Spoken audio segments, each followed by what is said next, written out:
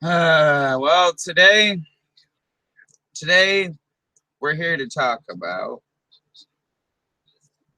how they're shitting on the Constitution.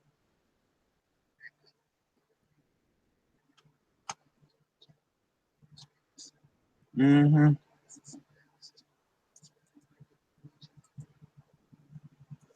I have a book in front of me, and I'm gonna read parts of it.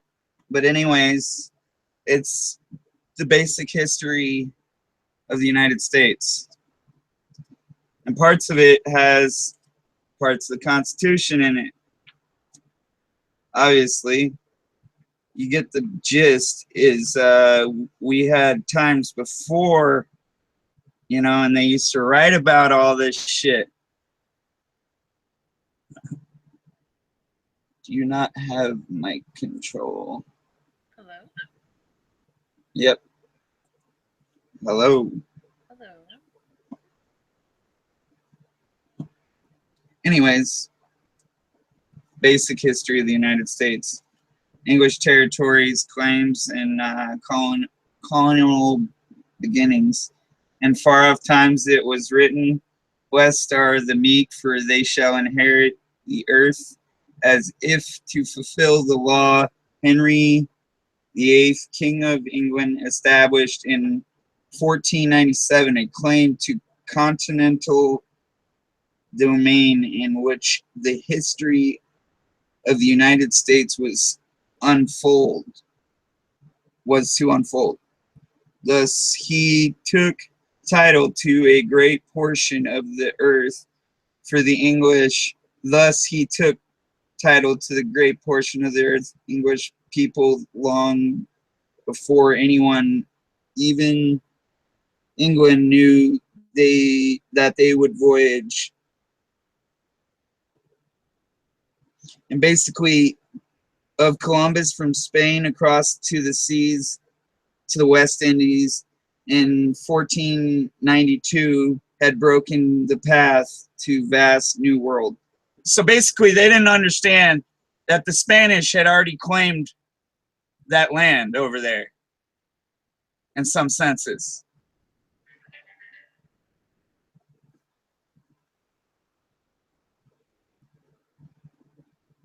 And so, in some senses, Henry VIII basically already thought he had dominion over all the lands, right?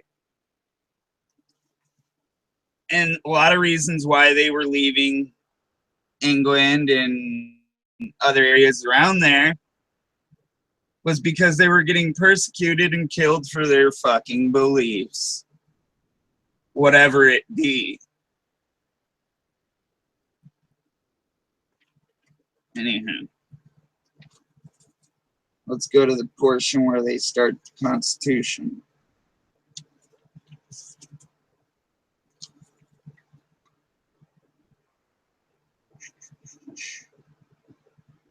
(1880).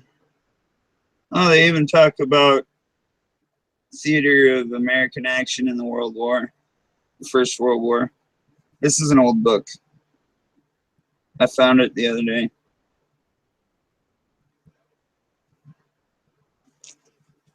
But anyways, point being is it was different back then.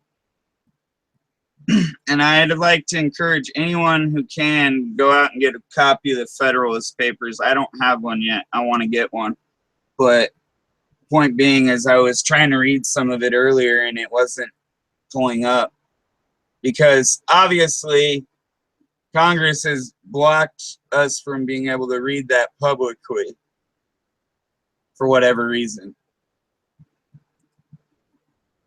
You get bits of it, but that's only the table of contents, and that doesn't really give you much. And then maybe the first few pages. But I'll read those too. To the people of the state of New York, after an unequivocal experience of the inefficiency of the subsisting federal government you are called upon to deliberate and on a new constitution for the United States of America. The subject speaks in its own importance, comprehending in its consequences nothing less than the existence of the Union, the safety and welfare of the parts respect the most interesting in the world. Oh, wait, I skipped over a fucking line. God, I haven't read in so long. Parts of which it composed the fate of an empire in many in many respects, the most interesting in the world. It has been frequently remarked that it seems to have been reserved to the people of this country by their conduct and example to decide to important question whether societies of men are really capable or not of establishing good government from reflection and choice, or whether they are forever destined to depend for their political constitution on accident and force. If there be any truth in the remark, the crisis at which we are arrived may with property be regarded as the era in which that decision is to be made, and a wrong election of the part we shall act may in this view deserve to be considered as the general misfortune of mankind. This idea will add the inducements of philanthropy to those of patriotism, to heighten the solid solicitude which all considerate and good men must feel for the event. Happy will it be if our choice should be directed by a judicious estimate of the true and perplexed, unperplexed. Oh, sorry. See, I have dyslexia, and it's really showing right now. And unbiased by considerations not connected with the public good, but this is a thing more ardently to be wished than seriously to be expected. The plan offered to deliberations affect to many particular interests, innovates upon too many local institutions. Not people love to interrupt you when you're trying to read Facebook, damn it. Notifications. Institutions not to involve in its discussions a variety of objects foreign to its merits and of views, passions, and prejudices, little favorable to the discovery of truth. Among the most formidable of the obstacles which the new Constitution will have to encounter may distinguished the obvious interests of a certain class of men in every state to resist all changes which may hazard,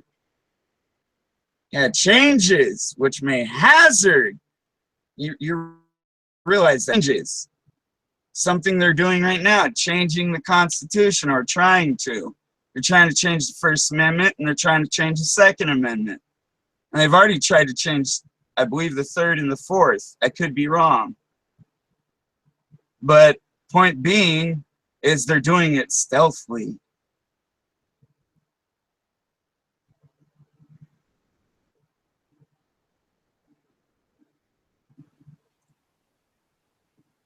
They have been doing it for a long time now. They've been working at it.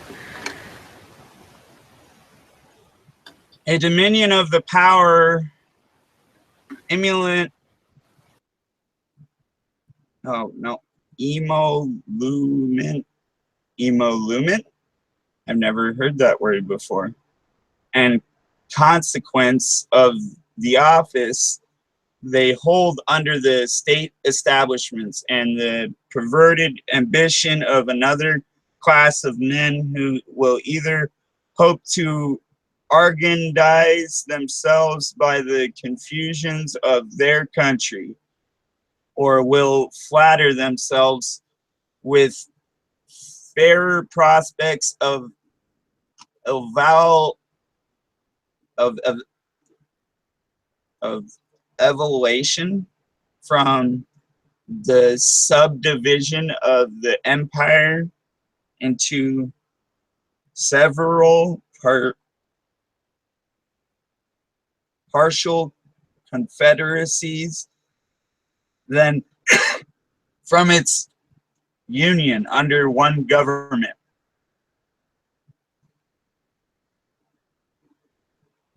It is not, however, my design to dwell upon observations of this nature.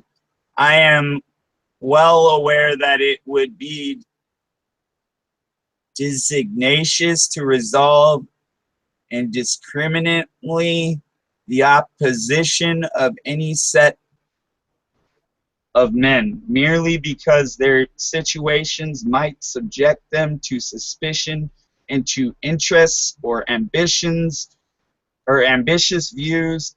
Candor will oblige us to admit that even such men may be actuated by upright intentions, and it cannot be doubted that much of the opposition which has made its appearance or may hereafter appearance will spring from sources blameless, at least, if not respectable, the honest errors of minds led astray by the honest error. Whoa, that was fucking wicked. Conceived jealous and fears, or preconceived jealousies and fears. Sorry, I missed the I in there. I couldn't see it. So numerous indeed, and so powerful are the causes which serve to give a false bias of the judgment that we upon many occasions see wise and good men on the wrong as well as on the right side of a question of the first magnitude to society. This circumstance, if duly attended to, would furnish a lesson of moderation to those who are ever so much persuaded of their being in the right in any controversy. And a further reason for caution in this respect might be drawn from the reflection that we are not always sure that those who advocate the truth are influenced by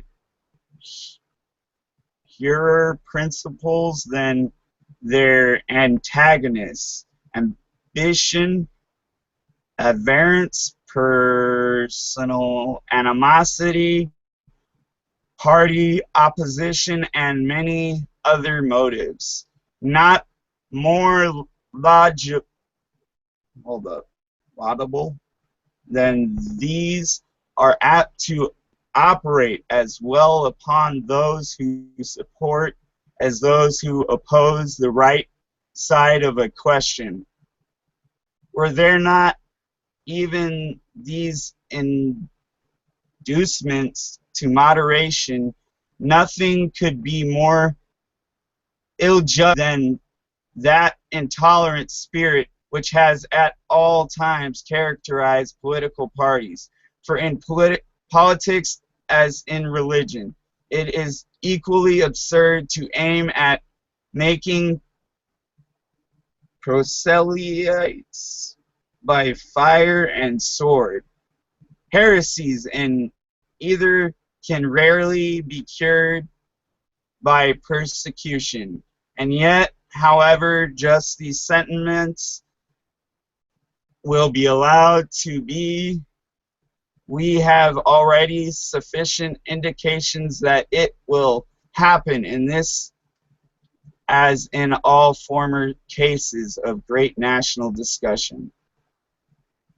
What does that make you think, ideally? Nobody? Well, that they saw that, history tends to repeat itself. Yeah, yeah. That same crimes of the And past tend to genuinely. be, because power corrupts, Power does corrupt people. You get tempted to do things that are wrong because you have the power and the ability to do so. It's people's decisions, though, that eventually make it. But go on, Nick, keep reading. I'm quite interested in this. I need to get some water before I keep reading. Oh, okay.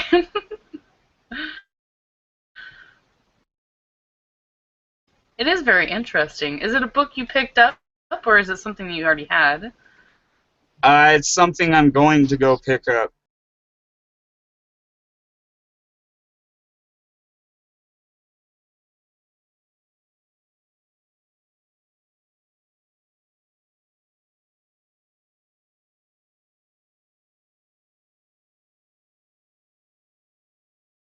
I mean, I could go get it as an ebook, but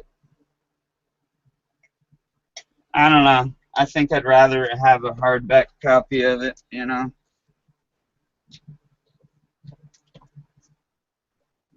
just because ebooks tend to, if you don't save them or whatever the hell.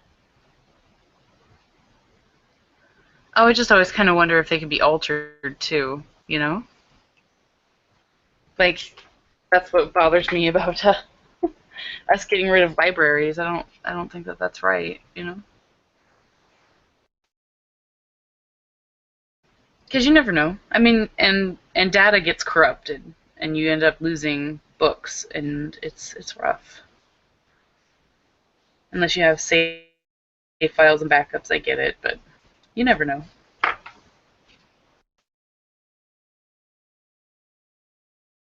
You know what? You always have haters. I already have be hated on this post. I guarantee it. And it's fucking sad.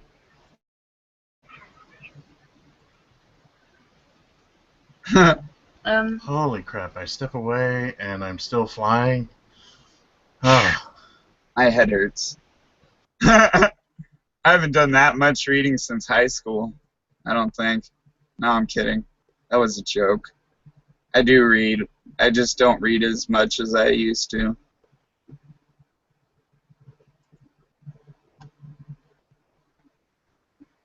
But yeah, anyhow, I'm going to get back to that after I read what somebody posted. I don't know if they liked or...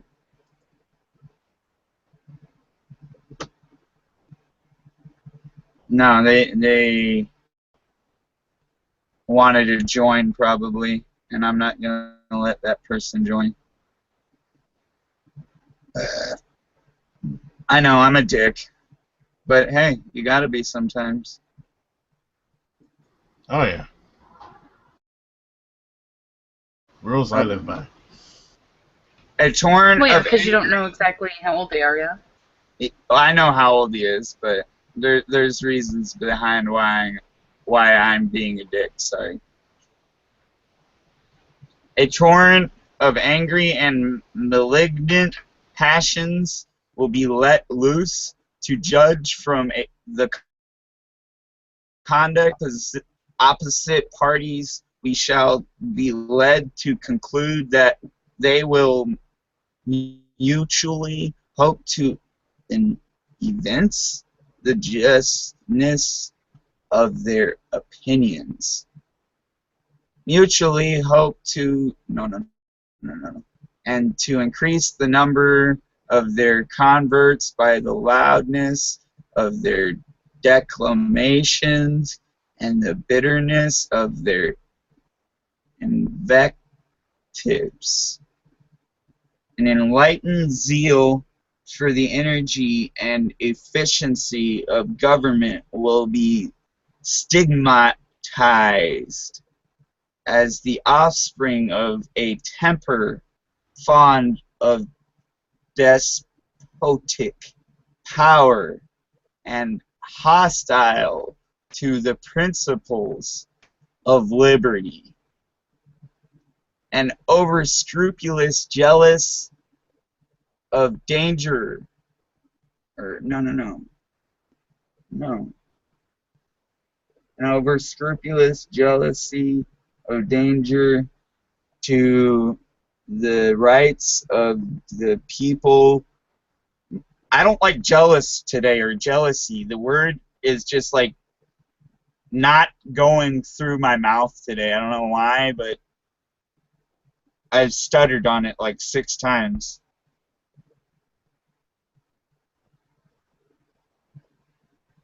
Danger to the rights of the people, which is more commonly the fault of the head than of the heart, will be represented as the pretense and artifice, the stale bait for popularity at the expense of the public good.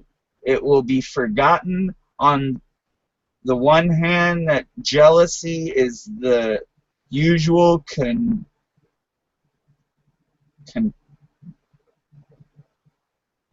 concomitant of love, and that the noble enthusiasm of liberty is apt to be infected with a spirit narrow and illiberal distrust. On the other hand, it will be equally forgotten that... Come on, scroll down, damn it. Page 11. I went too fucking far. That's what I hate about ebooks. If you scroll too far, it fucks up.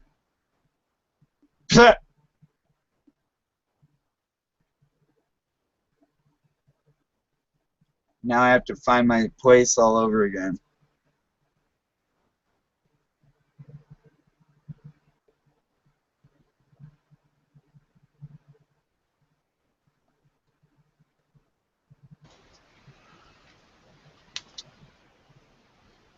Interesting. You got to tell me the story about the stop sign too later. Oh, the stop sign? My mom's ex-boyfriend. That's all I'll say. And the things next to it are targets for my birthday. My most recent birthday. Right on, right on. Yeah. Now I have to really find my spot because I really lost it, and that really angers me. Oh, dear Lord. It reminds me of when I went back down to California to visit an ex, and we were walking down the street, and I saw these 2 guys pull up next to it, and they just picked it up and put it in the car and drove off.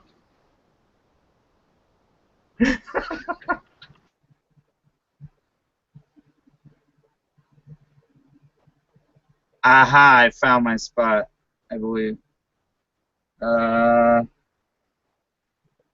rights of the people, which is more commonly the fault of the head than of the heart, will be represented as mere pretenses and artifices, the stale bait for popularity at the expenses of the public good. It will be forgotten on the one hand that jealousy is the usual concomitant of love, and that the noble enthusiasm of liberty is apt to be infected with a spirit of narrow and illiberal distrust. On the other hand, it will be equally forgotten that vigor of government is essential to the security of liberty, that in the contemplation of a sound and well-informed judgment, their interests can never be separated, and that a dangerous ambition more often lurks behind the specious mask of zeal than under the forbidden appearance of the zeal for the firmness and efficiencies of God. History will teach us that the former has been found a much more certain road to the introduction of despotism than the latter, and that of those men who have overturned the liberties of republics. The greatest number have begun their career by paying an obsequious court to the people, commencing. That is a big word. I'm just going to spell it out. Demagogues. I don't even know what it is. I've never heard it. Never. Demagogues. Demagogues. Oh. Commencing demagogues and ending tyrants. In the course of the preceding observations, I have had an eye, my fellow citizens, to putting you upon your guard. I haven't read this shit since I was in high school, probably. Against all attempts from whatever quarter to influence your decision in a matter of the utmost moment to your welfare by any impressions other than those which may result from the evidence of truth, you will, no doubt, at the same time have collected from the general scope of them that they proceed from a source not unfriendly to the new Constitution. Whew.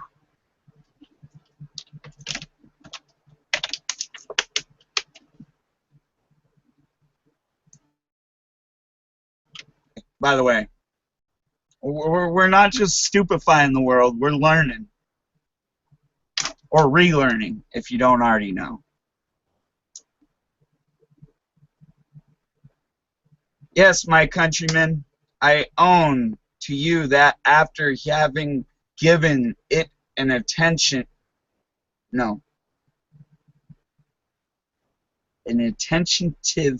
consideration, I am clearly of opinion. Where you at on that WoW game? Sorry, that was distracting. I saw you just like fly through the sky real quick. It's a Legion invasion. Yeah, yeah. They've all done that. Like if you go and destroy a tower, that's what they do. I don't get it. I've never seen that. I am clearly of opinion it is your interest to adopt it. I am convinced that this is the safest course of your liberty, your dignity, and your happiness. I affect not reserves which I do not feel. I will not amuse you with an appearance of deliberation when I have decided. I frankly acknowledge to you my convictions, and I will freely lay before you the reason on which they are found. The consciousness of good intentions, disdains, and bigotry. Oh wait, no. Wait. Did I just skip over? Yeah, I did. Totally freaking did.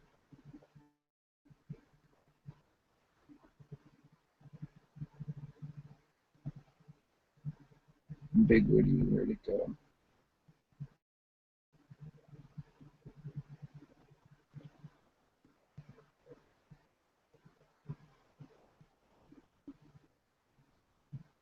I shall not, however, multiply professions on this head. My motives must remain in the depository of my own breast. My arguments will be upon or open to all, and may be judged of by all. They shall at least be offered in a spirit which will not disgrace the cause of truth. I propose in series of papers to discuss the following interesting particulars: the utility of the Union to your political prosperity, the insufficiencies of the present Confederation to preserve that Union, the necessities of government at least equally energetic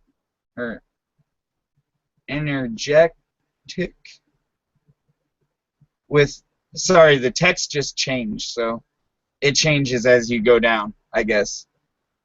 With the one proposed to the attainment of this objection, the conformity of the proposed Constitution to the true principles of Republican government. Ha! Funny. Republican government. Doesn't say Democrat. Doesn't talk about democracy. Just saying.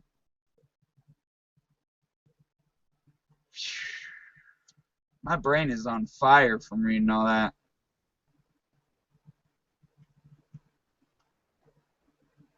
Its analogy to your own state constitution, and lastly, the additional security which its adoption will afford to the preservation of the species of government, to liberty and prosperity. In the progress of discussion, I shall endeavor to give a satisfactory answer to all the objections which shall have made their appearance that may seem to have any claim to your attention. It may perhaps be thought superfluous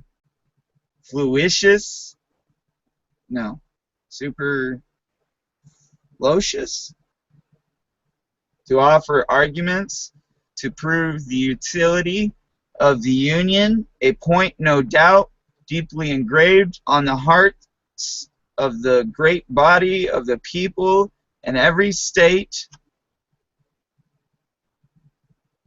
and one which it may be. Hold up, gotta scroll. Ah, fuck. It's loading. It's loading. You goddamn cucks. Stupid link. I think I don't remember my place because it scrolled down too far. Damn it.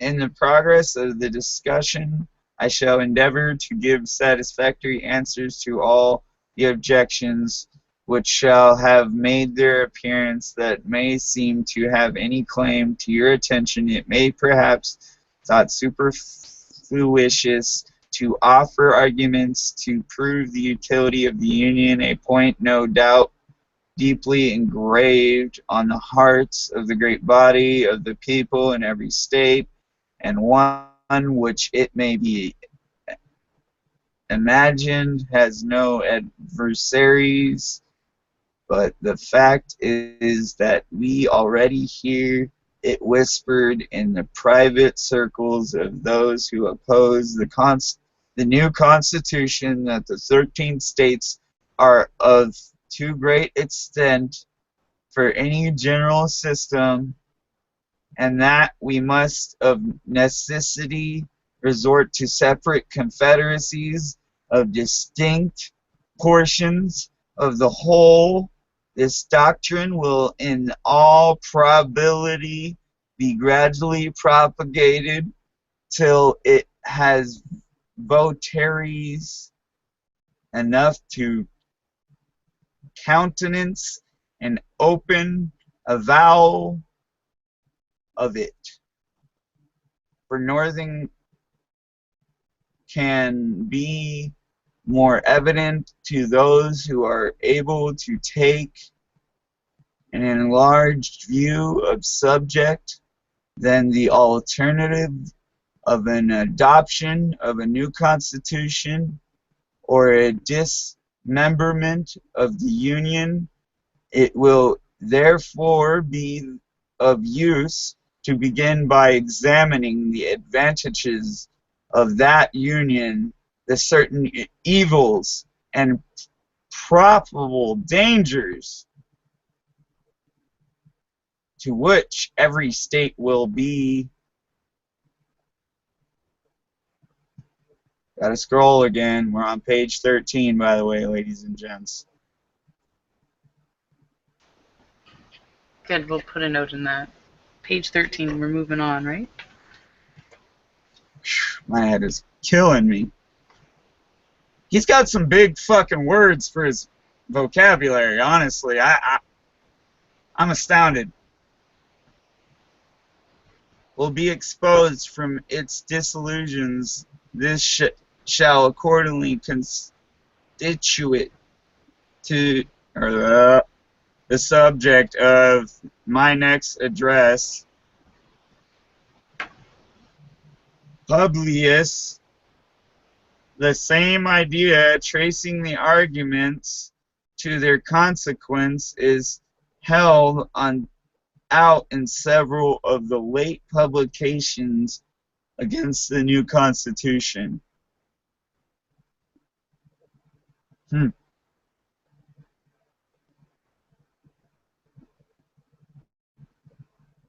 It's been digitalized by Google, so it kind of makes me wonder if it's been changed. Just saying.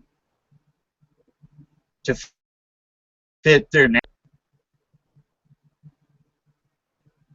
In some sense. You never know. You never know. When the people of America reflect that they are now called upon to decide a question which in its consequences must prove one of the most important that ever engaged their attention, the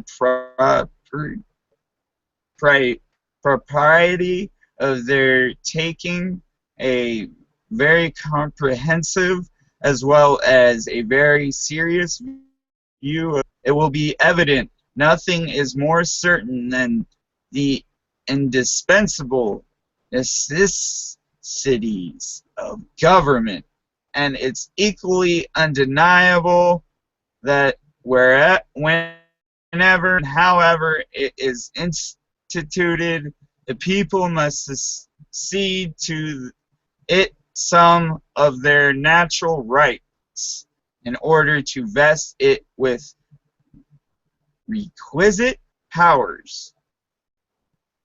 It is well worthy of consideration, therefore, whether it would conduce more to the interests of the people of America that they should, to all general purposes, be under one federal government, of that they should divide themselves into separate confederacies and give to the head of each the same kind of powers.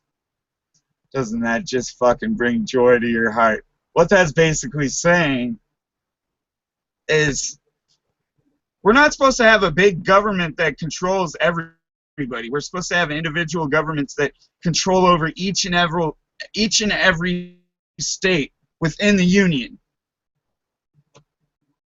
See, I can read things and divulge what they mean.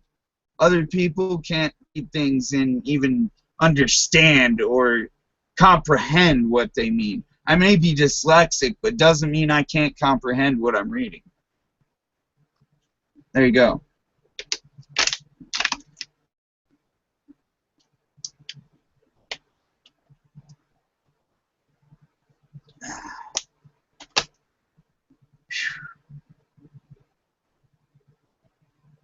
Which they are advised to place in one national government.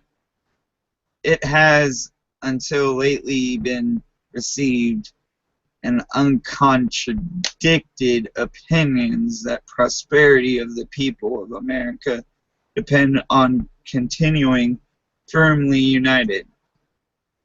The wishes, prayers, and efforts of our best and wisest cities, I want to say, or citizens, have been constantly directed to that object, but politicians now appear who insist that this opinion is erroneous and that instead of looking for safety and happiness in union, we ought to seek it in division of these states into distinct confederacies or sovereignties. However extraordinary this new doctrine may appear, it nevertheless has its advocates and certain characters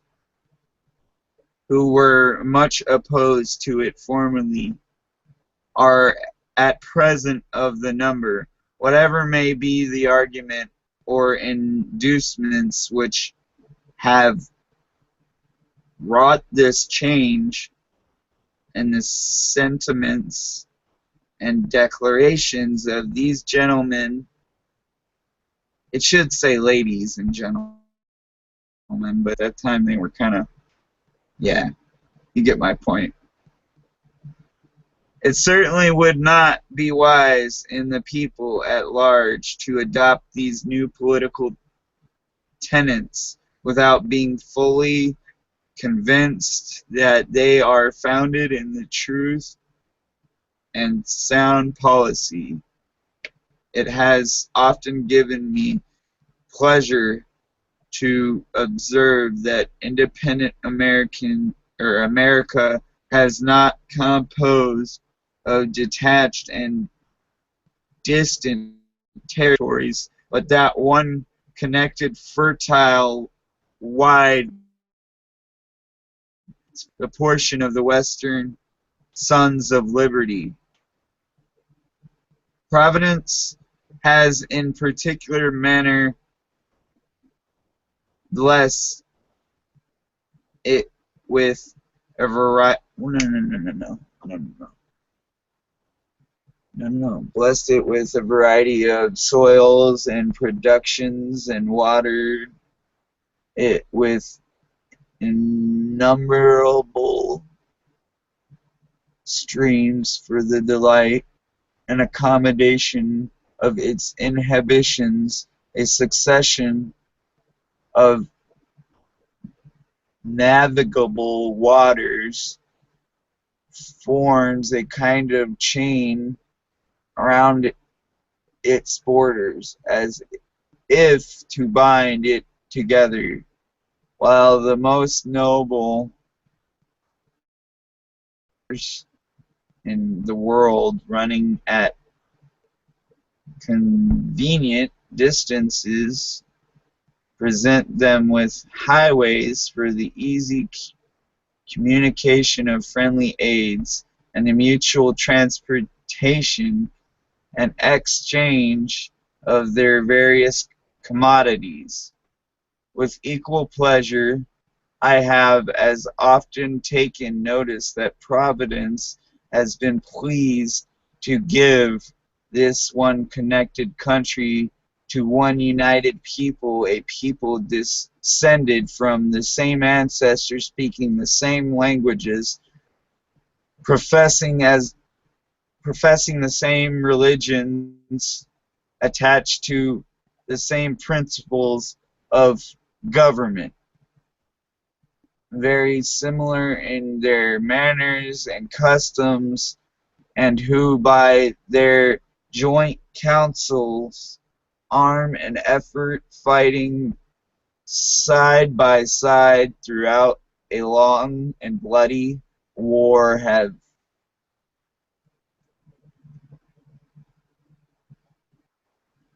nobly established general liberty and independence. This country and this people seem to have been made for each other, and it appears as if it was the design of Providence that inheritance so proper and convenient for a band of brethren united to each other by the strongest ties should never be split into number of unsocial, jealous, and alien sovereignties. Sentiments have hitherto privileged among all orders and denominations of men among us to all general purposes. We have informally been one people, each individual citizen everywhere enjoying the same national rights, privileges, and protections. As a nation, we have made peace and war. As a nation, we have vanquished our common enemies. As a nation, we have formed alliances and made treaties and entered into various compacts and conventions with foreign states. A strong sense of the value and blessing of union induced the people at a very early period to institute a federal government to preserve and perpetuate it. They formed it almost as soon as they had a political existence. Nay, at a time when their habitations were in force, when many of their citizens were bleeding, and when the progress of hostility and desolation left little room for, page 16, for those calm and mature inquiries which must ever proceed for the of a wise and well-balanced government for a free people. It is not to be wondered at that a government instituted in times so inauspicious should on experiment be founded greatly deficient and inadequate to the purpose it was intended to answer. Thoughts? No?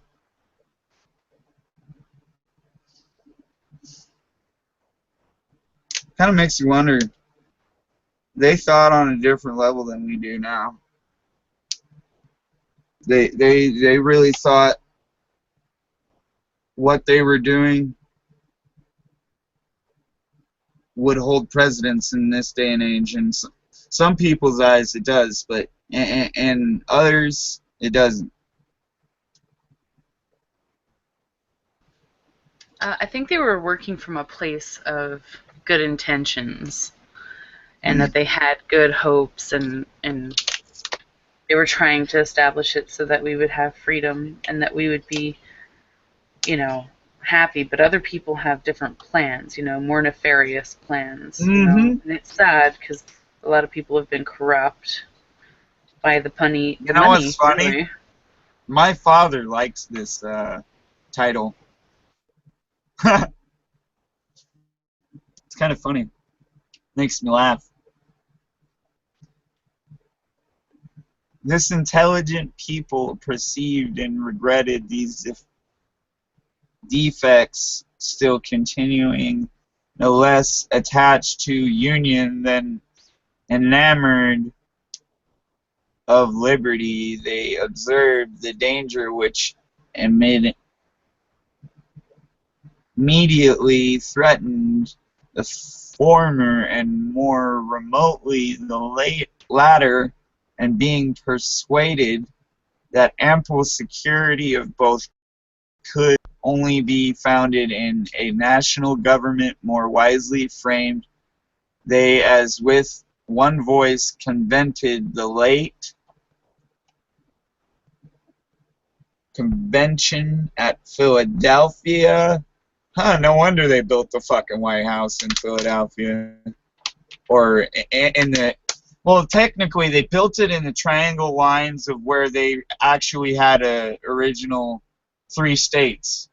And a lot of people don't know that's where 3 states connected, and that's where everything used to be, or vice versa. I think it's something like that.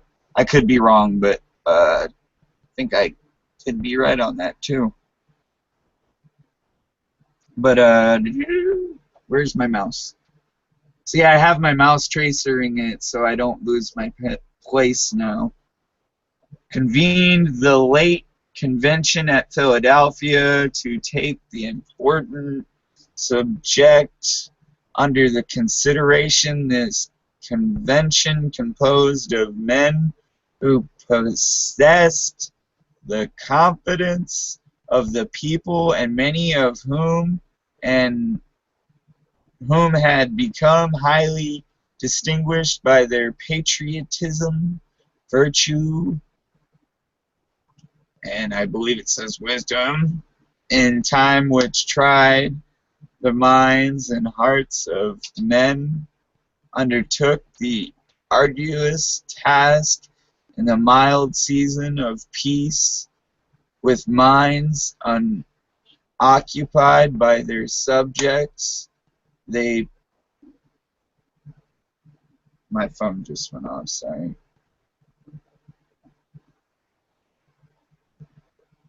They passed many months in cool, uninterrupted the daily consolation, and finally, without having been awed by... Hold on, gotta scroll. Ah, shite! Lost my fucking place. Damn, scrolling goes down too far. Okay.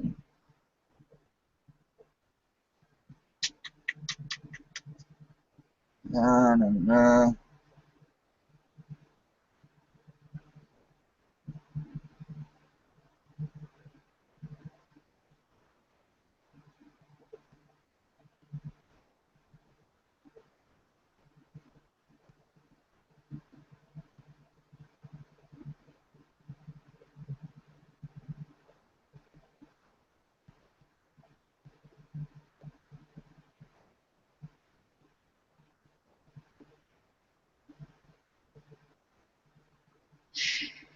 In times which tried the minds and hearts of men, undertook the arduous task in the mild season of peace, with minds unoccupied by other subjects. They passed many months in peaceful, uninterrupted, and daily consumption, and finally, without having been awed by power or influenced by any passions except love for their country, they presented and recommended to the people the plan produced by their joint and very unanimous. Where doesn't want to roll out the mouth? Unanimous councils admit, for so is the fact that this plan is only recommended, not imposed, yet it be remembered that it is neither recommended to the blind aberration, nor to the blind reprobation, but to the sedate and candid consideration which the magnitude and importance of the subject demand, and which it certainly ought to receive. But this, as was remarked in foregoing number of this paper, is more to be wished than expected, that it may be so considered and examined. Experience on former occasions teaches us not to be sanguine in such hopes. It is not yet forgotten that well-grounded apprehensions of imminent danger induced the people of America to form memorable Congress of 1774. That body recommended certain measures of their constituents, and the event proved their wisdom. Yet it fresh in our memories how soon the press began to teem with pamphlets and weekly papers against those measures. Not only many of the officers of government who obeyed the dictates of personal interest, but others from mistaken estimate of consequence, or the undue influence of former attachment, or whose ambition aimed at objects which did not correspond with the public good, were indefatigable in their efforts to persuade the people to reject the advice of the patriotic Congress. Many indeed were deceived and deluded, but the great majority of the people reasoned and decided judiciously, page 17, and happy they are in reflecting that they did so. Brain hurt, brain hurt. Oh, when I read something or talk about something that's real, nobody wants to view us, but you know, when we talk about something that's totally abstract, everybody wants to view us. I don't understand that shit. I just thought I'd point that out.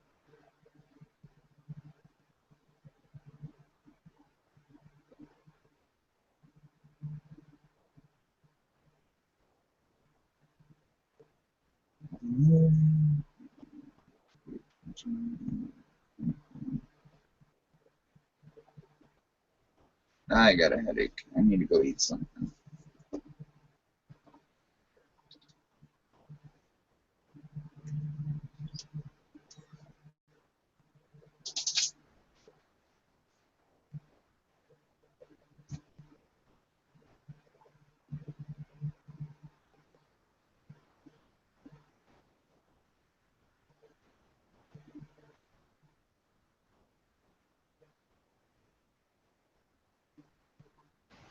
Oh, okay. So I stepped away for a minute, and now I'm back. Um, did I miss anything really bad and important?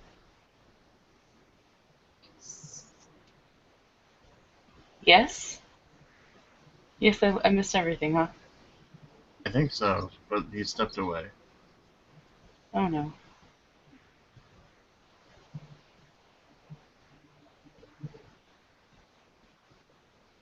Yeah, I left myself at a demon invasion and had to step away for a minute. I have leveled so many tunes with those demon invasions. It is amazing. You're doing that, right? Yes, I am. And holy shit, the Broken Shore event, so much XP. Really? Yeah. Oh. You can do it at 98. I didn't know that. I'm going to do that. Oh wow. Oh wow. This last bit. Wow, I'm gonna be 99 at the end of this. I feel it.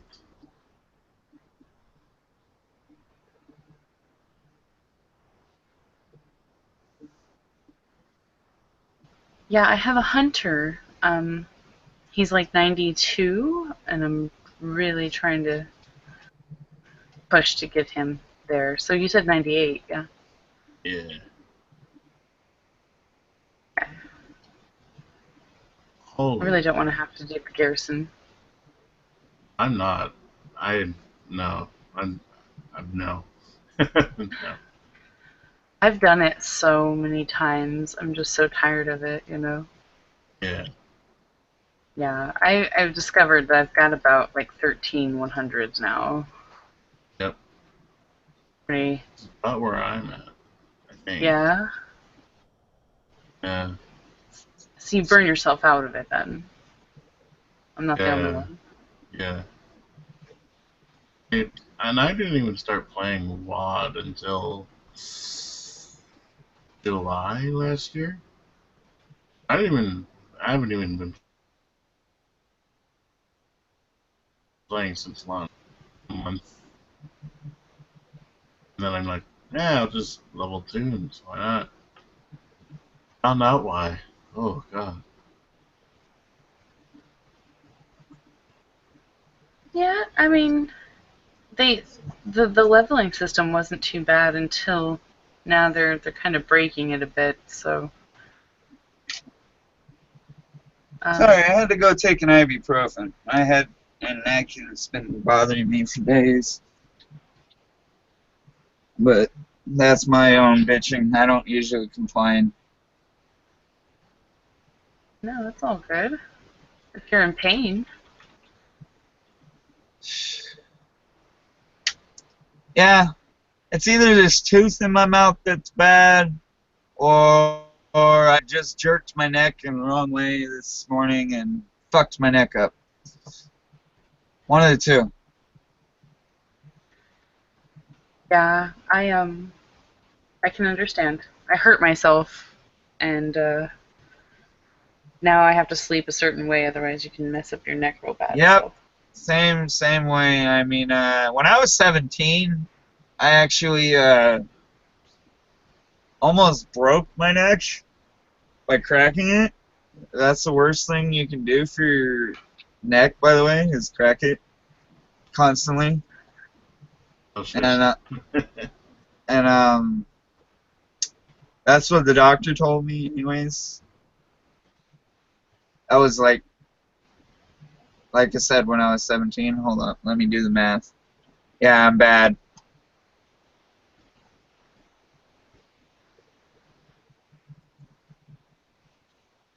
love how it took everything off my bar down here.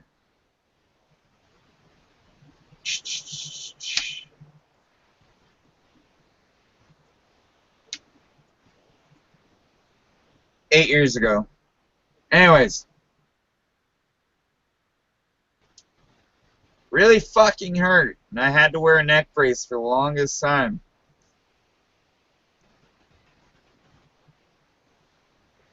That's rough. That is rough.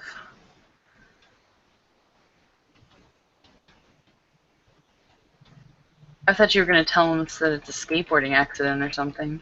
I've fallen out of trees. I've fallen on a skateboard, but I've never really hurt myself really bad on a skateboard. I've hurt myself worse on a bike than I have a skateboard. Fuck bikes.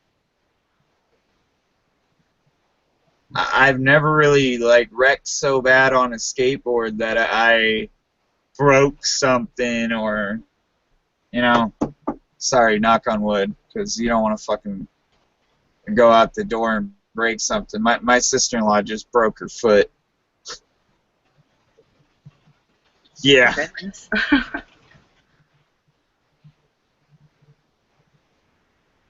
That's not good. That's not good. You have little bones in your foot, so sometimes if it doesn't heal right. Well, yeah, just like you have little bones in your hand right here, and if they don't heal right, you get a lump like I have, and it really fucking hurts. And it needs to be grinded down because it's a bone that's sticking out, basically.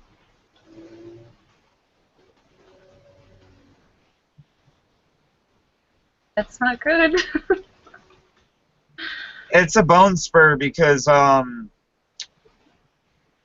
basically kerploded the bone, and I like that word, so I used it, yes. I've punched the doors and walls and everything else too many times, but I've kind of fucked up my hands. So I try not to get angry as much as I used to, but you know what? It's a work in progress. Anger is a bitch. What did the door do to you, you know?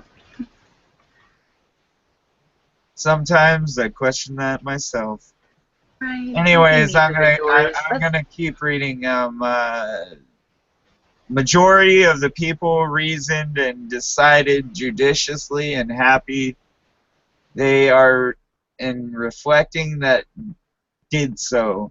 They considered that the Congress was composed of many wise and experienced men, that being convinced. You know what?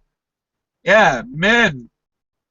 Congress didn't have any women till after, you know, I think it was like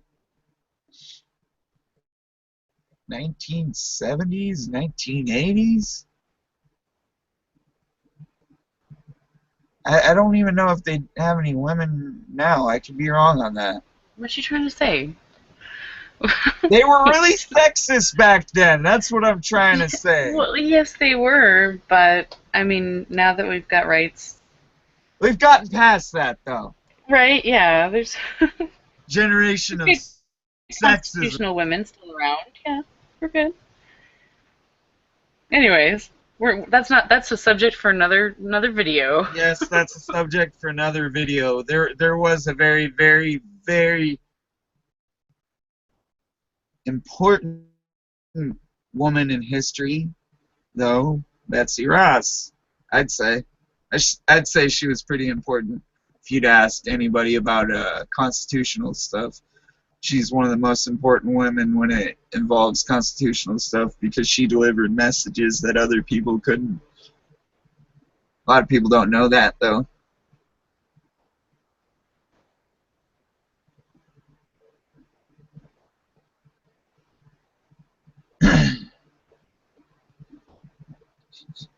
They consider they're in reflecting that they did so. They considered that the Congress was composed of many wise and experienced men, being convened. Oh, hold up. Convened from different parts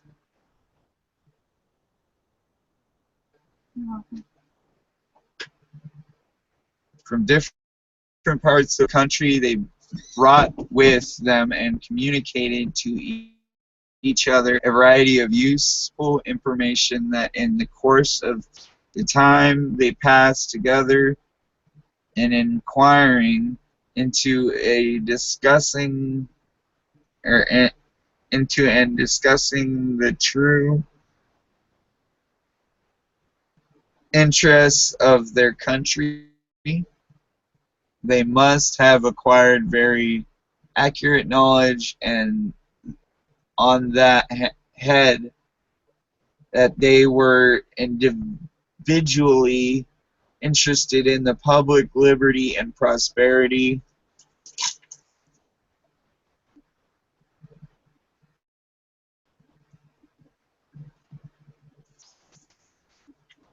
and therefore that it was not less their inclination than their duty to recommend only such measures as after the most mature deliberation they really thought prudent and advisable. These and similar considerations induced the people to rely greatly on the judgment and integrity of the Congress, and they took their advice notwithstanding the various arts and endeavors used to deter them from it. I love popcorn.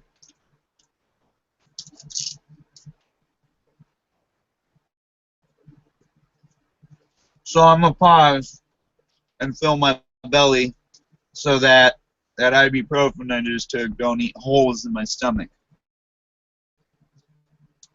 Yeah.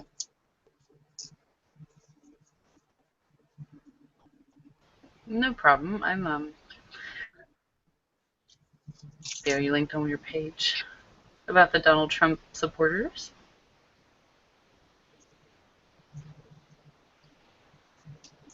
Mm.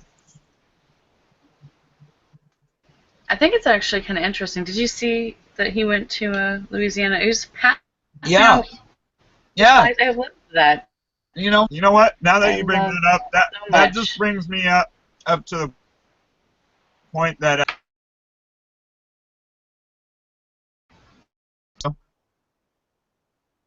and he's the one that got me on wanting to read the Federalist Papers today. I'm not gonna lie. And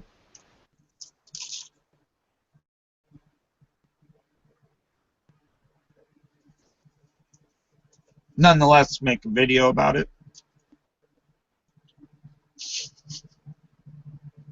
Anywho, point being is a lot of people forget the past and it tends to repeat itself.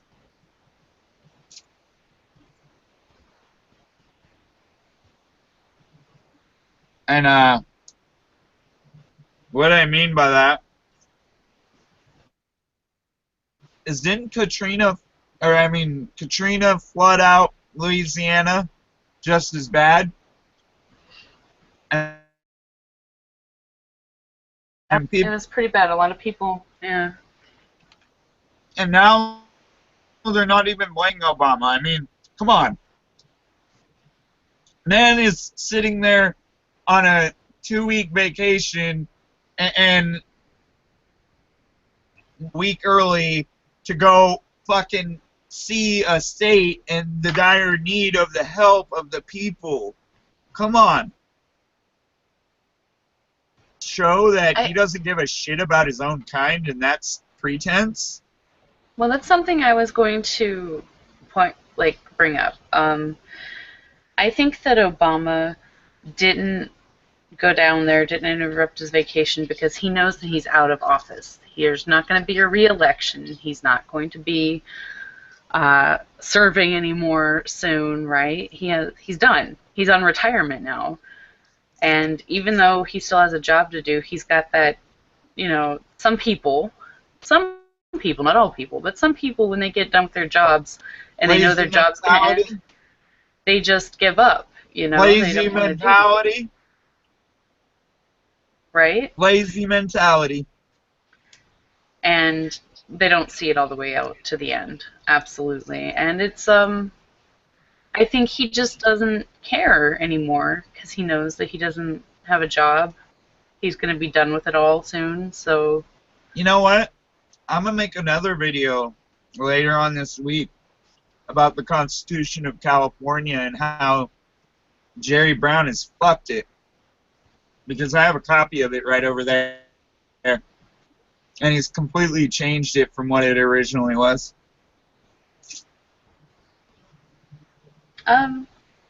yeah, I would definitely like to know some of the crazy rules that you guys have made in your state. I know I have friends that live out there, but I think there's some strange gun rules you guys now Yeah, have as well. we're only allowed to have a 10-round clip, and they're trying to change it to where you can't even have, get this, a 45 caliber handgun. Not only that, 38 caliber handgun. Yeah, they want you to basically have a fucking 22, little tiny pea shooter. Yeah, I've heard some crazy gun stuff. For that, anyways, it won't happen. There's too many gun owners in this state. Yeah, I don't know. Damn There's Democrats, crazy damn laws. Democrats, man.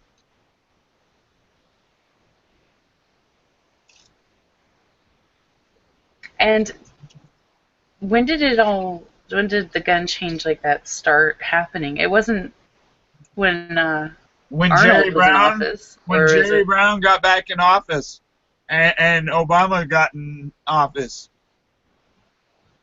and after this stupid fucking terrorist attack in San Bernardino that they're claiming wasn't really a terrorist attack.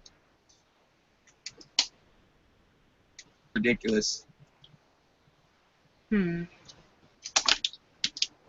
Which it was, because those people were aligned with either Al-Qaeda or ISIS. Oh yeah, the phone records are definitely there, I'm sure. He shoots and he scores! Woo! Woo!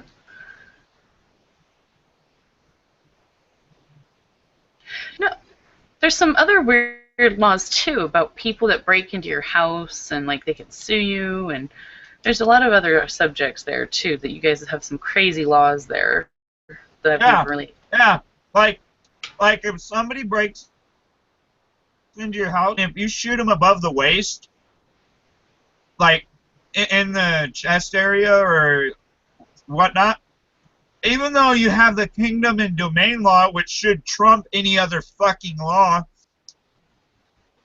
you're now getting charged with, I believe it's premeditated manslaughter with a firearm, and it's your own fucking property. That's ridiculous. You ask me. You're supposed to shoot him below the fucking waist? What, shoot him in the kneecap? Make sure the motherfucker can never walk again?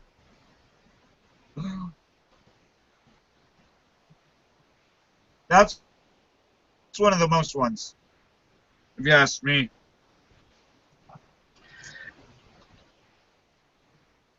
It is it still on the books that if someone comes to rob your house and your dog attacks them, that they can sue you?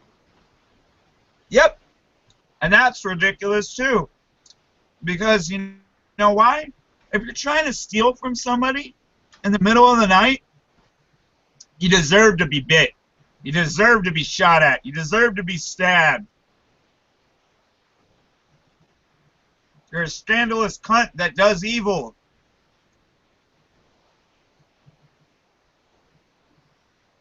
Just my opinion. I used to do that shit. But I was a youngster. Dumb, young, and full of cum. I've changed. So, It's really strange that you can't you can't protect yourself anymore from the criminals, and the criminals are getting away with what they now are. the criminals have rights, don't you know? It's Ridiculous.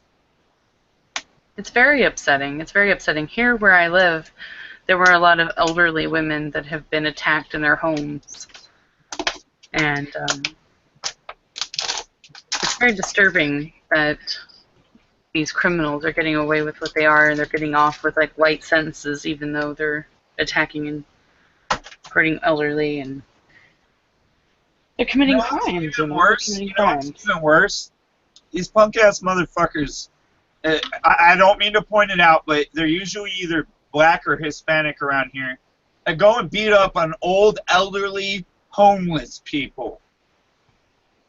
I don't think it's a specific race. Criminals are a criminal of any race, really. Yeah, it is the most fucked up, fucking absurd thing that I've ever read or even heard about on a fucking radio.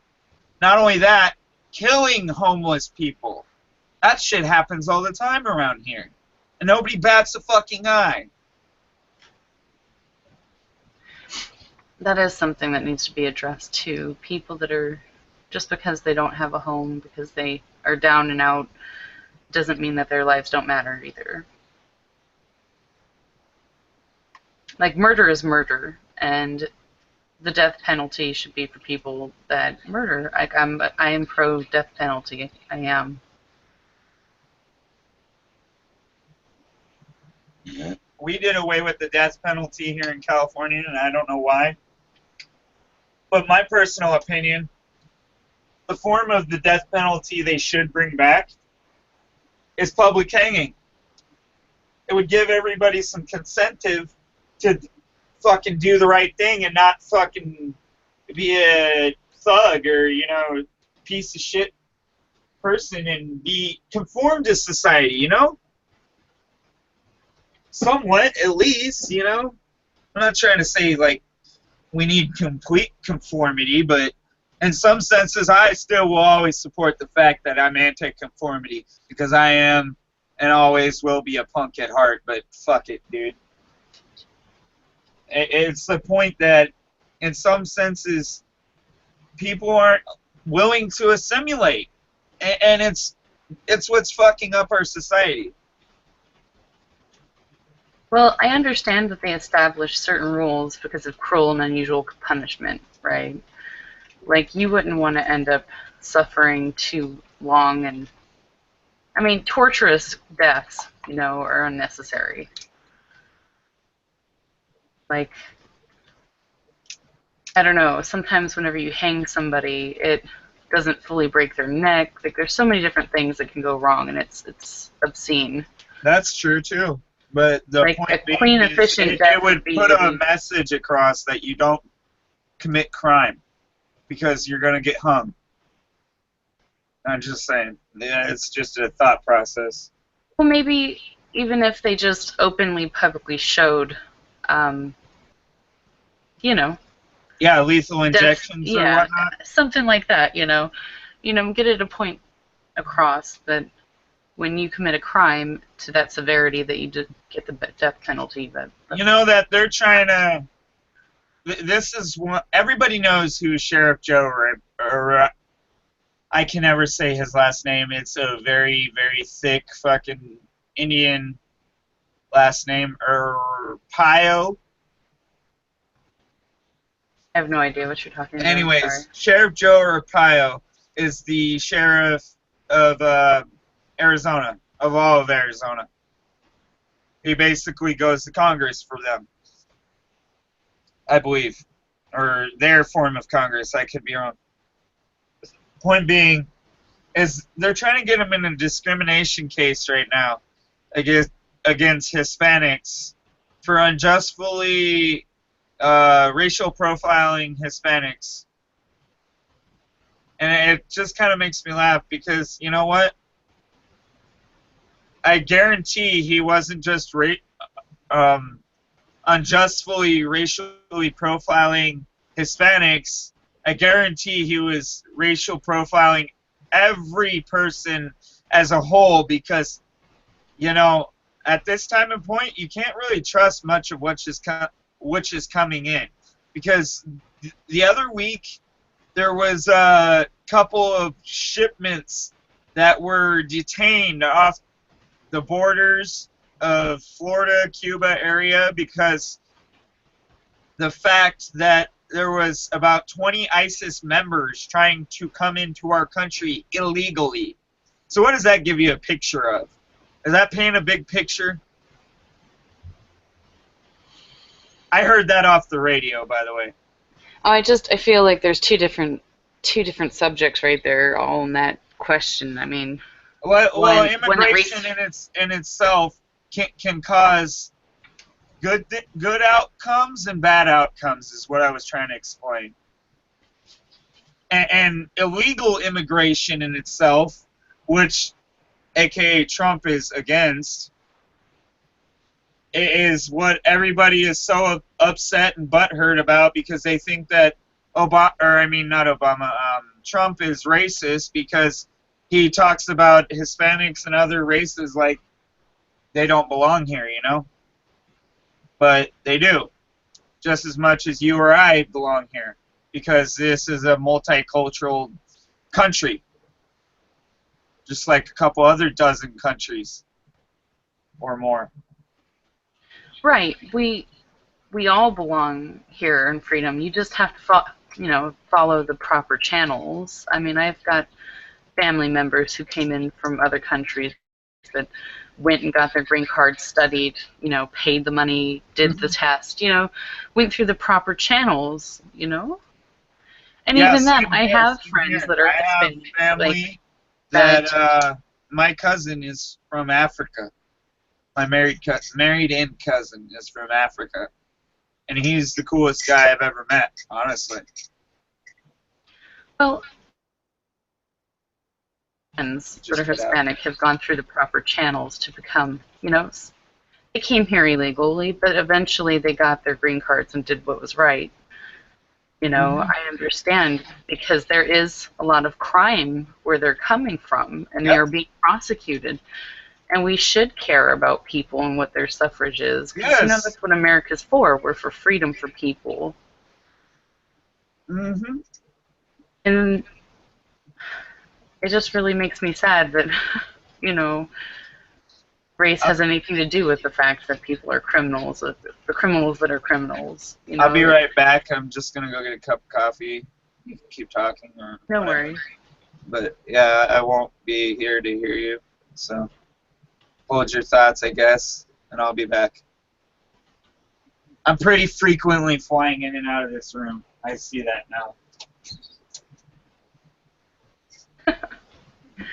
You've got quite a few frequent flyer miles. It's all good. It's all good. What are your opinions on this? You're so quiet.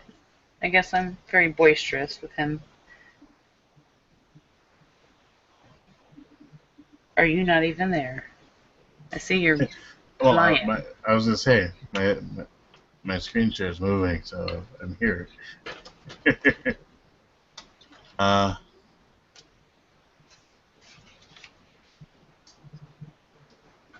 don't know.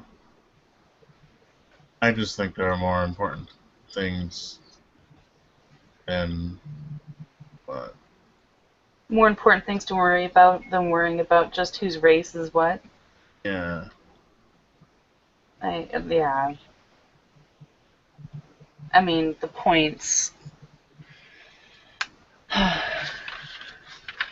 don't think race has anything to do with the fact that a person commits a crime. Really, I don't. Not entirely, but you're approaching nature versus nurture with that, and really, the scientific community has essentially agreed that it's a combination of both. So it's not really like, you can't pin it on something that someone was born with. And nurture also has a factor to play. But there are There are more, pressing things to be concerned over, I think.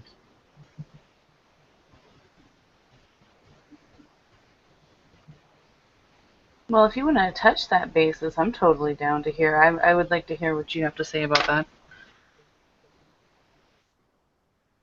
Well, my thing right now is that no matter who you vote for, it's apparent that war is inevitable. And with the way the world is at the moment, that's not a good thing.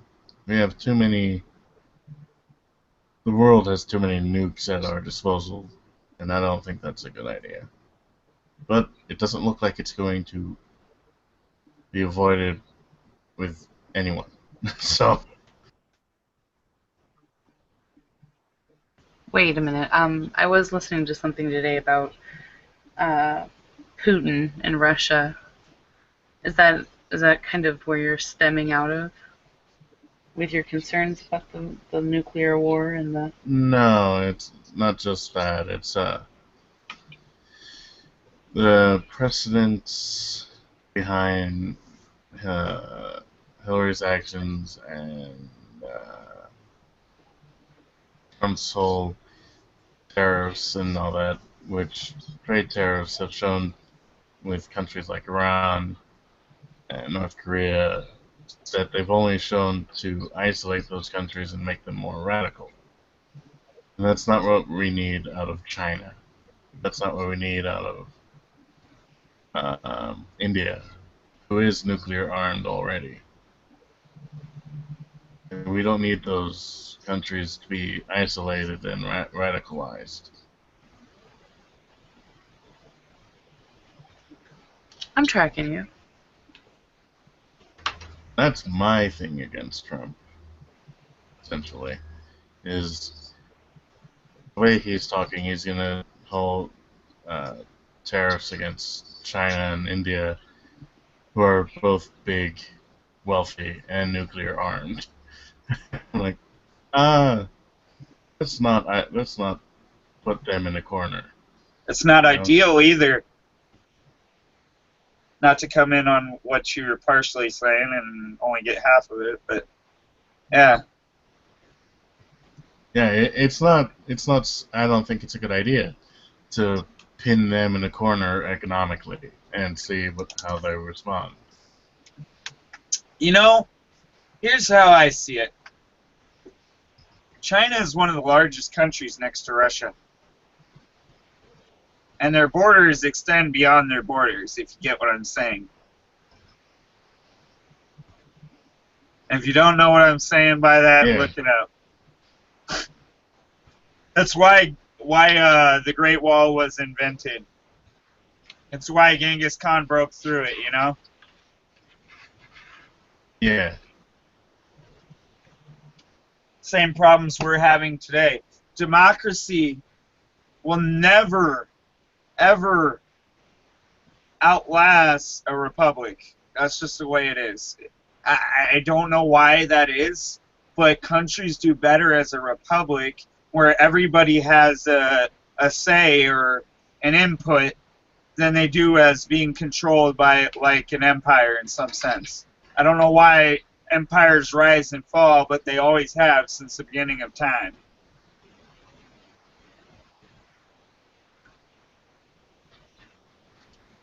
Because it's a response to oppression. Whenever there's oppression, there will be revolt, and no matter how much money or whatever, the common man will always have more numbers. Of course, in today's climate, that's not really relevant, considering the weaponry that the government has. But yeah, we historically, can't even revolt if we wanted to. We really couldn't, unless we know a group of 3%ers with a bunch of. I'm not even going to say the subject, but you get the point. Unless we knew a bunch of 3%ers with a bunch of arms in the sense that the government has, then that would be the only way we would ever be able to revolt in any sense or any format.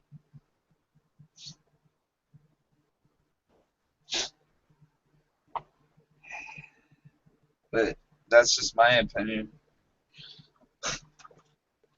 Maybe I'm crazy.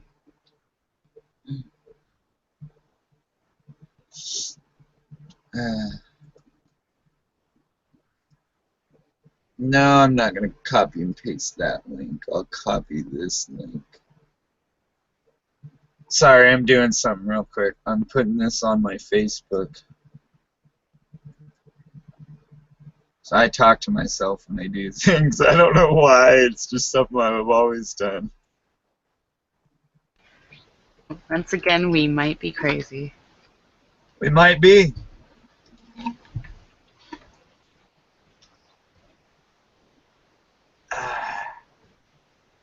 I will be right back.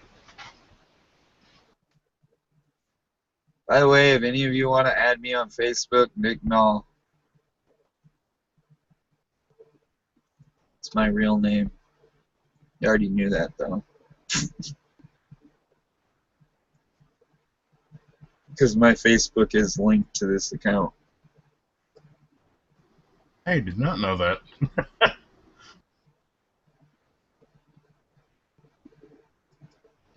Yeah, there's 2 Nick Nulls in California. I never knew that. And then, I don't know if we're related, per se, but we could be. We could be distant cousins or some shit. I don't know. I don't know a lot about my grandpa's side because I never met the man.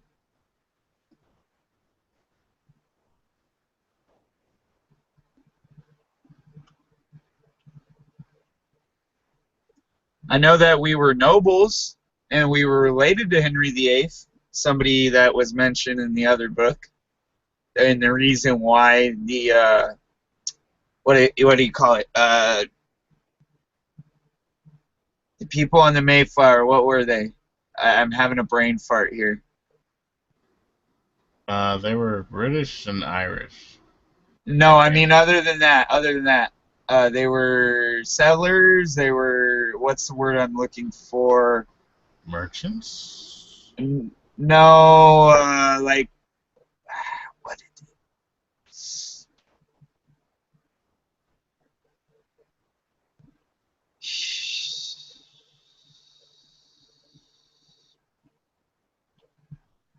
I'm gonna have to look it up. That's bad.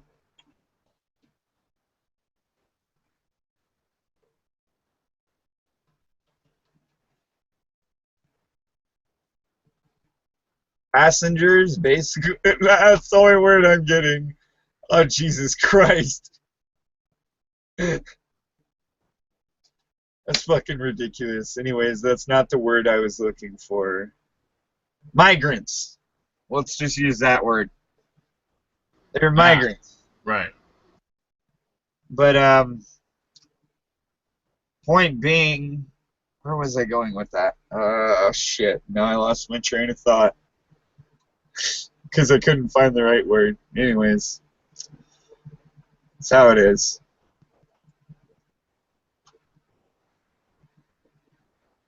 And they were evading, basically they were evading persecution of freedom of religion.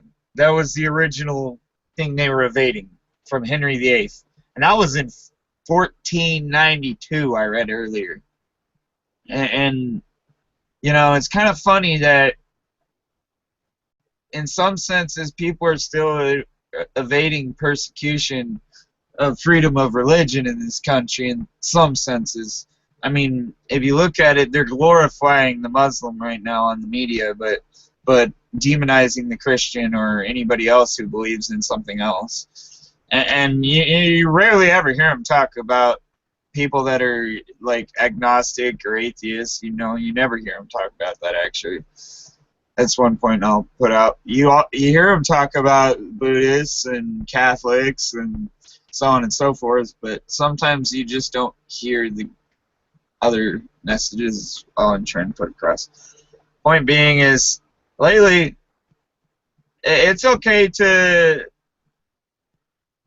I mean, you're supposed to not be an Islamophobe, basically. But what people don't understand is it's perfectly fine when people are going around killing people and beheading people and raping people, to be afraid of people that are coming into your country at the mass levels of 600,000, I want to say, or it could have been million. I can't remember the quote on how many people are supposedly supposed to immigrate into this country if Hillary gets fucking presidency, but they're still immigrating people into this country as we speak, and some of these people are not being vetted to the extent that they need to be vetted to. And a lot of what I wanted to touch on is the Federalist Papers talk about how people should be vetted in this fashion. And I just lost them because I clicked off the page. But, yeah. There we go.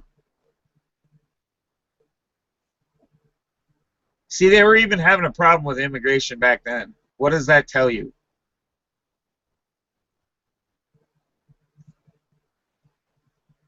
Tells me a lot. Tells me that, hey, some people can simulate to what our common core values are in this country, and some people can't.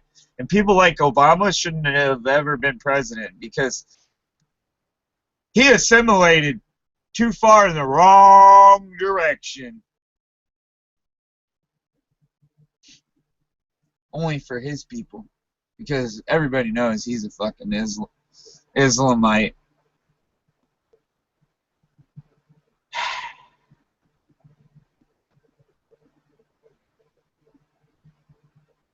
Yep.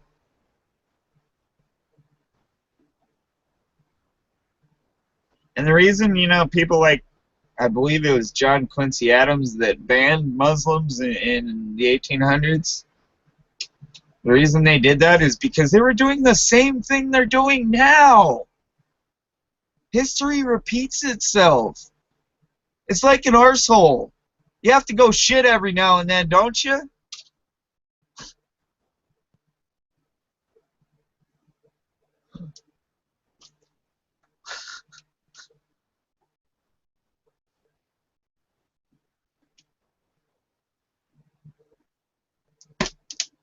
That's what I used to do, is sit at the auction house all day, if that's what you're doing.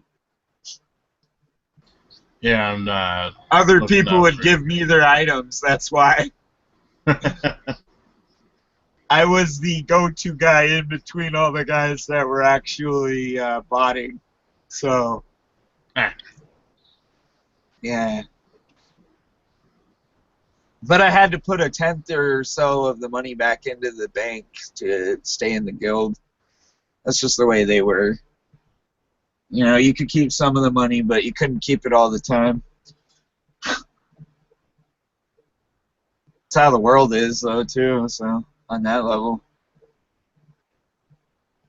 The actual world we live in, I mean. Not the World of Warcraft. Yeah.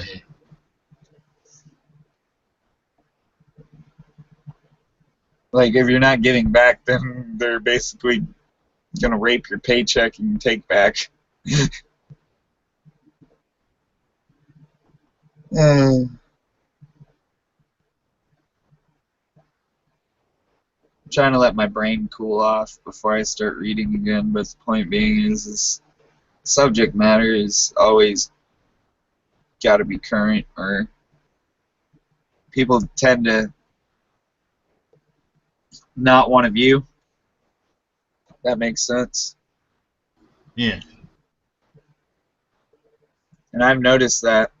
I've really noticed that. I know it sounds stupid, but I mean, even with the Mandela effect, people find that current in some senses or another, and yeah, they trail to it in leagues.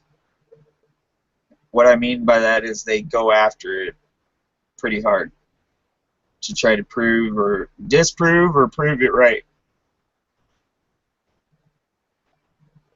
I've noticed that. Hold on a sec. I'm gonna watch a video here.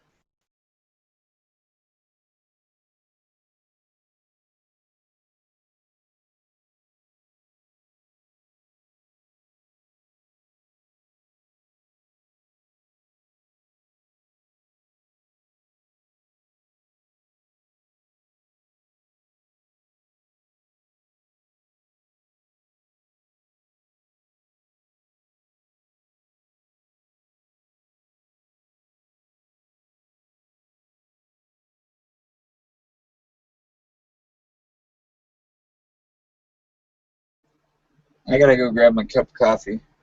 I don't even know where I put it. I thought I brought it out here, but I didn't.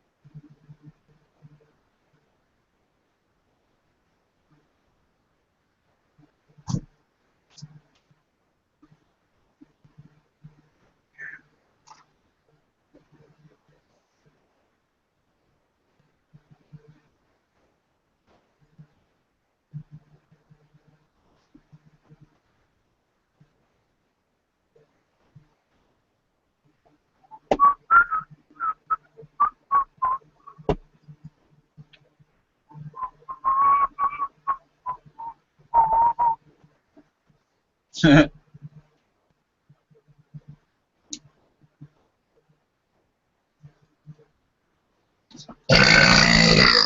that was a nice rip.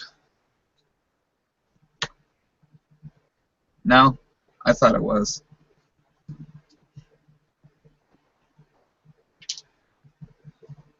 Let's see. Let's put this.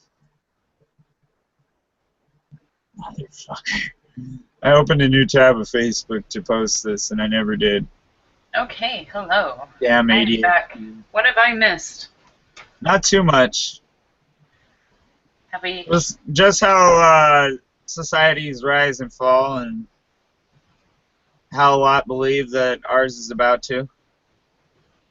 In some senses, I guess. That's what I'd say.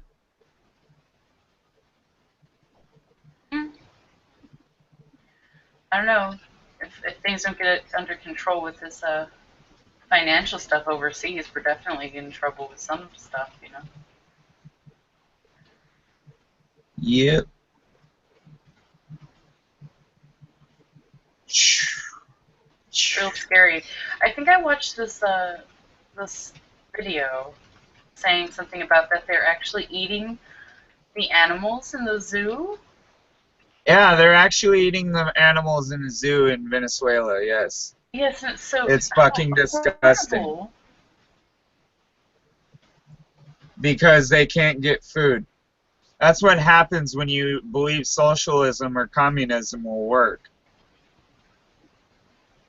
And that's the sad reality. People don't understand. It's so heartbreaking. So heartbreaking. Anywho, I'm going to drop this one in the chat box. A link. Something to watch?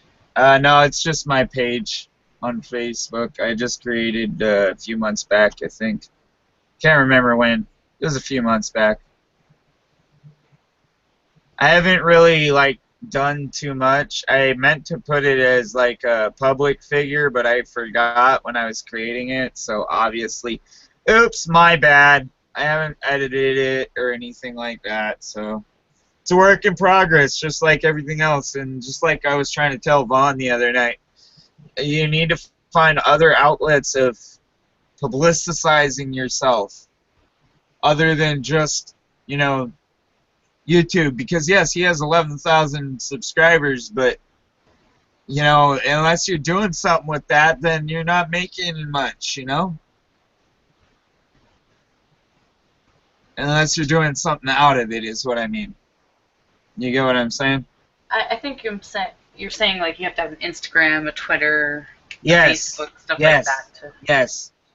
You have to put yourself out there more on social media, even though you don't want to, in the pretenses of people being invading your privacy. But yes, he has a Twitter. He's already on that level. He needs other, you know, places or avenues to, you know, you get what I'm saying. He needs to like create T-shirts or something like that aspect. He needs to make a web page, just like I need to make a web page and get a PO box. PO box is only $14.95 a month in any state you live in the United States of America. Just a little heads up for all you people out there. I looked it up today. Gotta have the income to support that 14. Yes, you do. Shortly but surely, with my little salsa gig on the side, I'll have enough income to support it. I know it sounds fucking small right now, but hey, I'm going to start shipping some of this out to some of my family members and see what I can do, you know? Make it a little bigger, because a lot of them live in other states, like South Carolina, Georgia, Arizona, Texas, I believe. I believe I could be wrong. Kentucky, Michigan, a lot of East. Can't say where on all of them because I don't want to reveal their locations, even just giving a state. But some of them, I have family that even lives in Germany. I have family that frequents Africa because they're doing relief funds over there. I won't say what parts, but what they're doing over there, I'll explain what they're doing. One of my cousins is building wells with some sort of outreach. I don't remember exactly. I could give you the name, but I don't remember. I'd have to go ask him. It's pretty bad. My memory is short because ADHD, baby. We'll blame it on that.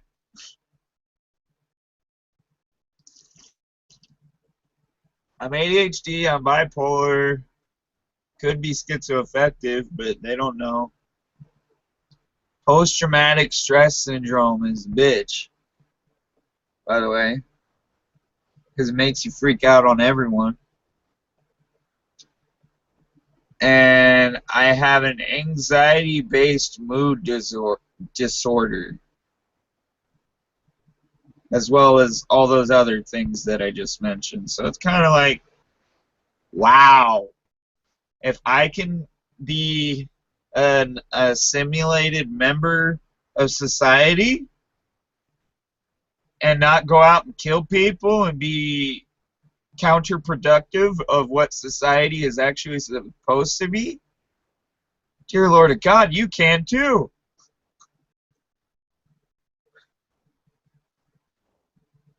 Am I wrong or right on that one?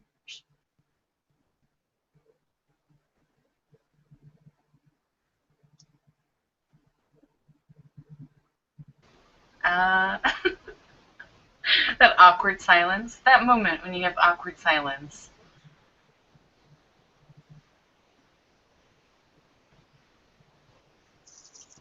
I don't really know too much about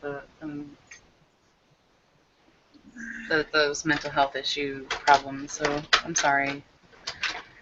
It's a lot to deal with, is what I'm saying, and It seems like it.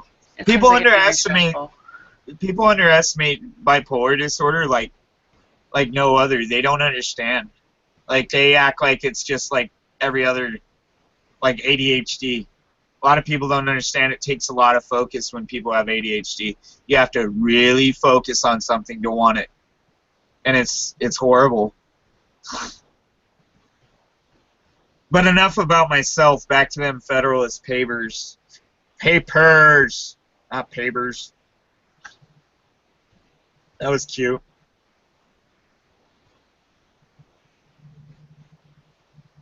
Beavers?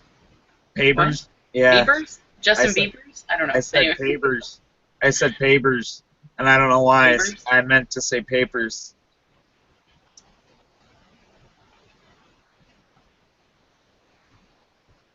But if the people at large had a reason to confide in the men of that Congress, few of whom had been fully tried or generally known, still greater reason have they now to respect the judgment and advice of the convention.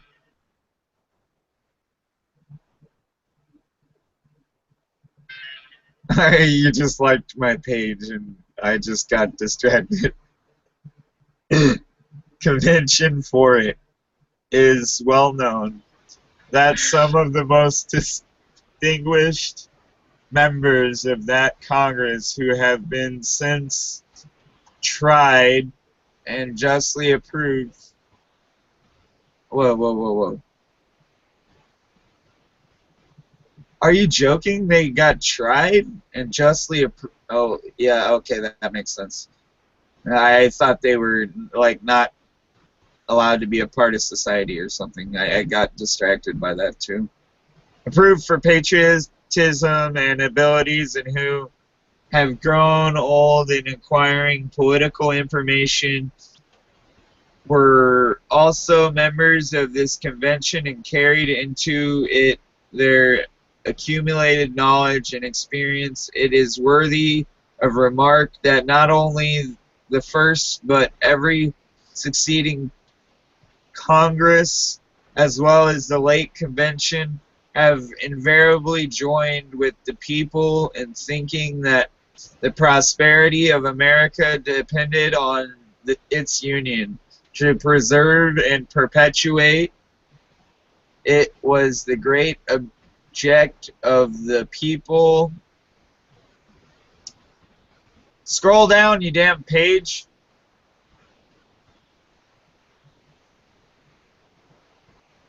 Okay, you scrolled down, but you scrolled too far.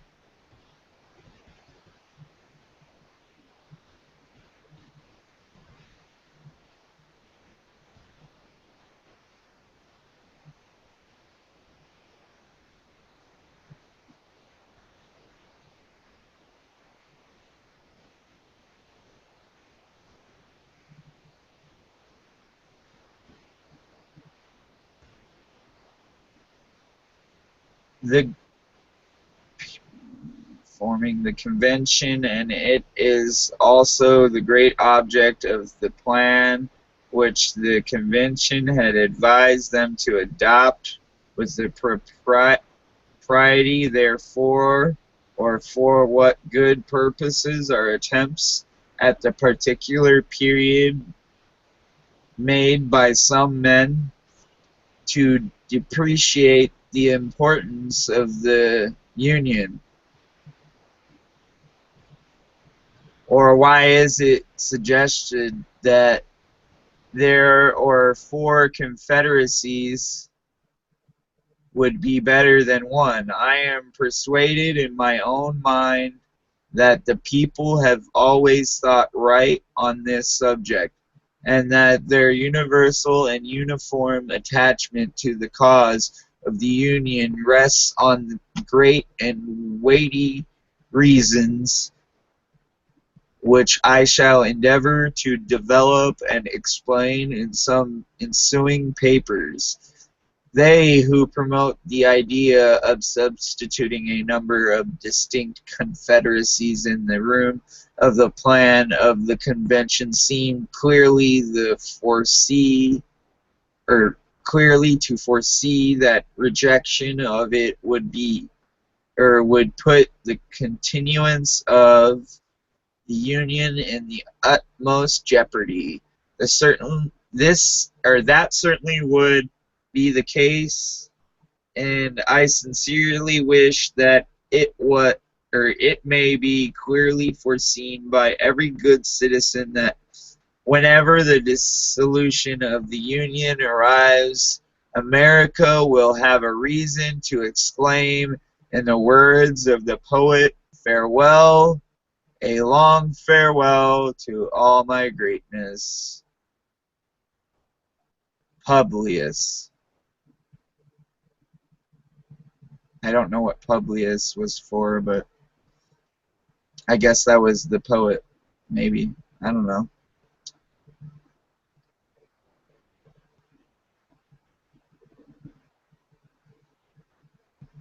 Anyways, that was the end of page 19, and it kind of makes me question why it was the end, because page 20 is really long, and then page 19 was really short.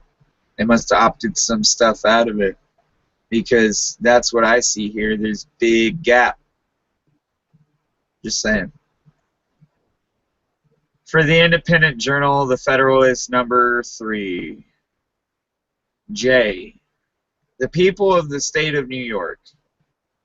He was writing this to the people of the state of New York at that time, but what people don't understand is this applies to all 50 states. These papers do, is what I'm saying. It's not a new observation that the people of any country, if like the Americans, intelligent and well-informed, seldom adopt a steadily persevere for many years in an erroneous opinion respecting their interests, that consideration naturally tends to create great respect for the high opinion which the people of America have so long and informally entertained of the importance of their continuing firmly united under one federal government vested with sufficient powers for all general and national purposes. The power attentively I consider and investigate the reason which appear to have given birth to that opinion. For more I have become convinced that they are cogent and conclusive. Among the many objects to which a wise and free people find it necessary to direct their attention, that of providing for their safety seems to be the first. The safety of the people doubtless has relation to a great variety of circumstances and considerations, and consequently affords great latitude to those who wish to define and precisely and comprehensively. At present, I mean only to consider it as it respects security for the equality, as well as against danger from foreign arms and influences, as from dangers of like kind arising from domestic causes, as the former of these comes first in order. It is proper. It should be the first discussed. Let us therefore proceed to examine whether the people are not right in their opinion that the cordial union under an efficient national government affords them the best security that can be devised against hostilities from abroad. The number of wars which have happened or will happen in the world will be found in proper or proportion to the number and weight of causes, whether real or pretended, which provoke or invite them. If this remark be just, it becomes useful to inquire whether so many just causes of war are likely to be given by United States as by disunited America. Wait. To be given by United America as disunited America? What does that mean? Anybody want to interject on that? Disunited. Kind of what's going on right now.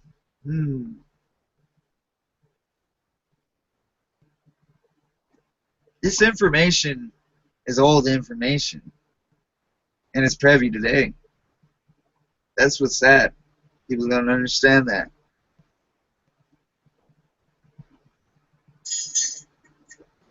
Gonna grab a bite. Alright, that's cool.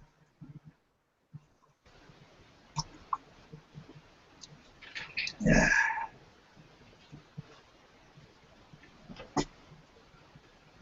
Ah, that pill finally kicked in. No, that's good. That is good.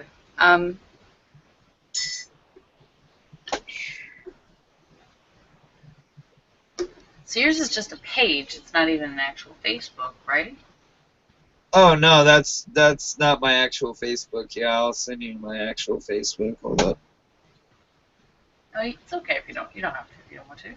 No, it's cool. It's cool.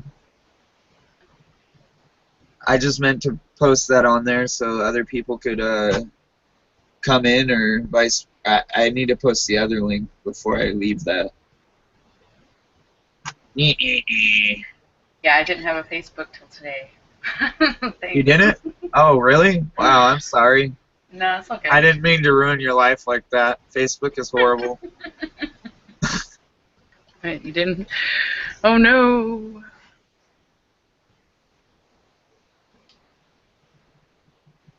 I wish I could be in Texas right now eating authentic Texan food and yeah. Okay. Sorry, my cousin. Yeah, he's in Texas. It's okay. Authentic Texan food, huh? Yeah, I guess so. Right? All I know is what I had for night was There you go. lentil soup and spinach. Woohoo!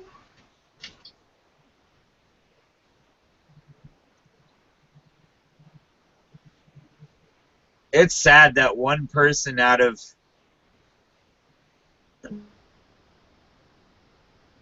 900 only donated $25 to a fundraiser for my 22 push-up challenge for the guys that originally created the 22 push-ups for the veterans who have committed suicide and or ended up in some sort of mental institution, vice versa. A lot of people don't throw that in there because they don't want to add that to their cause.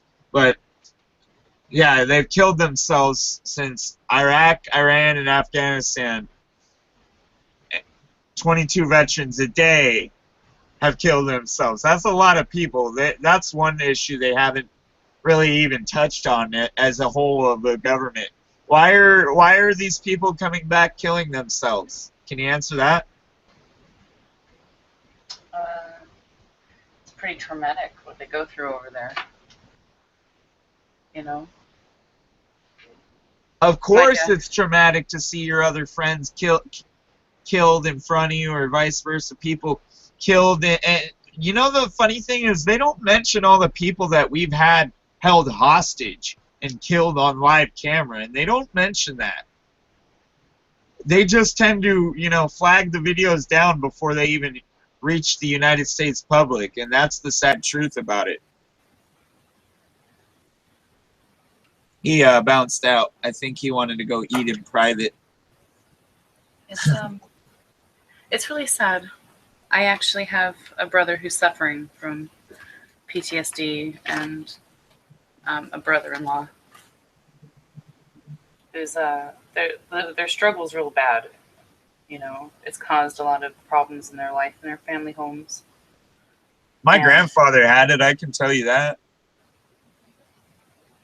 Yeah, it's funny that they, our soldiers have suffered with it for years, so we just didn't know about it till now, really, to put a name on it. Of course not. I think I sent Vaughn an invite and everybody else an invite, but nobody joined the week though, and it is different time over there in Kentucky. Let me grab my phone. I don't even know where that is right now. I'll be right back. Right on. I'm just showing. Seriously, where's my phone?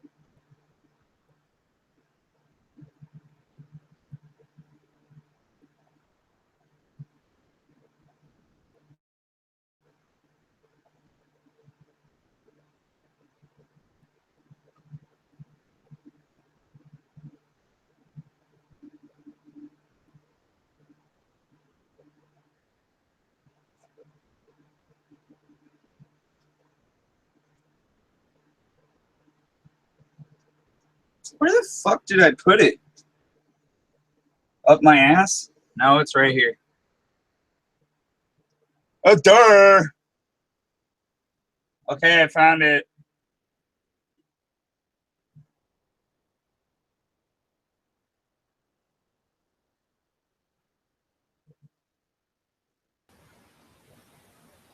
So you put your phone up your butt. That was a joke. Sure. Whatever makes you happy. No, I hate that. I hate whenever I lose my phone. I was like in the couch today or something, and I was looking at the cat, and the cat was looking at me like, yeah.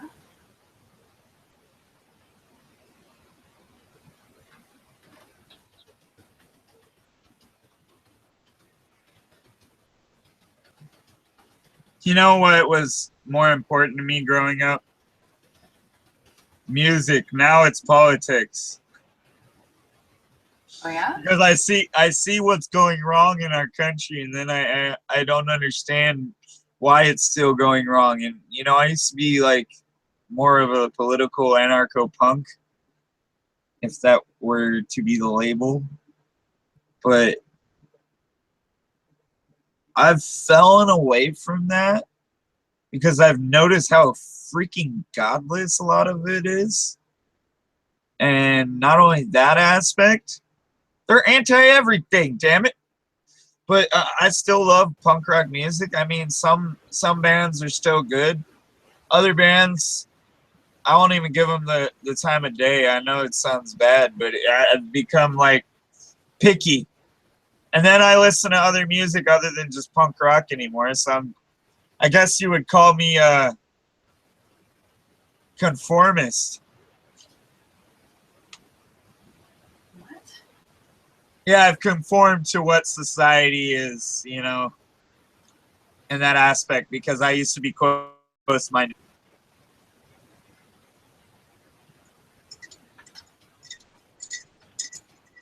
Basically, I broadened my horizons of music because I don't believe that you need to be close-minded and only listen to one type of music to have an opinion, or vice versa. Have this state of mind that is punk rock. I see.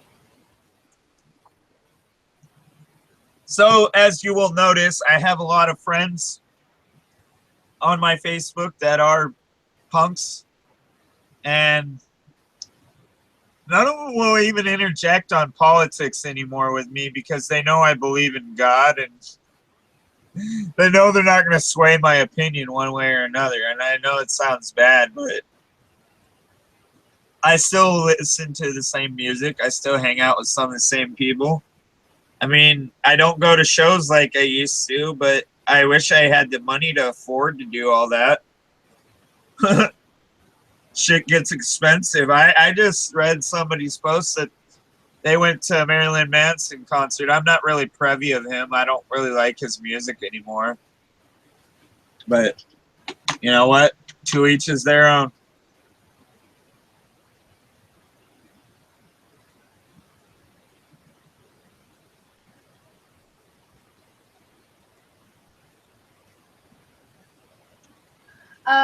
Yeah, I used to listen to Marilyn Manson back in the day. I tend to find some of his music nowadays not what I'm leaning towards, but you know, I guess your genre usually changes as you get older. I mean, if you want the reality, now I listen to stuff like Hatebreed and hardcore stuff that their music actually is more based on what's going on in this world than about themselves. Like people like Beyonce or Jay-Z or half the rappers out there. Snoop Dogg, you damn Democrat. He's with her. Hey, I like Snoop Dogg's music. I'm just letting you know that he is a Democrat. He believes in all of her policies, and it kind of makes me question his morality. I don't know why, but have you seen? What was it? There's a video with him cooking with Martha Stewart. I think it's like. yeah, I've seen it. I've seen it. That's a new show he has, by the way. Oh, I missed. Yeah. It's supposed to be like, I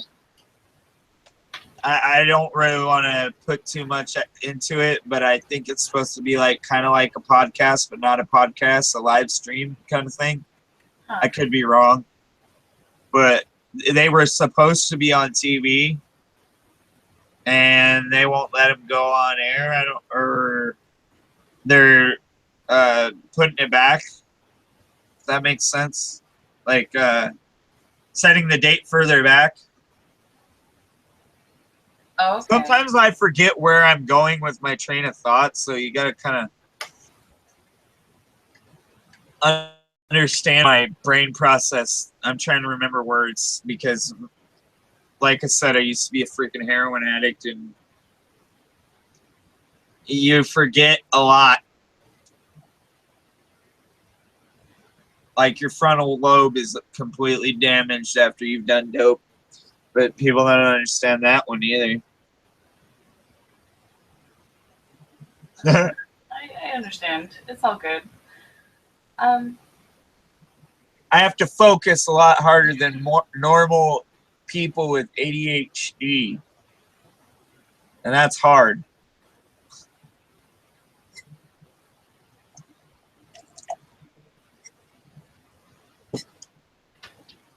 Yeah.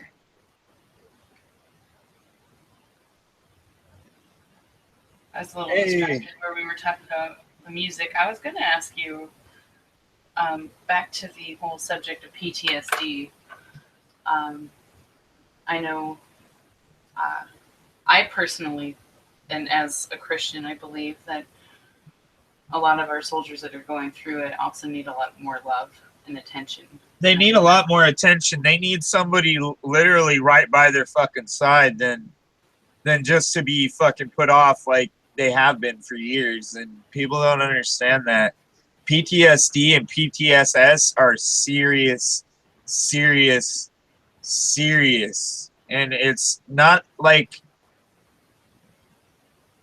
yes, they do, you know, put it in as it's a disorder, but it's more of a mental condition, and people don't understand that. It takes a lot to get out of it, or out of the warframe state of mind mentality. Let's put it like that.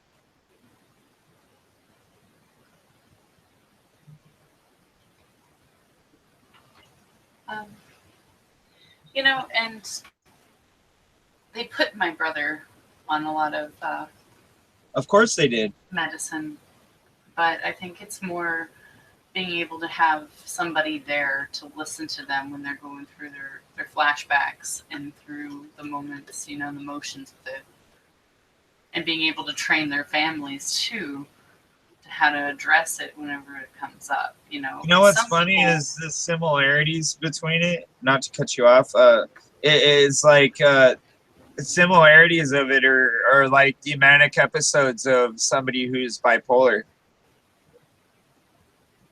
And you can continue what you were saying. Oh no, it's okay. Yeah, it's really rough.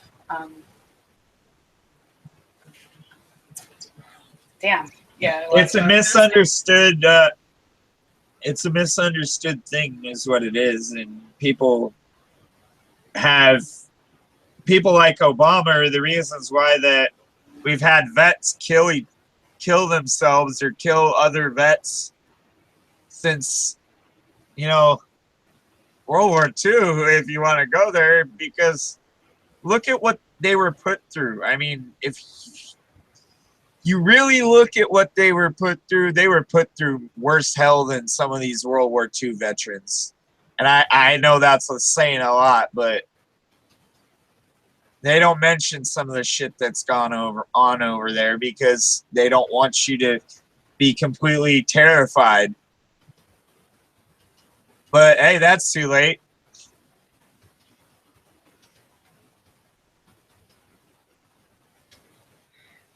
Wow. President, I don't know. I think it's more than it's just war itself, really.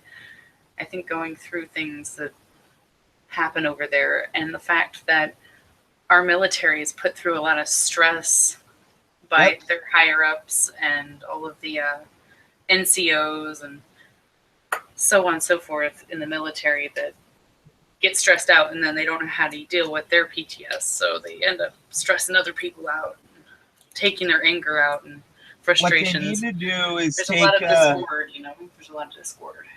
Yeah, they need to take people that have this disorder or vice versa, work with the people that have mental conditions.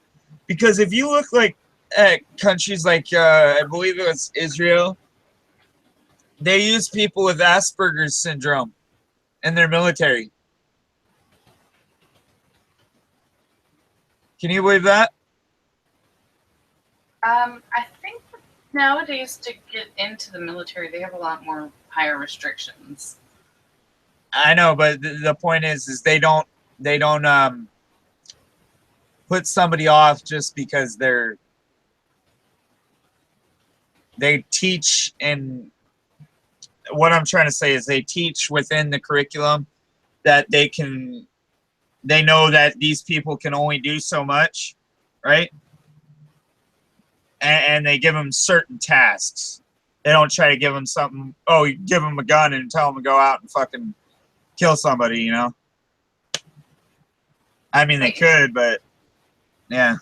Wait, who's doing that? I'm sorry. Israel. They've been doing that for the last, I want to say 13 years. And it's a really good program.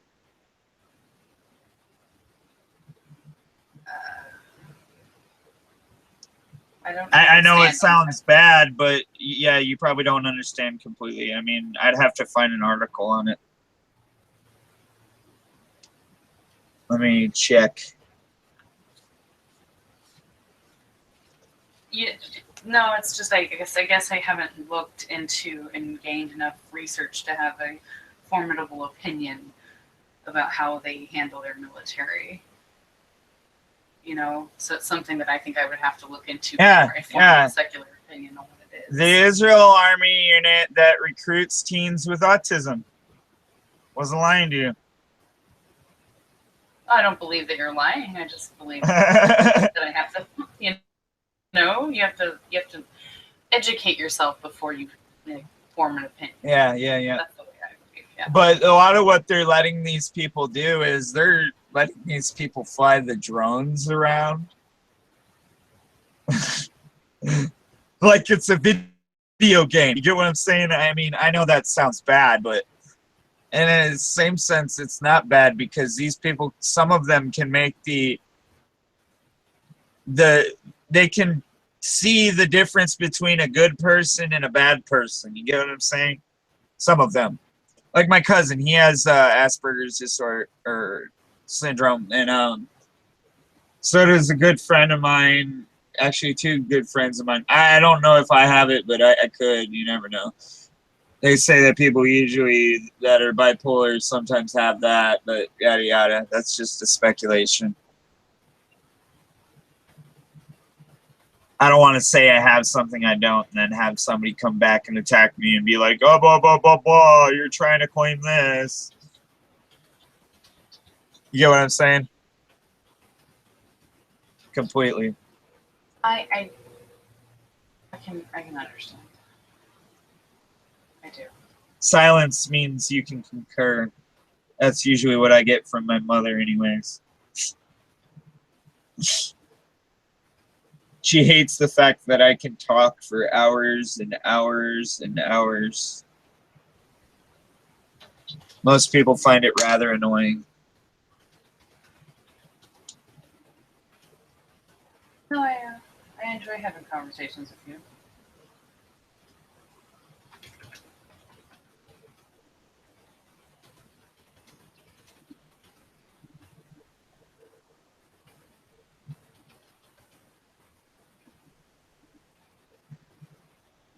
But yeah, it's kind of funny that, instead of, putting people off because they've got something wrong with them mentally, they should try to work with them, like I'm trying to say, or vice versa.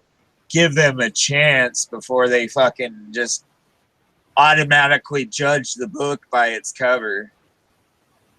Well, I don't think each and every one of our veterans can be treated with just drugs, pumping them full of drugs. Oh, hell no. I think a lot of it is emotional and psychological stuff that can be worked out with people that they love, their family members, people that love them that will sit there and work with them. And if they are by themselves and feel alone, then there should be people out there that are willing to step up and say, hey, you know what, I'm willing to be your friend and to help you.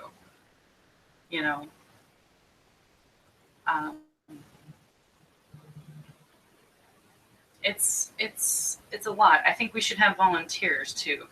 I think we need to promote that there's more people that are working with the VA I'm gonna hospital. put this on my shelf so I don't lose it or get it wet or vice versa. Anything else that happens in this stupid room.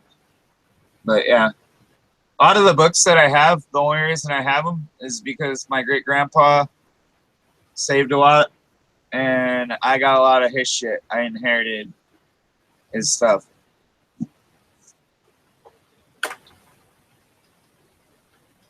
A lot of people don't get to say that. I mean, some of the stuff I wish I hadn't inherited, but you can't be a beggar and chooser when you inherit something.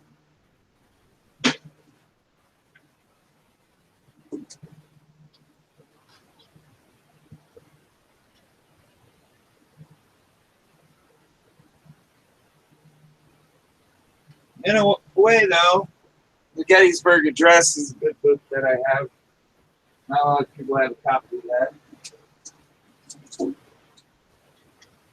That's a positive thing out of getting most of his stuff. And then I have the Constitution of California, like I said.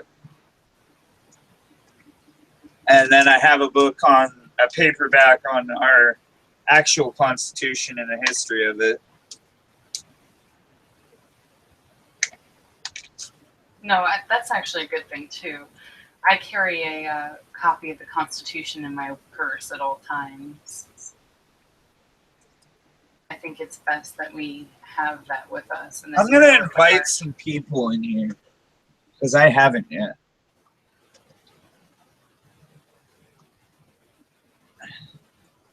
I just kind of started the hangout and said, fuck it. I'm not inviting anyone. Oh. They can go find the link. They know where to find it. It's on my page. I shared it publicly. I mean,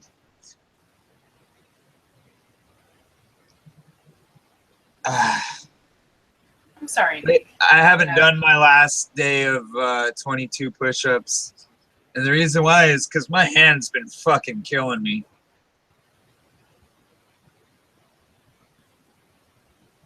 So I'll end up doing that within the next 3 days, I believe. I wanted to do it today, but never got around to it.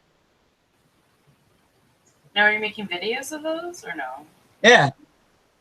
Right on, right on. I haven't added them to my YouTube because some of them I can't monetize because I had other people talking in the background. But I was listening to the radio. Come on. It's ridiculous. You can get a copyright infringement claim because you're listening to the radio or because you're listening to some other music. Or I honestly think this copyright infringement bullshit, some of the angles and aspects of it is bullshit.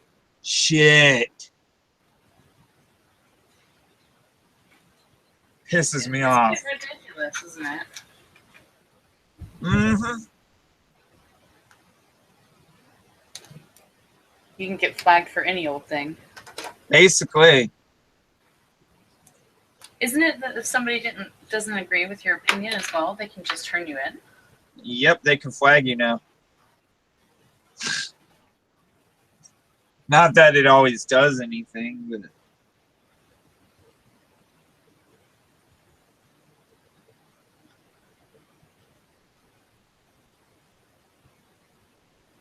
hey, the trolls realized they weren't going to win with me. You know why? They aren't bothering me. If anything, they're following me.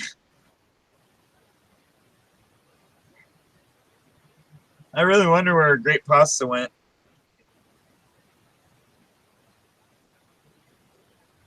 I do not know. Maybe he got bored of the conversation. Yeah. He didn't talk very much. He doesn't usually at first, but if he likes the subject and he'll interject a lot. But we need to invite Vaughn if he comes.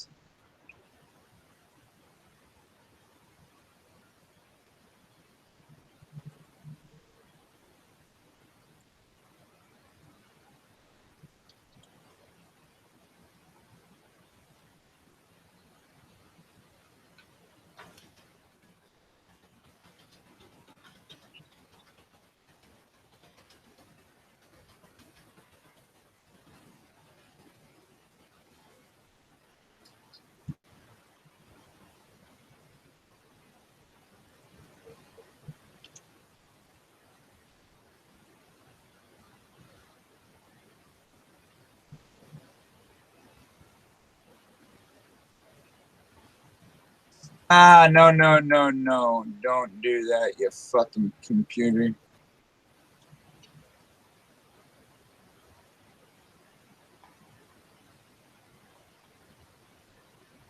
There we go. That's what I was trying to do.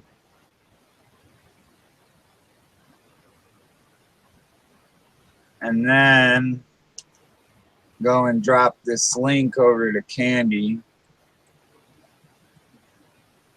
on Facebook, because otherwise she'll chew my ear off.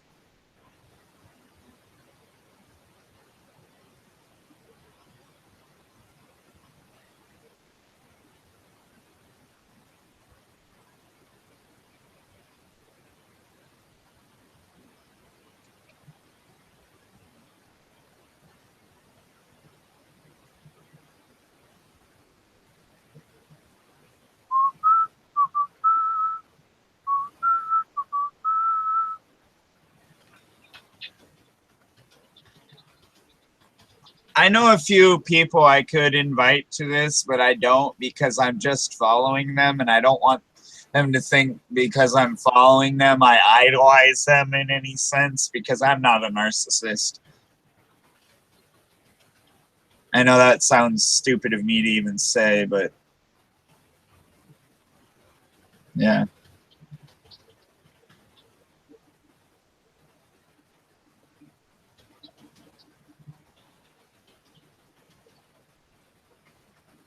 Uh,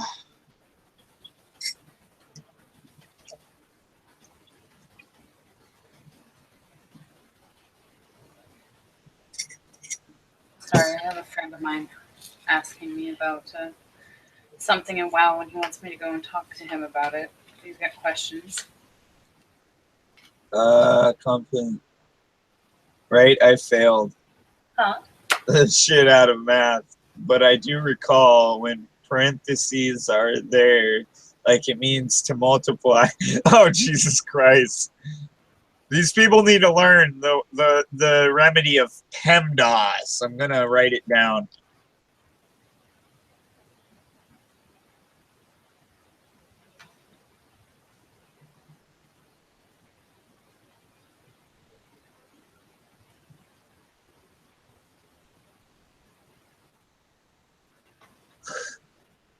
Okay, 6 divided by 2, parentheses, 1 plus 2 equals what?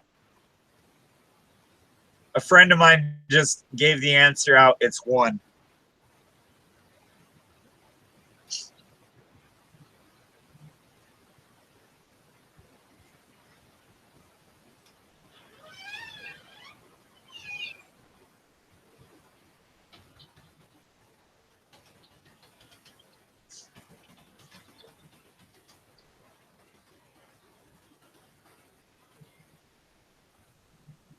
I'm like, I enjoy, and I am thankful that you throw me into these invites whenever I can join you. Oh, yeah, for sure. Are you bidding me a farewell? No. No, I just hope that you don't find me offensive. I try to. Oh, no. I try not to hang out with people that I find very offensive, and if I like what you have going out there, if I like the idea that you try to get other people thinking instead of just keeping their minds so close and together like 2 pages of a book, then I believe that people should always be out there thinking instead of just wasting their mind. I don't know if that makes any sense. It does make sense. I think that people need to care about each other more. I think that's what it is. I think we've lost a lot of heart. Well, that's all designed, really, isn't it? They kind of designed it like that. Yep. So that they distract you with TV or whatever. And the way that they've with. set up the government, yes, they have designed it like that. I'm gonna go off camera for a second. I think you know why. But anyways, yeah, so that you can burp in peace. Not just that, yeah, but, yeah. Anyways, they do all this to distract us, like you just said. They do all this in the same way that Obama isn't going down to New Orleans, and the first day of hearing about this, they do all this, and the reason that they don't care enough. They don't give a shit enough. Even Congress does it. Well, it must be nice to be able to have steak for lunch every day and, sit Yep. around and debate things. They get paid so much more than our active duty people as well, which I find is out of control. I mean, because a lot of our soldiers have families to take care of, and a lot of them join the service so that they can take care of their families, because not too many jobs actually pay properly, so they can support a traditional family and home or whatever.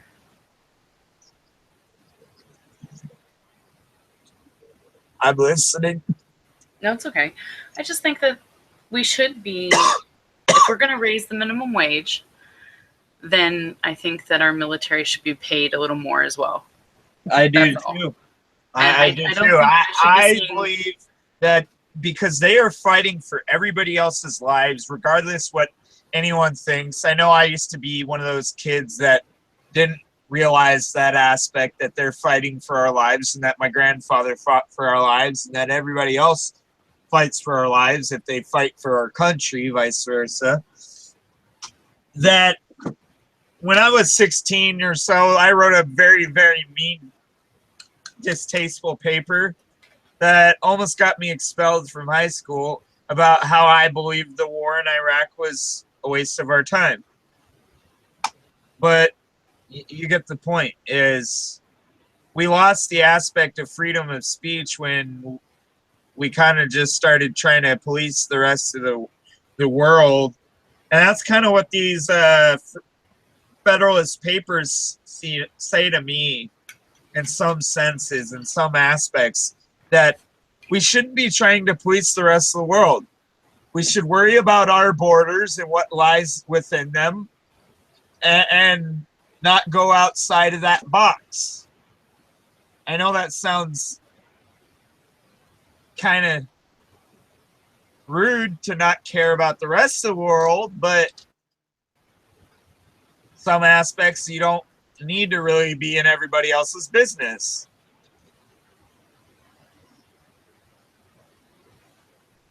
If that makes sense. Yeah. I just don't think that military families should have to go to, the food stamp office to be able to feed themselves. You're right. And their family members, be it man or woman or whatever associated sex. But anyways, whoever it is that's sacrificing their lives and putting them in danger.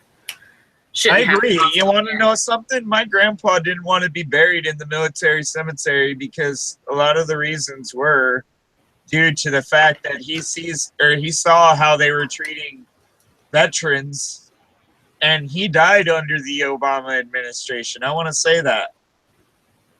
The first term. Not that it hurts me anymore because I know he's in heaven, but the point being is he died because the lack thereof of attention for veterans and the lack thereof care. It's hard. That's hard.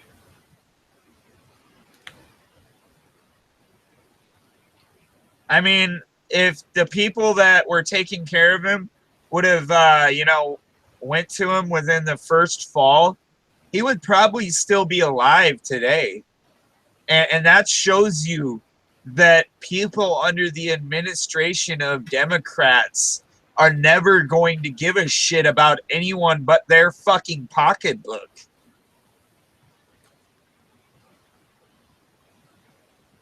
You notice I didn't say Obama there. I said Democrats as a whole. Even some Republicans do it as well. They only care about their pocketbook. And it's fucking sad. What happened to we the people for the people? Absolutely. When did our tax dollars not support the causes that are that our tax dollars are supposed to. When they started focusing mainly on the pocketbooks of the big interests and other supporters, or people like George Soros, letting him have control.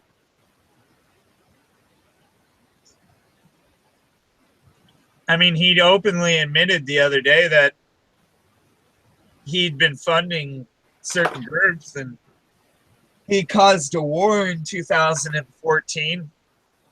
I mean, he didn't completely admit that, but the insinuation was there that, hey, I've done something really bad against the American people, but you'll never know about it, kind of thing. Why is it not letting me post anything on fucking Twitter?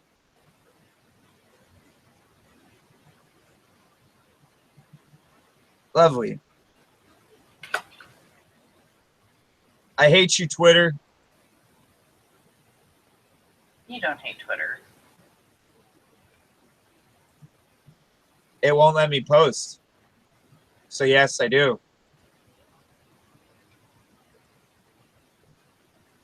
Let me post, you gosh damn cocksucker.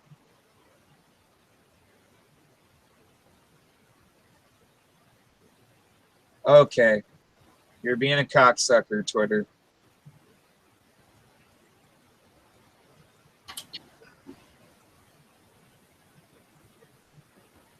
Anywho. Why? Sorry for yelling if you have headphones in. No, Twitter is acting up. Twitter is acting up, and it's being a faggot. Big time faggot. I can't get it out that way tonight. Good. I can't advertise myself, even though I'm getting 17 followers on my Twitter. Yeah. My following grew within just a couple weeks' time of liking conservatives and Republicans. Pretty insane.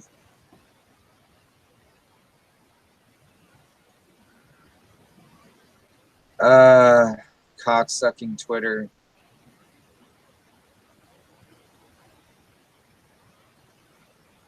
I guess Vaughn's not going to come in unless I send him a link on Steam, right? I forgot to even check what time it was in Kentucky.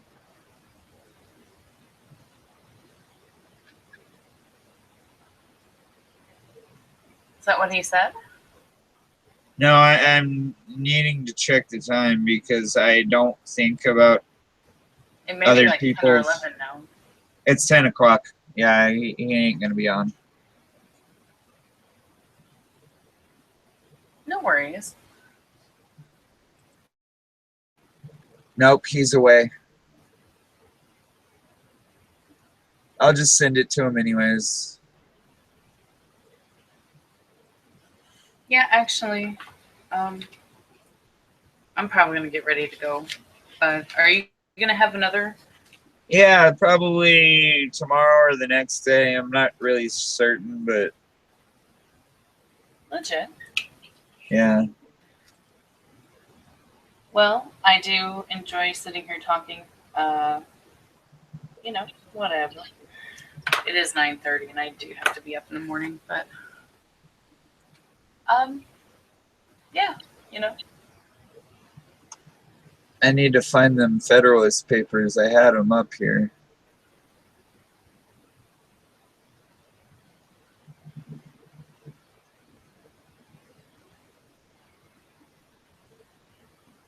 I hope to talk to you in pasta again.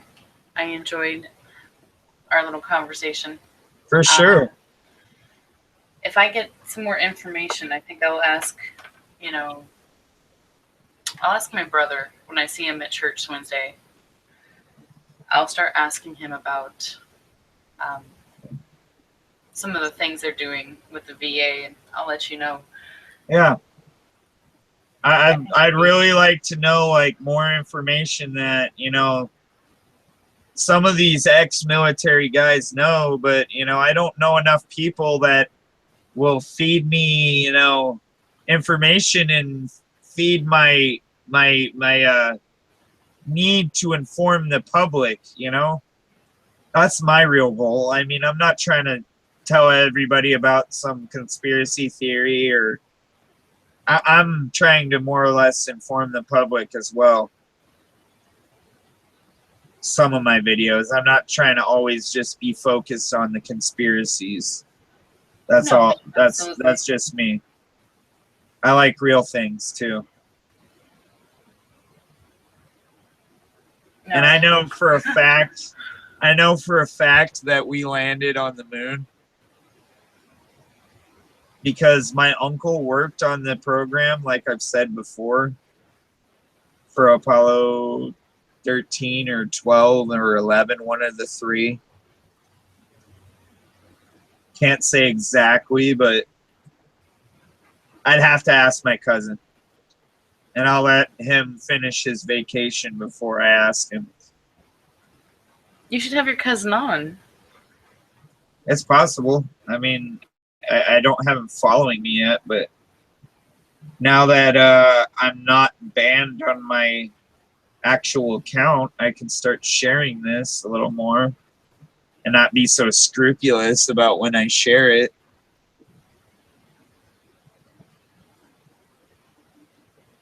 I was kind of wondering why we're on Nick on this one today instead of Piranha. Pariah? You know what a Yeah. pariah is? I called you Piranha, didn't I? Yeah, it's all good. It's all good. I was like, Piranha? Yeah, but you know what a pariah is? It's what they used to call the Sons of Liberty. Oh, really? Yeah, it's what they used to call the Sons of Liberty because they were outcasts that were trying to form a union. Okay. All right, I get it. Called you Piranha. Sorry. Piranha. Or outlaws, if you want to go there. They were doing things that in their time would be considered treason by the king. I see. Yep. You could be a piranha if you wanted to be a piranha. I mean, I guess nowadays you can be anything you want to be, right? Have you seen that movie? Piranha? Yes. That was filmed in my old hometown. Really? Yep. I know some people that did the nudity scenes or vice versa. There was a couple nudity scenes where people were eating under the water, but all you saw were their boobies or whatever the fuck, and then the piranha ate their boobs and shit too. Ate the guy's dick. Yeah. Those movies are silly. Yeah, it was falsely advertised. I mean, they do have a fish that is in the same, what do you call it? Same species as a piranha in that lake, but it isn't a piranha. You notice what's in the background of my picture there? The picture that's talking right now? Yeah. A coastline. I don't know where that's at. It's a coastline, but yeah, also look at the little rock that's in the center there. The island that's in the center there, I mean to say. All right, let me look at your face. It's San Francisco. Oh, is it? Is that Yeah. the coastline? Yeah, that's basically across the ocean, or I mean across the bridge, and from the angle that you can take a picture of Alcatraz. And that's the spot where they put the memorial for all the Pearl Harbor vets, or one of them. It's one of them. Huh, that's cool. Yeah, I was standing on or next to the statue where the U.S. I believe it was U.S. Merchant Marine statue, and he's giving the salute. But the only way I could get a picture of Alcatraz into the picture itself and take a selfie like that was to stand on the statues or stand at the statue's feet. So, yeah. Right on. It's a pretty good picture. Is that a Ninja Turtle hat? Yes. Awesome. I lost my fucking page on the papers, or I lost where I was at. I think I was on page 19, but obviously not. No, I was on page 20. That's right.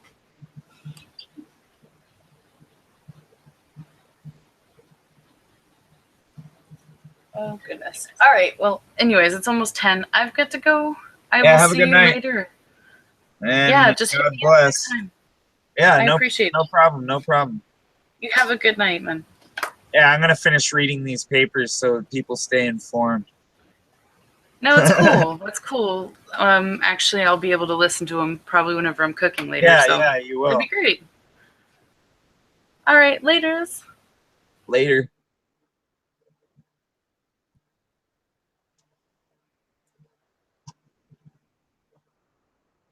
You have the tablet? Right behind me. Can I have it? I guess so. I was gonna do my push-ups that I haven't done in over 4 days. All right, well, I need it, and In a I'm going to few be minutes. gone for a little bit. When? I'm going to the hospital with her, Okay. but I need it. Are you taking it with you to the Yeah, I got hospital? to do schoolwork. Well, then let me do the push-up video real quick, and How I'll long get. does it It'll take a minute and a half, if Okay, not let's more. get it going. We're leaving right now. Okay, Mom. let me do it right now. Serious. Push-ups. It's my freaking tablet, and I can't even use it when I need it.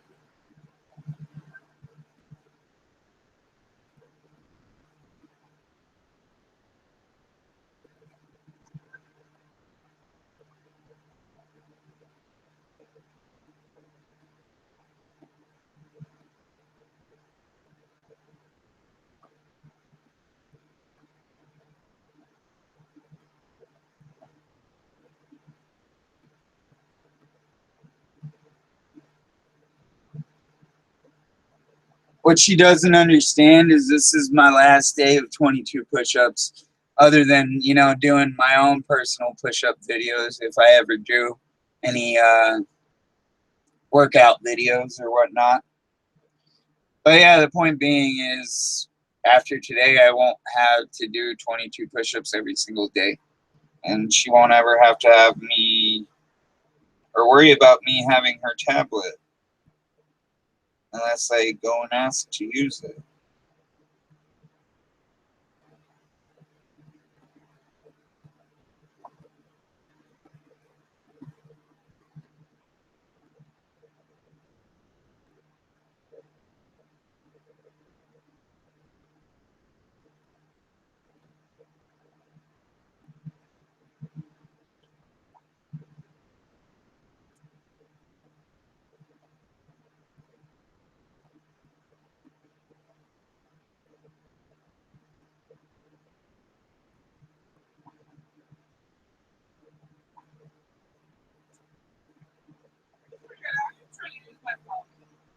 Hey, I'm going to give it to you. Can you fucking be patient?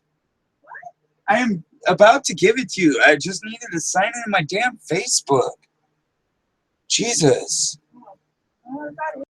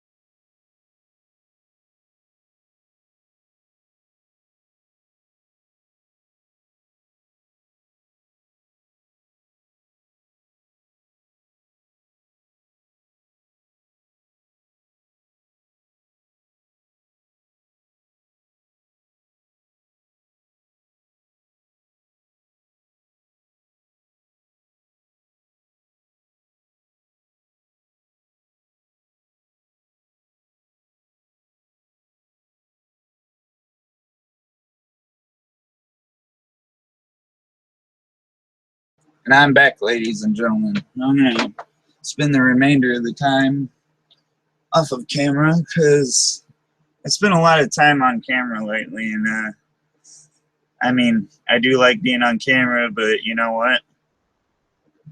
Sometimes you get tired of it.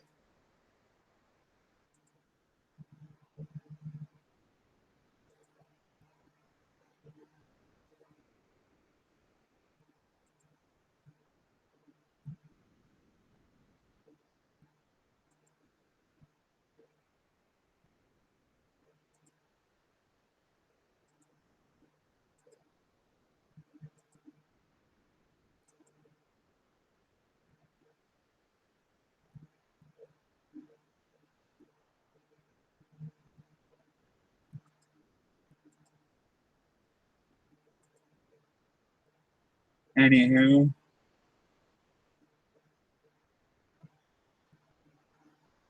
I am going to post this video on my Facebook because I needed to do a 22 push-up challenge video, and I had been avoiding it for the last 4 days because 4 months or 5 months back, I had broken my wrist, and yeah, it really fucked up my wrist. Anywho, point being is I've just gotten back to the point where I've been able to do push-ups, and I got arthritis in my hand now. And yeah, that happening makes it really hard to do push-ups and other exercises. I know that sounds like a cop-out, but it's the truth.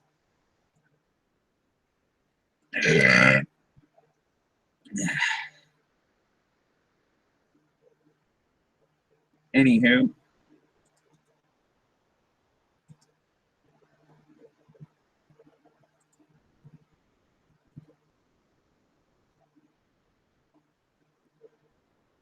if you want to support my 22 push-up challenge, I might just post a video thinking about it. Or I mean, I might just post the link on my YouTube. Anyhow.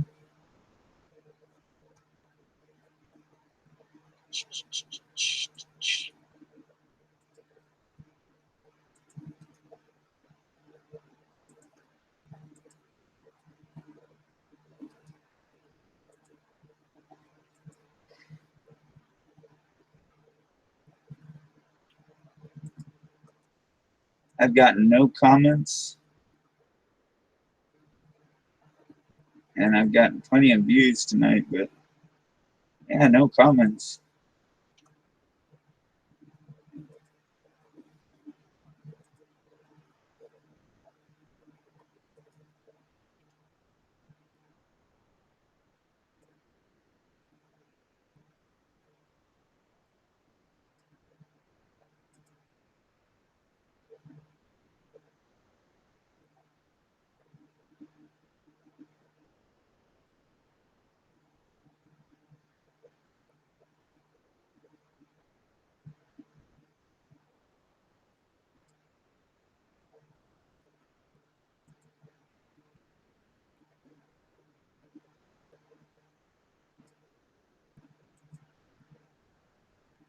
Yep.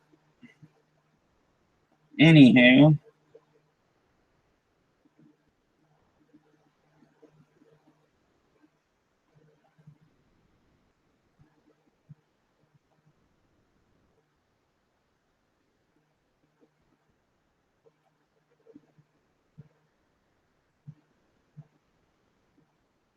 Also, if you want to donate to my PayPal, I know I'm not very big right now, but you never know, I might be one day.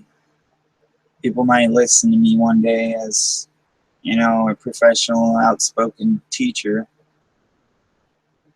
on this subject, and I know that's expecting a lot, but you never know, you know?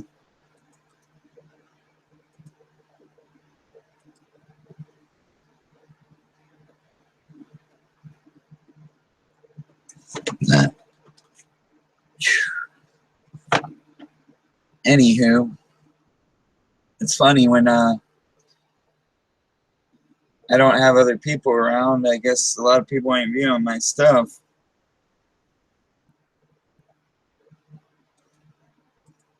Oof, I got gas.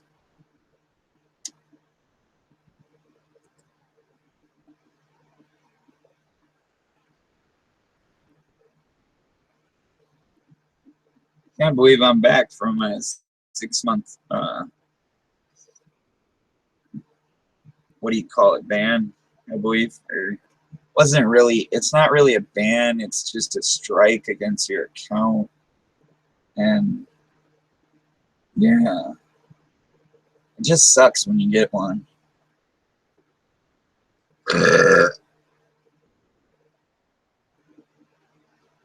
But yeah, I don't know.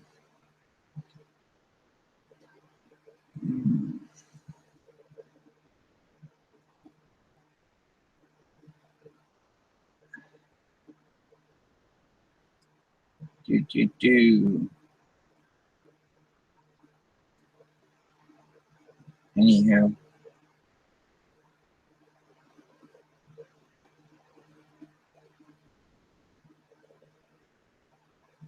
It says this video is offline. Yeah, it's online, bro. I hate how this shit does that. It doesn't acknowledge that you're online. It acts like you're not online. And then, yeah, there you go. You refresh it and it's fine. But, yeah, it's like, our world is falling apart. I know that sounds cliche. Sure, it's like in a lot of aspects, our governments are falling apart. Our societies are falling apart. You know? People lack the care for others. They lack the care for life as a whole. Not all people, just some people. They are so stuck in a reality that isn't even real, that they only think about this fake reality, this false narrative, and they don't think about what's going on around you. I mean, there's a quote by the movie Ferris Bueller that you need to stop and take a look around every once in a while, or you might miss the greater moments in life. Something like that. I don't know if I said it 100% right, but you get the gist. But yeah, the point being is too many people are worried about who votes for who, or I know you should vote for Trump, but that's my opinion. I mean, I can't tell you who to vote for. You got to make your own conclusion on who you should vote for. But for God's sakes, can't you see treason in front of your eyes? Hillary for treason. Hillary for treason. There's a reason. Oh yes, there's a reason. But yeah, Hillary for treason. Hillary for treason. See, I can make a song just like that. Wow! And everybody cheered. I'm my own fan. But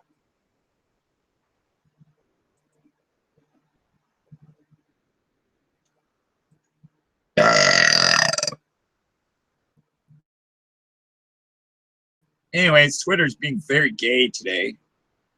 It won't let me share anything. So fuck you, Twitter.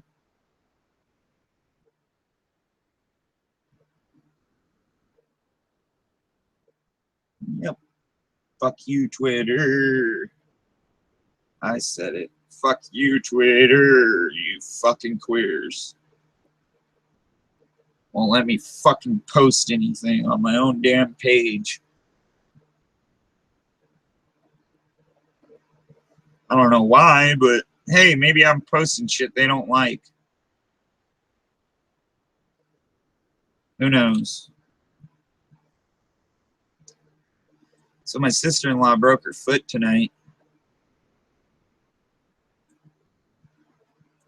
Yeah, that kind of sucks, right?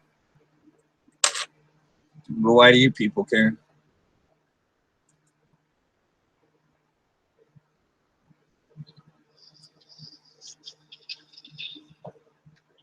Anywho. It's about that time, ladies and gentlemen.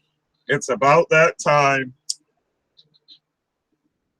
You say time for what? I say time for a revolution. Time for a revolution, everybody. We need one. If not, we're going to be fucked by Hillary.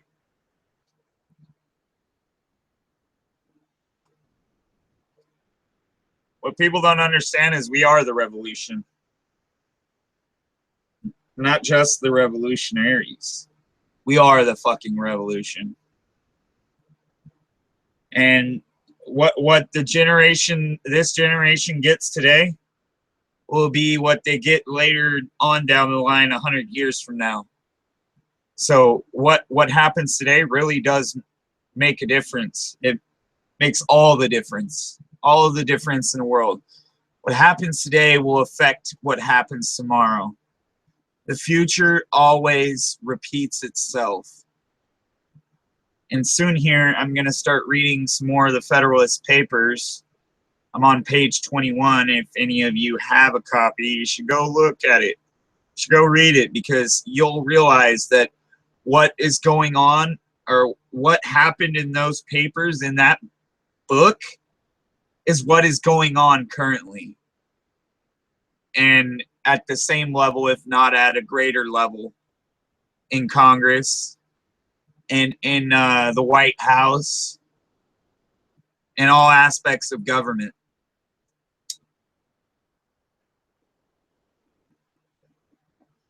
And I urge you to go divulge into books about the Constitution, into books about our rights, into books that explain why we need these principles and why we need these rights. Because if you don't keep yourself informed, we are going to have a generation ahead of us that does not know anything. We are going to have a generation ahead of us that is so diluted that they lose the path, that they fall astray from the path ahead of them.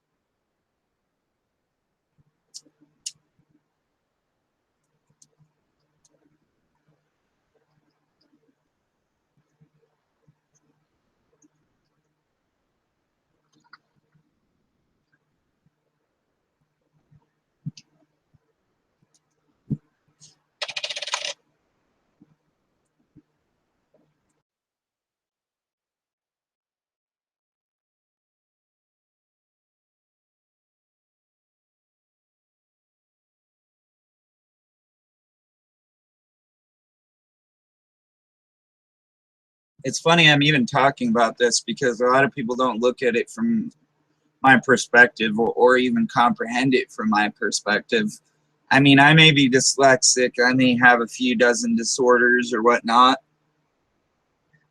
but I never once try to claim them as disabilities, because a disability makes you unable to do something, unable to do a task. I just claim them as disadvantages, because not everybody is blessed at the same level that Joe, Jack, or Sally are blessed at. And if you don't know what I mean, go look it up. Each and every person has their own spiritual gift, their own, whether they believe it or not, their own power of their mind. And you know what? You can't take that away from a person. You can try, but you can't take it away from them. And that's what the Constitution fights for. If you didn't know that. It fights to not be enslaved.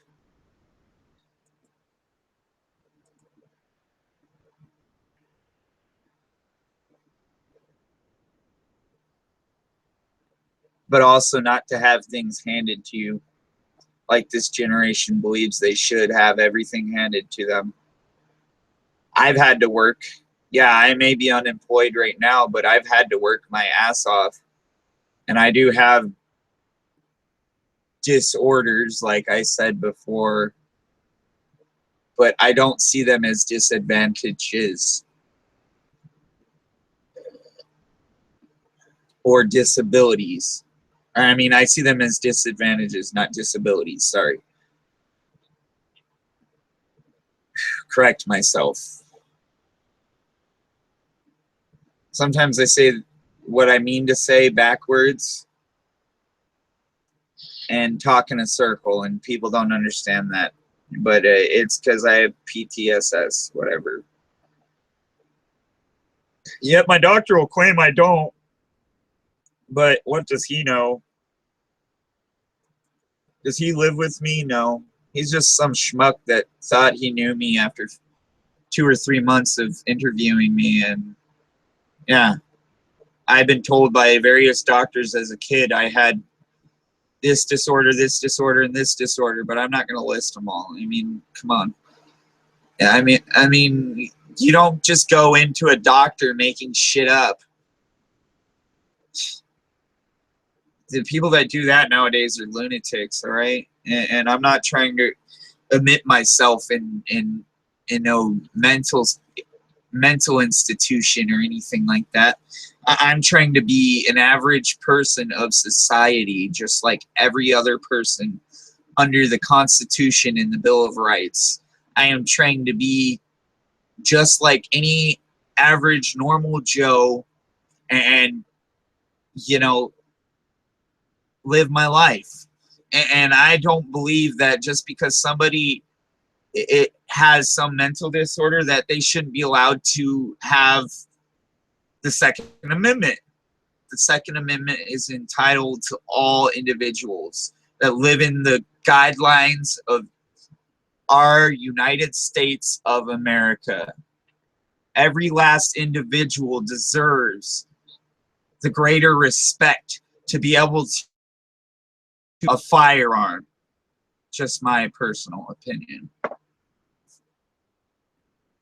Every individual under this Constitution deserves the rights to their freedoms, even if they've been harbored in a prison.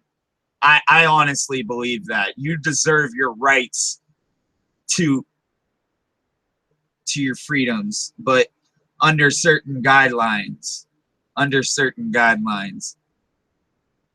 Don't misinterpret what I'm saying.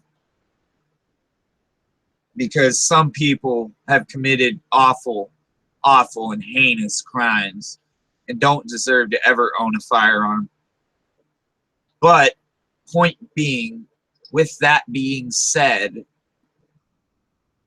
I still believe in our Constitution, and I still believe in the Second Amendment, and I still believe in the Fifth Amendment as well. I still believe in the First Amendment. I believe in the first 12 and some after that, but some of them, you know what, they've added to it. And like I was reading earlier in the Federalist Papers, they weren't supposed to do so, basically, in some pretenses.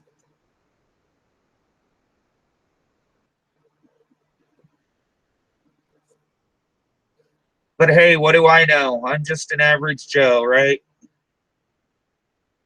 And where the fuck did... Oh, there it is. I'm just some guy that is undereducated and just a schmuck, right?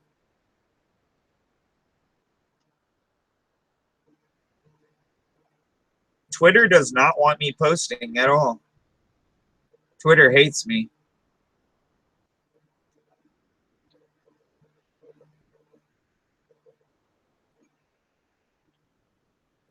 Ever since I posted my link earlier, oh no, I can't post again.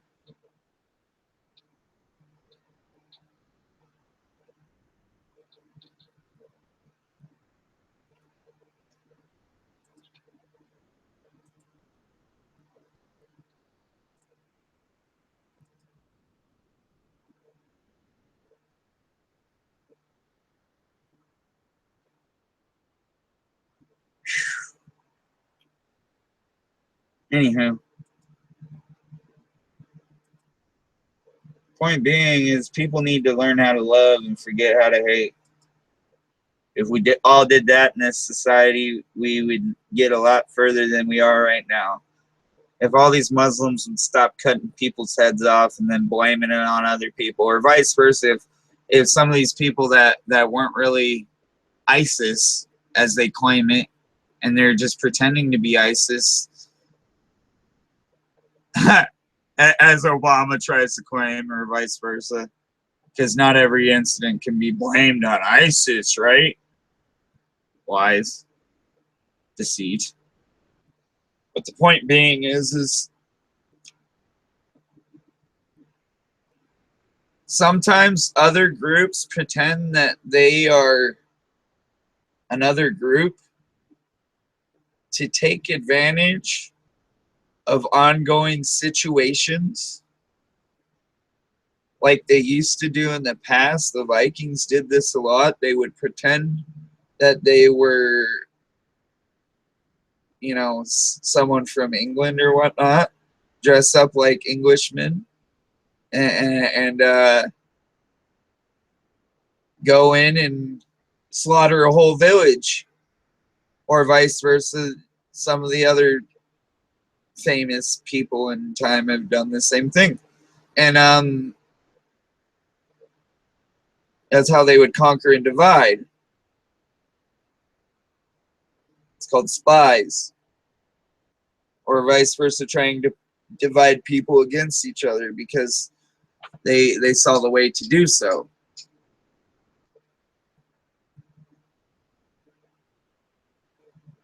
And yeah,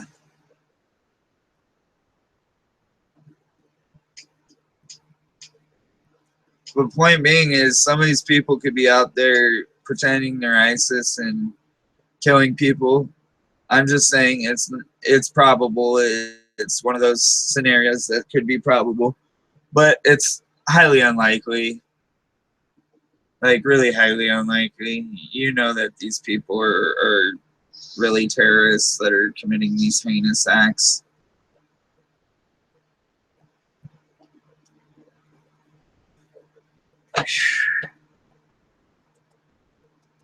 It's ridiculous to honestly think otherwise.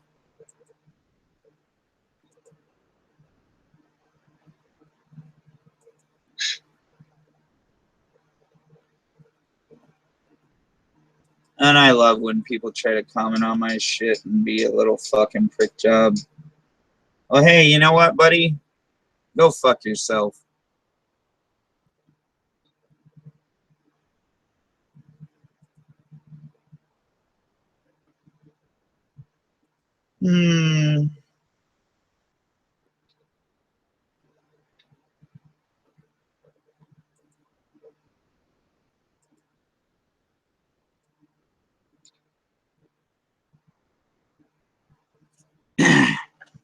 I'm a dick, but hey, I'm allowed to be. Don't go and comment, shut the fuck up, bitch made faggot. Do I look bitch made? No. I've been everywhere, all on my own dime.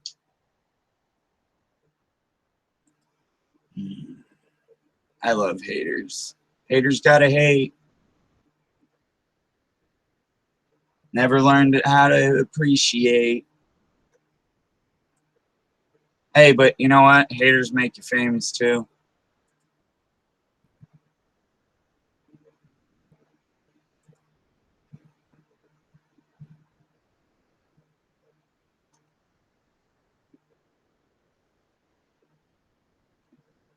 What's that, Esther? Oh, that's right. I can delete your comment.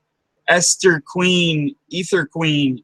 Oh, you're fucking awesome. That's such a fucking awesome name. Ether Queen. Go protest with Black Lives Matter. Yeah, yep. Cough, Black Lives Matter. Cough, cough, all lives matter, motherfucker. Yep. Eat my balls. That's how much your opinion mattered. Ether Queen, I'm so fucking original.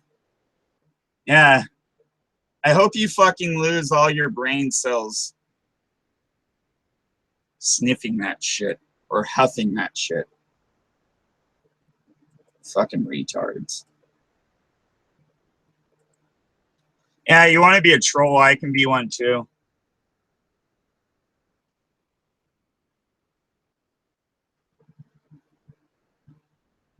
That's funny. You don't even see your name on YouTube yet. You're harassing people on their YouTube channels. That's hilarious.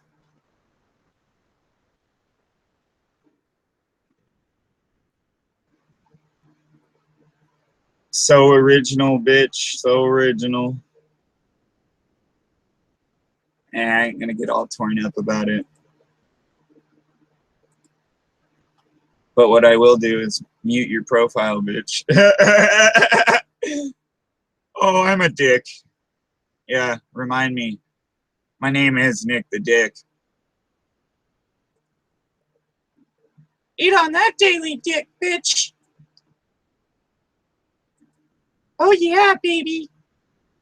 Remember, don't fuck with me.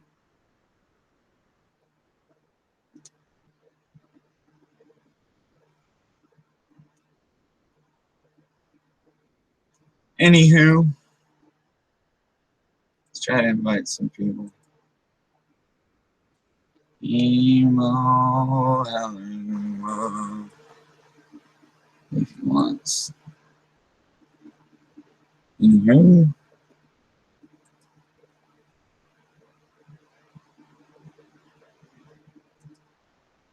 It's pretty sad people got to go in and call you a bitch-made faggot.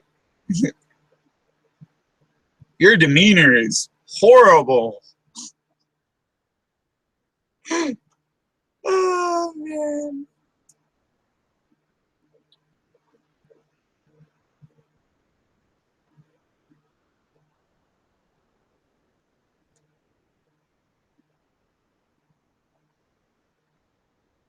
You know what sucks is when you get a 6-month strike, and I'm just talking on my prior strike because today is my releasement of my banishment from being able to do live videos. Assholes. Don't ever troll me again. Wah! That was a joke. Calm the fuck down.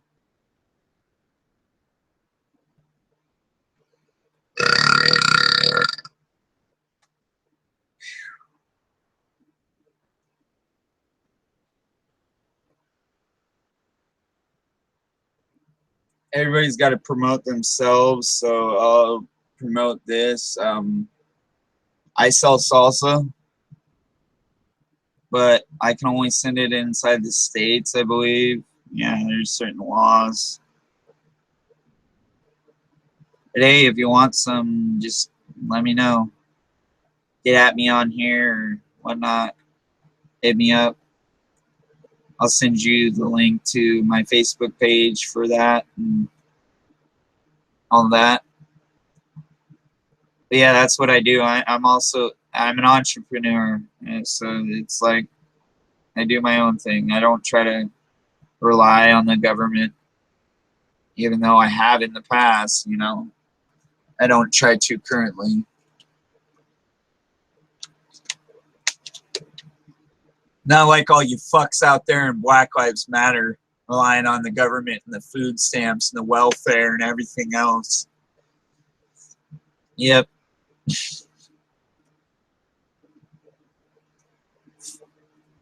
Fuck Black Lives Matter. All lives matter. Even the cops' lives. And all you idiots out there saying it's okay to go out and shoot police, you're fucking morons.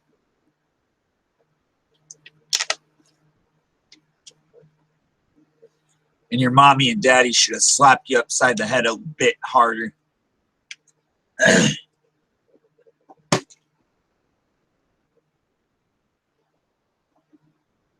Yep.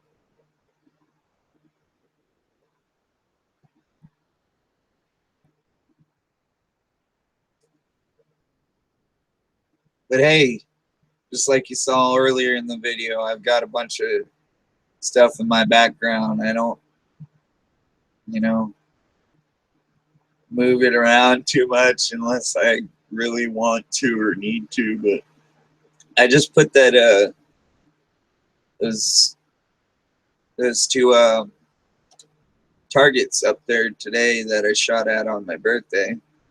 That's something I did lately. Yeah, it's a whole $100 on my birthday. That was one of the better rounds of shooting that I've done. Shot a 44 and a Glock 19 that day, I believe. It's fun.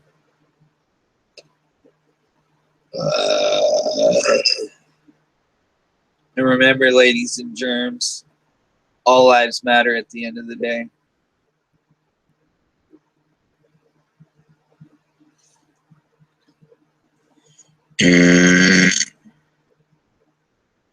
Whew, I've got some gas.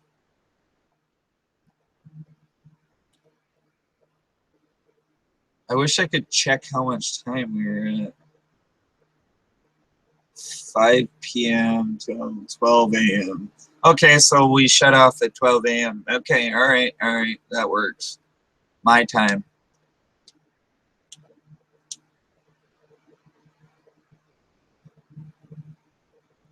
So back to the matter at hand, the Federalist Papers that a lot of you don't believe are you know what? Fuck that. Let's read something else first. Clinton corruption leads to Russian aggression. The New York Times endorsed Hillary Clinton for the Democratic presidential nomination, calling her one of the most broadly and deeply qualified presidential candidates in modern history. There was so big a problem with the editorial. Her policy towards Russia laid the groundwork for Russian aggression that the Pentagon now has to spend billions of dollars to prepare for. The paper somehow forgot to mention that. The Obama/Clinton Russian reset policy in 2009 set the stage for Russian wars of aggression and military intervention in Ukraine and Syria, and Vladimir Putin's decision to give sanctuary to NSA defector Edward Snowden. Snowden's stolen documents have assisted the rise of ISIS. The liberal paper is entitled to endorse anybody it pleases, but endorse Mrs. Clinton and not explain or justify her failed policies with regard to Russia is an oversight that borders on dishonesty when President Obama's own Secretary of Defense, Ash Carter, just a few days later identified Russia as one of America's biggest threats. The Times was put in bad spot. How could it defend endorsing the former Secretary of State when the Russian threat she had ignored was now taking center stage and going to cost the U.S. billions of dollars, or cost the U.S. billions of dollars? Sorry, I'm dyslexic, like I said before. The paper's editorial writers had to think fast. That's right. Blamed Secretary Carter for asking for too much money. The Times ran an editorial suggesting in vague way that Carter's $582.7 billion budget request for the Pentagon was not correct. Additional spending on threats from Russia and ISIS needed to be recalibrated in some way. The time wasn't too specific, but it decided to call his request a blank check and added that it's unclear that Carter's plan is the right one. This was supposed to take the heat off of Mrs. Clinton for anticipating the threat that the United States and its allies now have to face. It's important to set the record straight. Not only was the reset policy wrong, but even the photo opportunity where the new policy was announced was a disaster. Hillary Clinton presented Russian Foreign Minister Sergei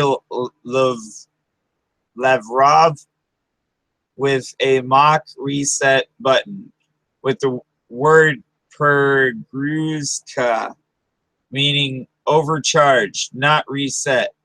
She said, "We worked hard to get right Russian word." He replied, "You got it wrong." The video. Wonder what the video is.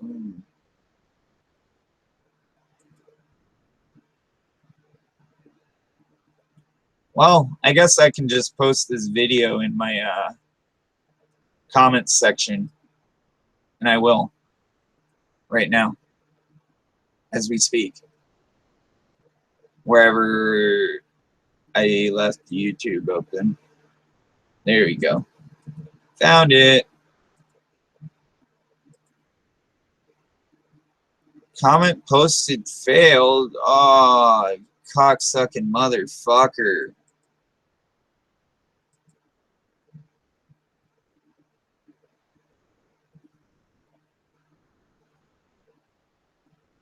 Anywho. It won't let me post that right now. I don't know why. Oh, there we go. Just had to post it as myself. I guess I'm not allowed to post other links as another person. But the point being to that is that's talking about the Uranium One deal. Let me get back to that page. I have it somewhere in here. And Uranium One deal was very bad for us. Okay? Of the embarrassing exchanges includes the infamous Hillary Clinton cackle. Ignoring all of this, the Times said, as Secretary of State, Mrs. Clinton worked tirelessly and with important successes for the nation's benefit. Really? Come on, get fucking real. Was she the secretary President Obama needed and wanted? Someone who knew leaders around the world who brought star power as well as expertise to the table. The combination of a new president who talked about inclusive and chief diplomat who had been his rival but shared his vision, allowed the United States to repair relations around the world that had been completely trashed by previous administrations. Are we joking here? Come on, get real. The Russian reset was one of such effort to repair relations. It failed its best from the Times point of view just to ignore this disaster.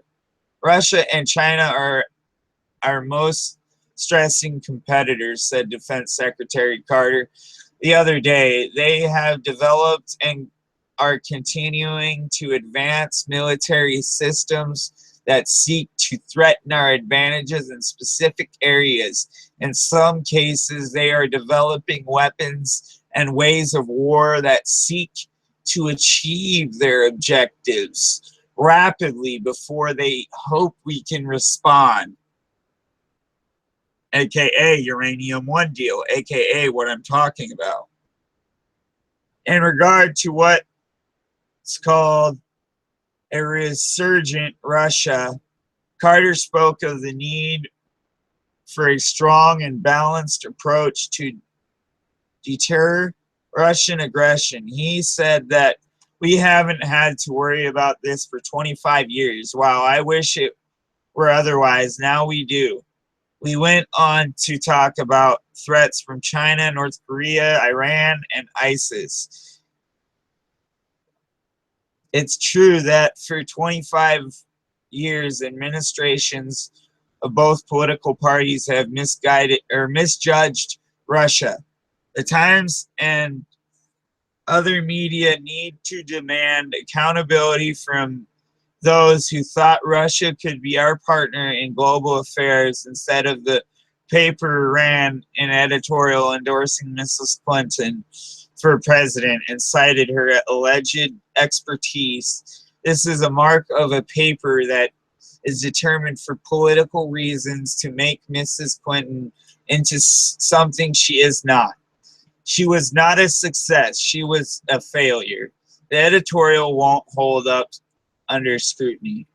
The honest approach would be to analyze why Mrs. Clinton was so wrong about Russia. Interestingly, the Times may have the answer to the question, or to this question, in its own pages. Could it have something to do with the contributions to the Clinton Foundation from Russia interests? The Times itself ran the story. Cash flowed Clinton Foundation amid Russian uranium deal on April 23rd of 2015. And you know where they got this uranium? They got this uranium out of Arizona, and they stole this uranium from Native Americans. Yes, Native Americans hold stock in uranium, ladies and gentlemen. So Native Americans rightfully own that uranium that was sold to Russia. And Russia is pissed about this. Hence what they did at the DNC. It's funny when Russia hacks Hillary Clinton in the DNC in her command prompter. You know, the thing she's reading all her speech off of. You know, the thing that people like James T. Harris and people like Donald Trump don't really use a command prompter. You know, the thing on the television screen, the words in front of them that tells them what to say, you know? Yeah. Maybe I'm saying the wrong words, but they're unscripted, ladies and gentlemen, is what I'm trying to say.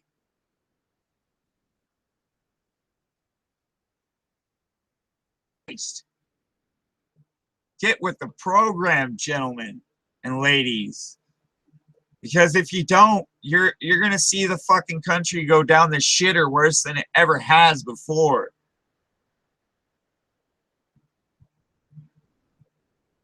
It talks about how Russian President Putin had moved closer to his goal of controlling much of the global uranium supply chain.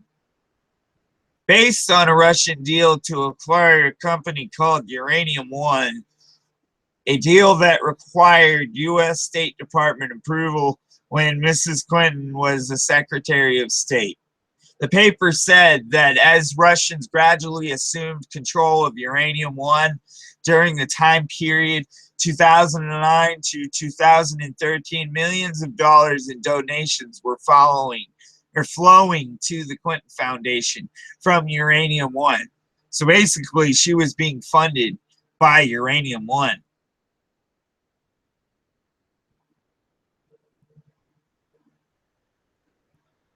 Uranium One's chairman and his family's foundation. Those contributors were not publicly disclosed by the Clintons, despite an arrangement Mrs. Clinton had struck with the Obama White House to publicly identify all donors.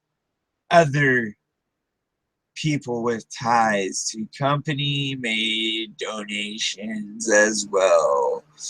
So pay to play, ladies and gents.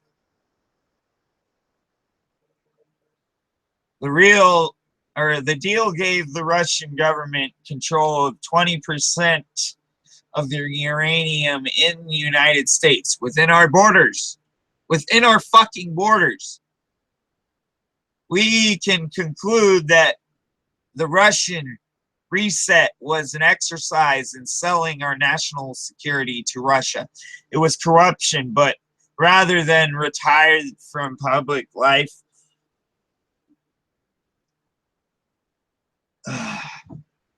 which would have been the honorable thing to do, Hillary Clinton decided to run for the highest office in the land and has the support of the New York Times. She hopes the American people will forget that she did, or what she did. The Times has already done so for political reasons. Today, in order to counter the Russian threat, Secretary Carter is calling for reinforcing our posture in Europe.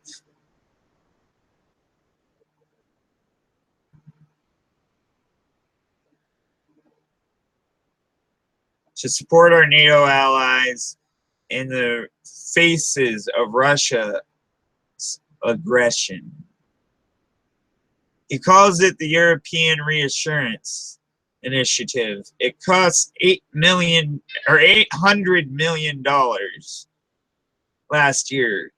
Carter said, and this year's budget request asks for $3.4 billion. The Russian reset will incredibly expensive, or while will be incredibly expensive, but the Clintons already have their millions.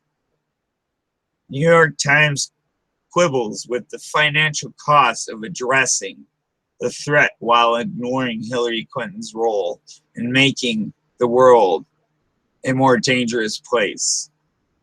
The paper shares in the corruption that the Clintons have specialized in an act, or in fact, the Times has become nothing more than a house organ of Hillary's presidential campaign, just like CNN, just like MSNBC,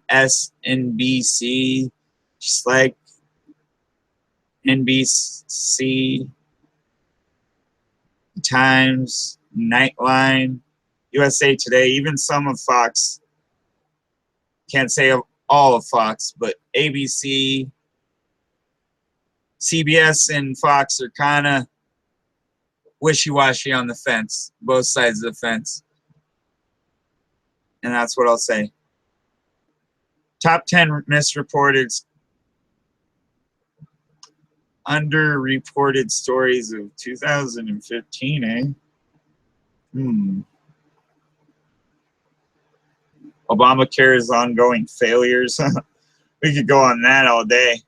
The Iran deal, global warming deal, ignoring Benghazi revelations, blame gun control laws or attackers, the Islamic State, Obama's cybersecurity failures, vetting Hillary Clinton, skewed GOP primaries, securing our skies. Jesus, that's horrible. I could read them all, though. They're the top 10. Why not? Accuracy in the media, by the way. That's where I'm quoting all this from. It's called aim.org.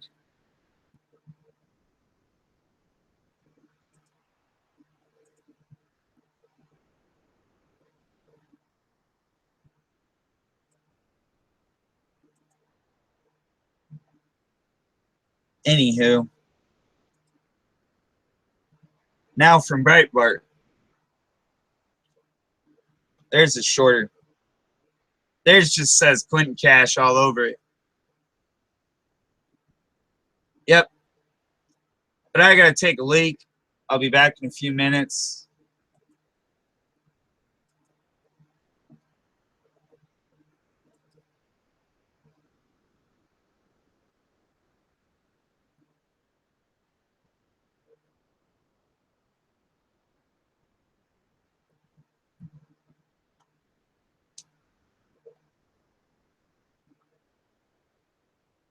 And yeah.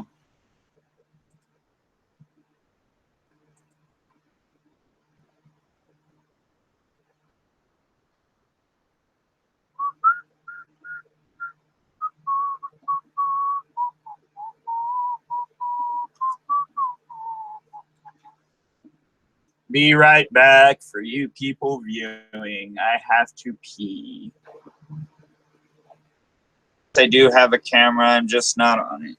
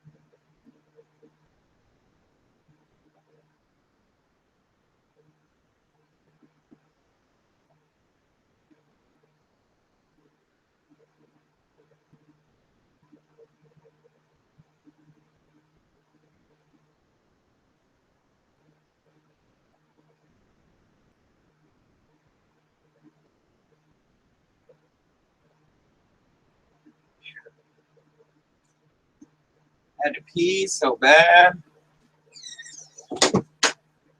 Ouch, almost fell.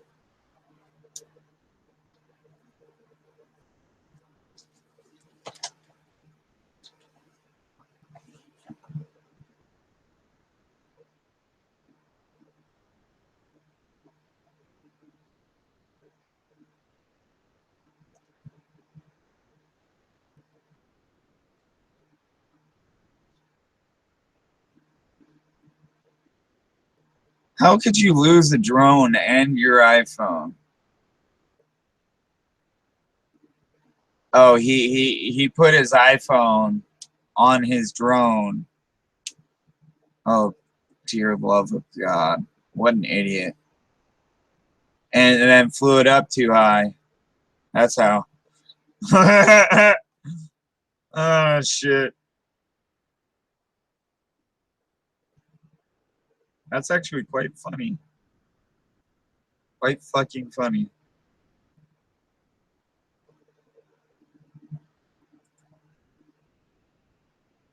For more than a year, the mainstream media has failed to ask Hillary Clinton some very basic questions about a series of extremely troubling deals. Why?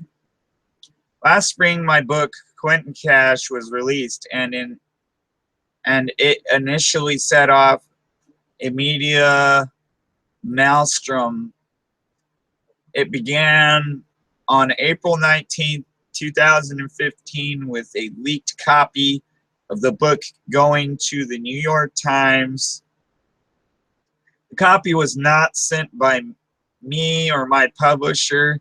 If the Clintons leaked the book with the hopes of having it prematurely dismissed, that proved to be a mistake. The paper called the book the most anticipated and feared book of the political season. The Times went on to note that the book was hardly hysterical attack, or was hardly a hysterical attack on the Clintons, but rather mainly in the voice of a neutral journalist who meticulously documents his sources, including tax records and government documents.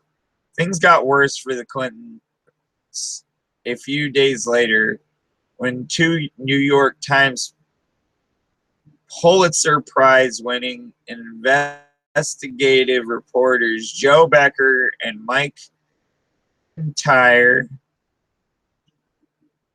took two of the most explosive chapters in the book and did their own digging. What they found confirmed. Hold up.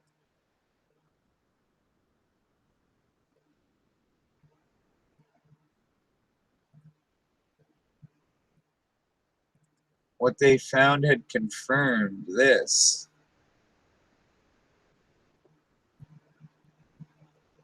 The word confirmed was highlighted, so obviously I have another page to read you after I've read Breitbart.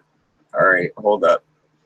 What I had reported, they ran a 3,000 word front page article in the paper confirming that Bill and Hillary Clinton had helped a Canadian financier named Frank Giustra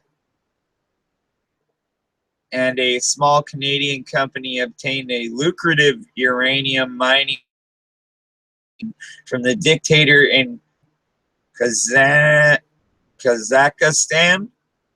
The same Canadian company renamed Uranium One bought uranium concessions in the United States. The Russian government came calling and sought to buy that Canadian company for a price that would mean big profits for Canadian investors. For the Russians to buy that Canadian company, it would require the approval of the Obama administration, including Hillary's State Department, because uranium is a strategically important commodity.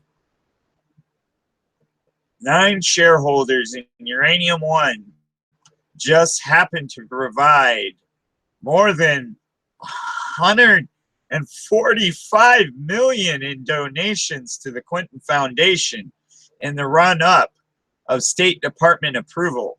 Some of the donations, including those from the chairman of Uranium One, Ian Teller, were kept secret. Even though the Clintons promised to disclose all donations, Hillary's State Department approved the deal. The Russian government now owns 20% of U.S. uranium assets. In short, here was what you might call a radioactive scandal. It included secret donations, the Russian government, foreign financiers, more than $145 million, and Bill and Hillary Clinton, and this was just 2 chapters of the book.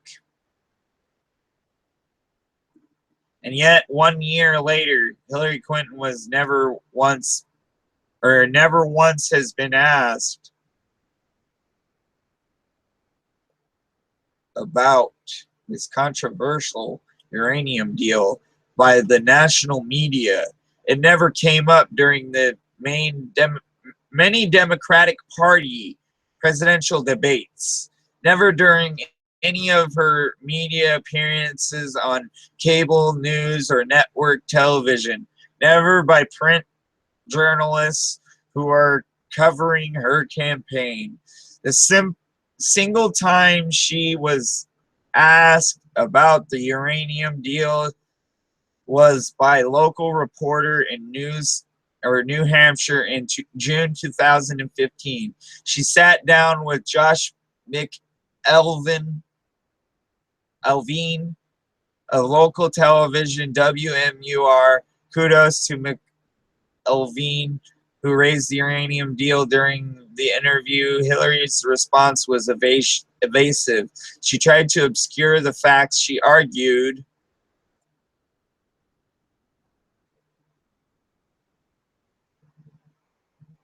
that as Secretary of State, she was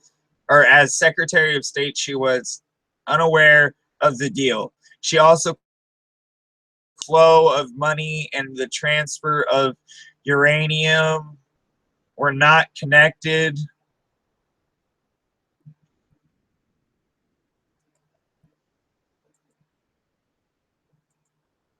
Google Chrome just tried to quit on me. So, hold up.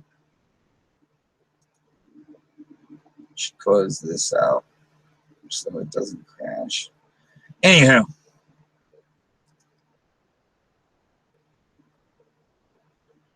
She tried to claim that the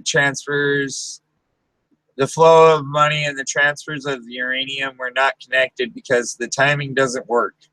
She claimed that the money flowed from Canadians to Clinton Foundation before she was Secretary of State. This is a flat-out untrue lie.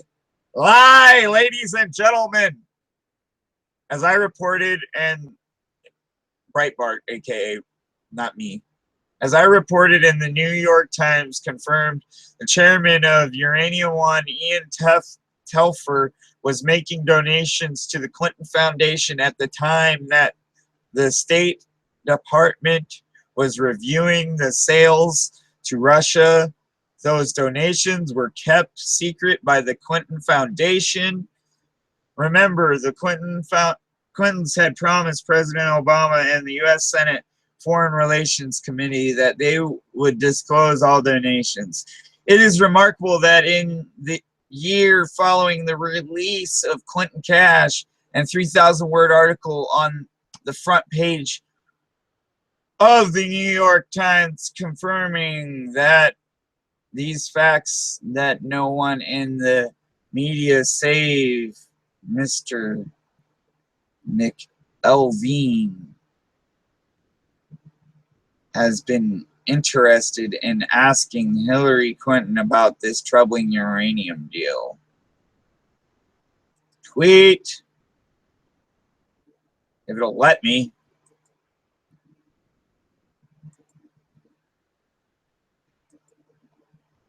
Tweet or share. Yep. Anyhow, you get the point. You get the gist. She's fucking corrupt. And she should never hold an office. Ever.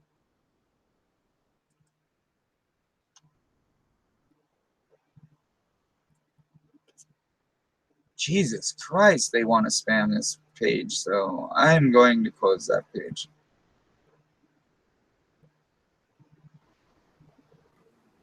What's up? Welcome back. Not too much. Was just reading off, you know, the whole Uranium One deal. Obviously, people were unaware about that. The reason why Hillary should not be president ever.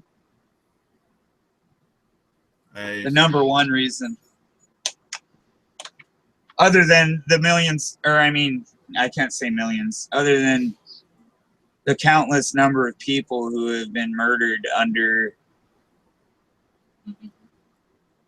the Obama administration and her reign of terror, aka Clinton Foundation. Right.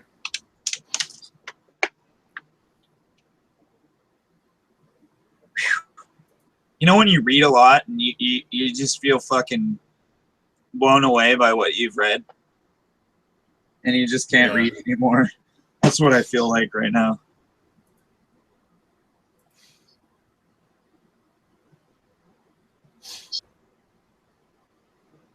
You know what's funny? Huh. Here's one of the, or here's top 5 and 10 reasons for, or 10, oh, hold on. Special report, top 10 misreported or unreported stories of 2015 that are privy to this day. Blame gun control laws or the attacker. President Obama and his loyal media brigade are fond of arguing of gun control in wake of attacks on Americans, regardless of whether gun control laws would actually have helped to prevent murder. And of course, what's also routine is that somebody somewhere will comment and say Obama politicized the issue. this issue asserted President Obama after the PQ community college shooting in Oregon. Well, this is something we should politicize. He said, calling upon the media to tally up the number of people killed by gun violence and as opposed to terrorism. When Kate, hold on, I can't read that last name, Steinle died in California, it was at the hands of an illegal alien who had been convicted of 7 times and deported 5 times to Mexico. In some of these cases, the attack is the fault of a criminal, illegal alien released back onto the streets, jihadist, or a crazed son of stealing guns from his mother. The media is so fond of promoting gun control need to explain what law exactly would have prevented the recent series of mass shootings, Tennessee,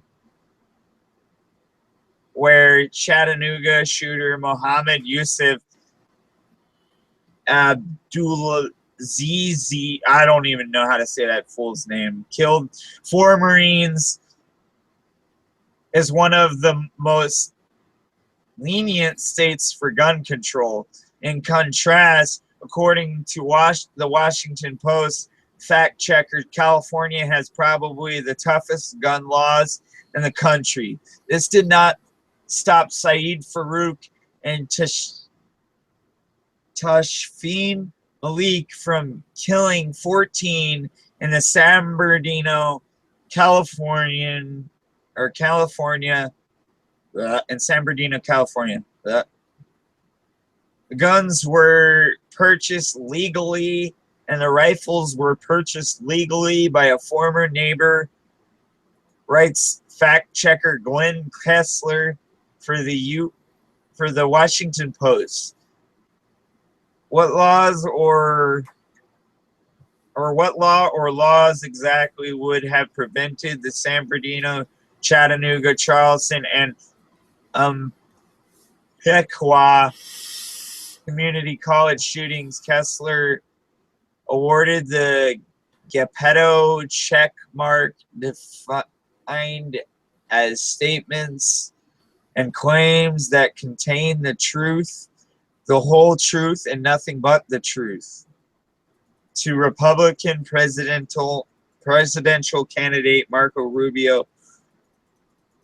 Florida claimed that no recent major mass shootings could have been prevented through gun laws.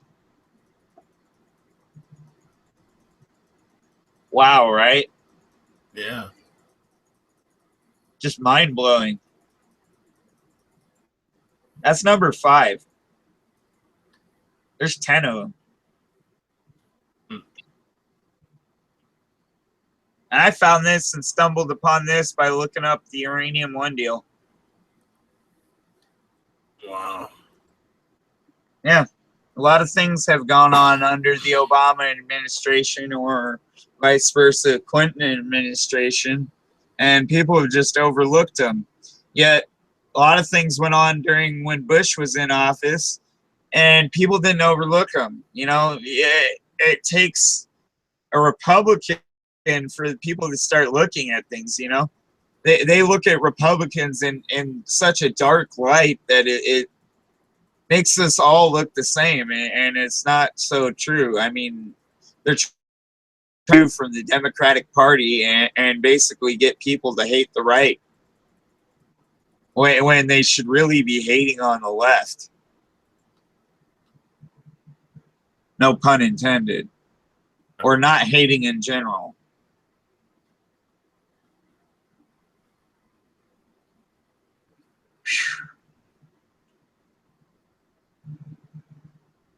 I guess this goes till 12 o'clock our time, so I was just letting you know. Ah, cool. I started it at 5, so it gave it a good even time. Right. I could edit that because I put it at only 7 hours, but fuck it, right? Yeah.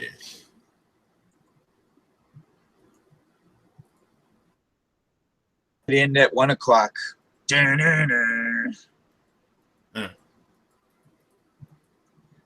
Vaughn would probably come in, but he'll probably end up starting his own 1 o'clock.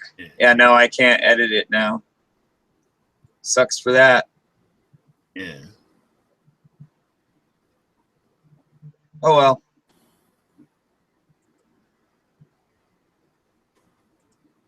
Yeah. I actually think I'm gonna lie down. I ate too much. What'd you eat? Fried rice. Fried rice. Uh, See, my sister-in-law broke her foot tonight, and kind of wondering if she's okay, but also wondering when her and my mom are gonna get back. oh.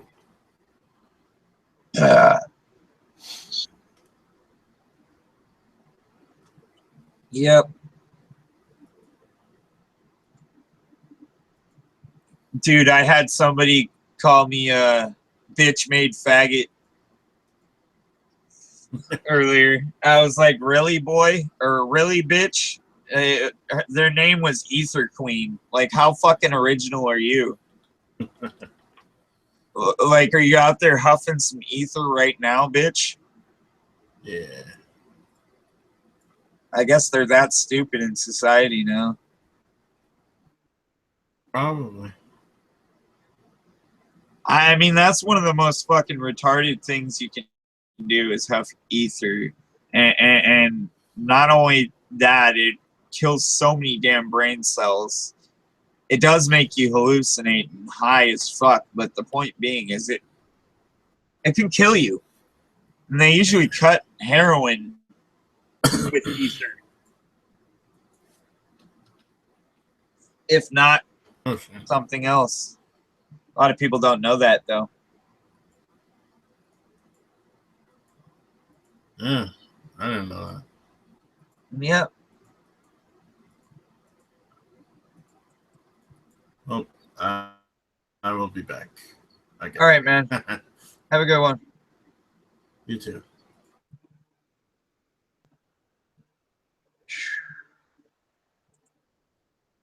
Anywho.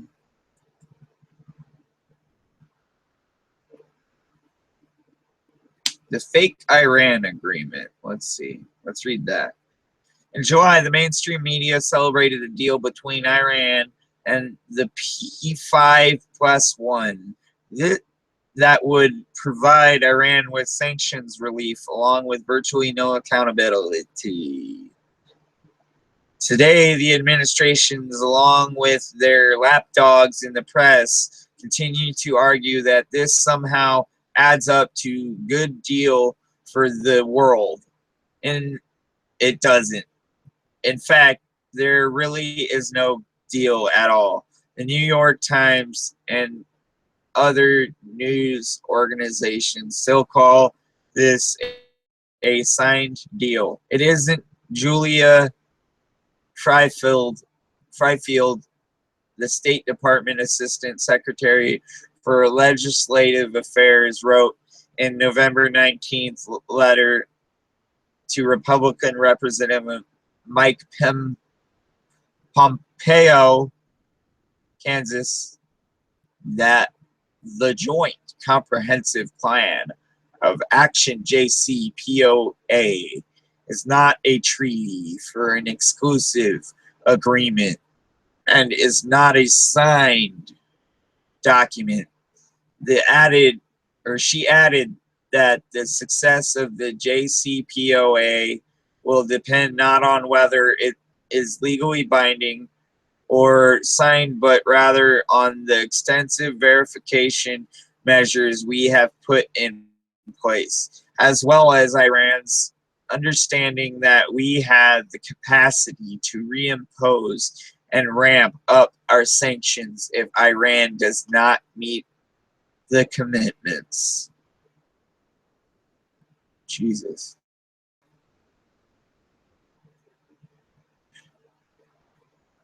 Such facial arguments expose the deal as a sham.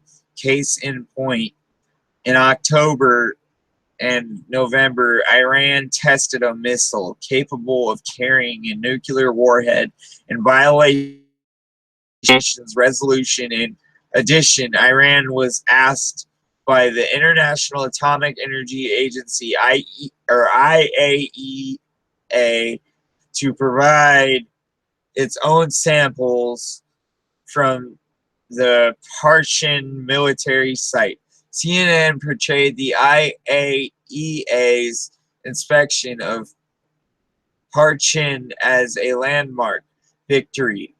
Although the inspectors entered an empty facility containing no equipment, the fact is that this deal, for all intents and purposes, can be interpreted by the Iranians as whatever they want it to be. In December 28th article, in a December 28th article, the New York Times cited an Iranian shipment of low-enriched uranium to Russia as one of the biggest achievements in President Obama's foreign policy, recorded. As we demonstrated in a recent article, this achievement is in fact dangerous, or a dangerous hoax, in which the Obama administration and the Iranian mullahs are equally invested. Here is what the December 28th Times article says. Iran is disassembling centrifuges which enrich uranium and disabling a plutonium reactor, among other steps that are required under the nuclear agreement struck in July. Besides the fact that no deal was struck, meaning signed, this is what the Iranian foreign minister said about those two issues from the recent New Yorker magazine interview with Iranian Foreign Minister Zarif that links to in my recent article, aka Accuracy in Media.org.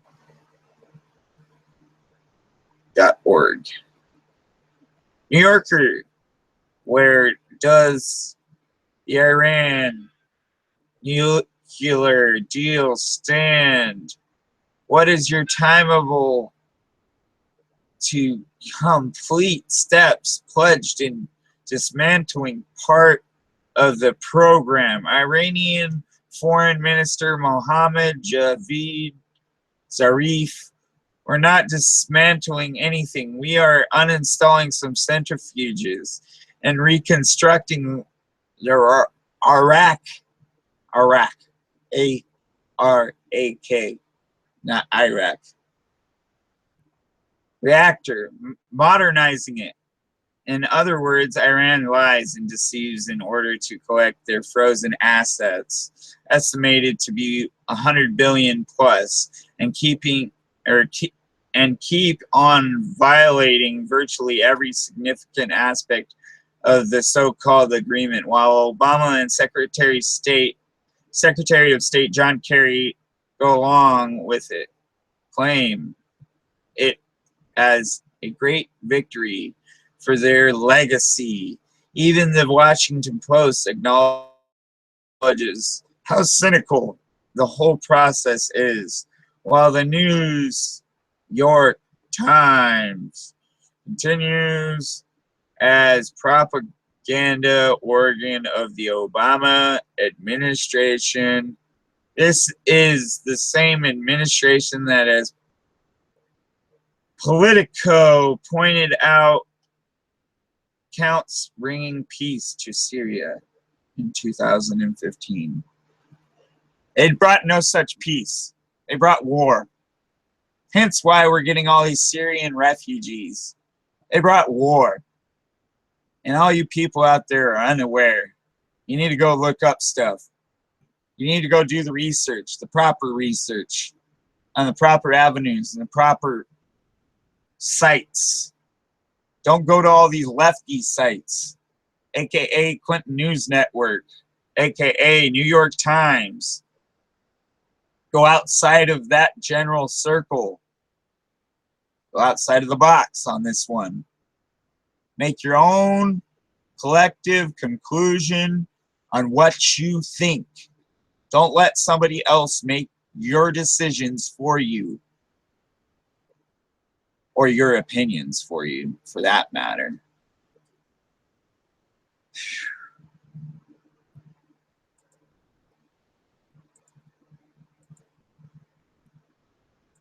Anywho, these people don't understand today. They just don't understand.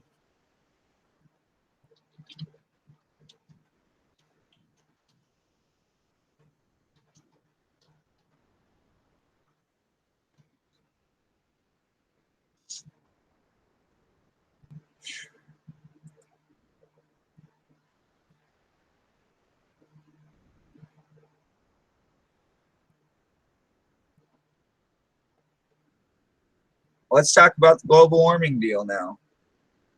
At the conclusion of the COP, Conference of Parties, 21 conferences in Paris, the international community was re-engineered to fight climate change with calls to commit 100 billion annually to slush fund for poorer countries. This bribe or ransom money aligns well with the president's plan to boost his legacy at the expense of our country. He can claim that he did something to conquer climate change.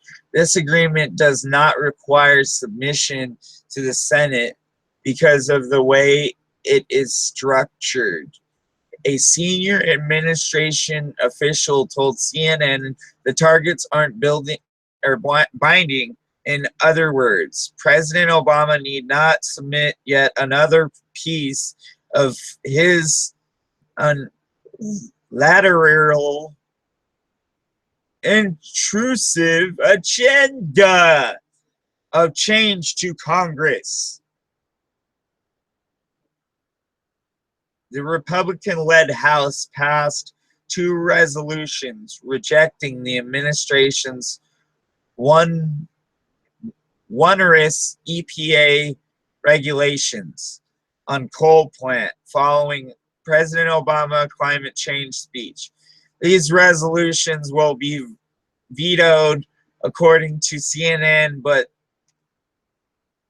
the focus of the media remains countering skeptics, boosting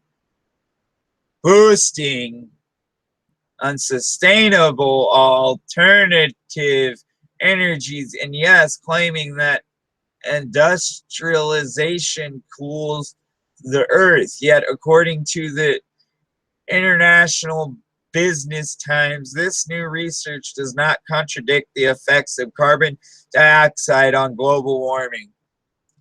For the climate change believers in the press, nothing can contradict the religion of global warming. Yeah, it's a religion? Wow.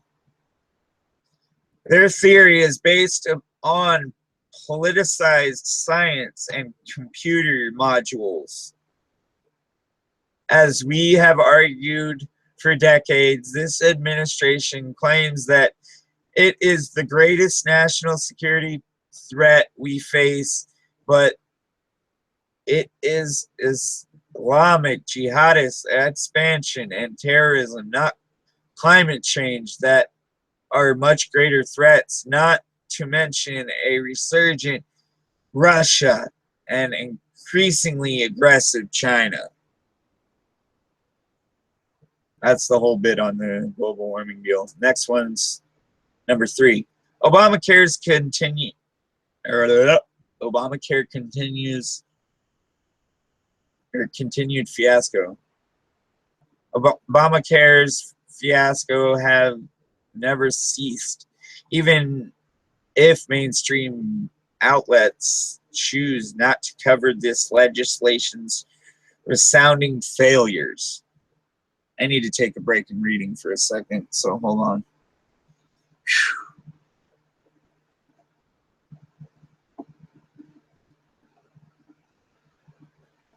Resounding failures. When news broke that MIT economist Jonathan Gruber's email exchanges with the White House amounted to at least 20,000 pages, this revelation was met with near complete blackout by the mainstream media. But when the King v. Burwell, a case which could have struck a crippling blow to Obamacare, went before the Supreme Court, the media misled the public and policymakers about this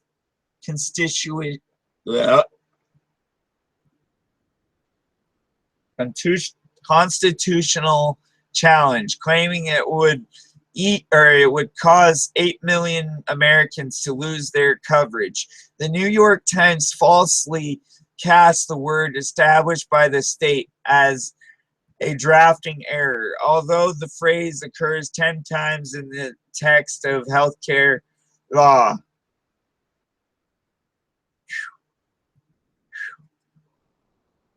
Takes me a lot to read that much, all right? I'm just going to put it like that. That's a lot to read.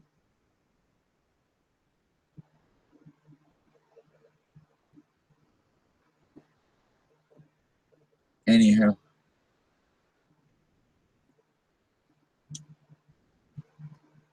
I should go see how many people have commented.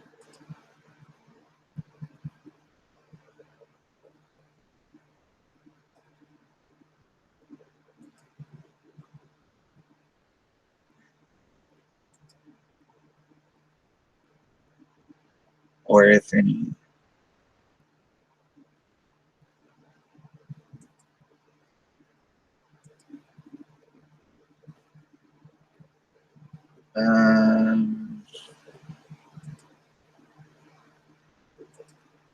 Why am I watching on this one? I don't know if that makes any sense. Okie dokie.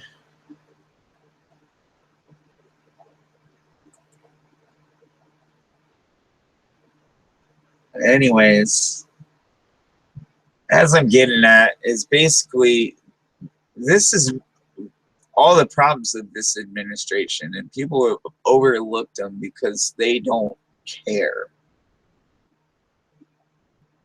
And it's pretty freaking sad that they don't care, because they should care. I mean, this should be like major issues, but they're not. And for you people out there who are tuning in and all that, make sure you like and subscribe. I know it's just a picture right now, but I'm just over here not wanting to be on camera. Legit. I know that's a lot. I've been on camera most of the day, so there you go. Anyways, we'll get back to the matter at hand. I just wanted to see if anybody commented yet, or in the last 20 minutes to an hour. And obviously no one has.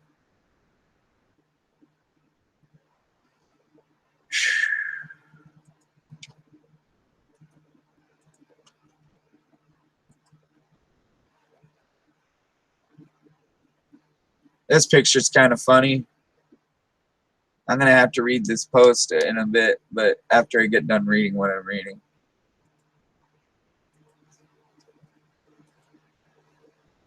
I'm going to have to watch this video later.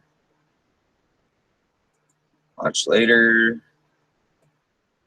Learning from others.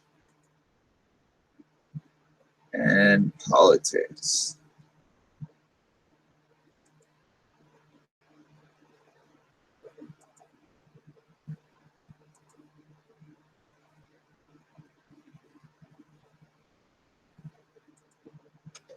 Anywho, back to the matter at hand. Obamacare's continued fiasco.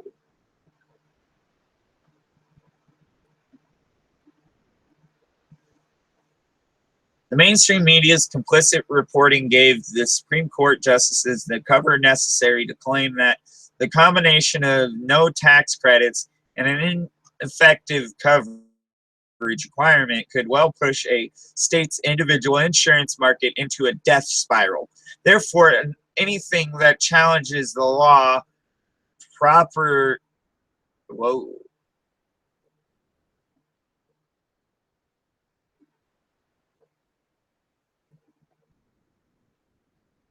functioning could not be the original, or hold up, challenges the law's proper functioning could not be the original intention of lawmakers. It is implausible that Congress meant the act to operate in this manner. It is no wonder that Justice Antonin Scalia commended his colleagues' majority ruling as creating "to scare." Despite the Supreme Court efforts to keep Obamacare alive, parts of the law continue to fail. Average Americans, out of the 23 co-ops largely funded through Obamacare by federal loan, 12 will no longer offer policies after this year, reports Political Fact. Co-ops are a new type of private nonprofit healthcare insurer created by Obamacare. God damn it. Damn you, Obama.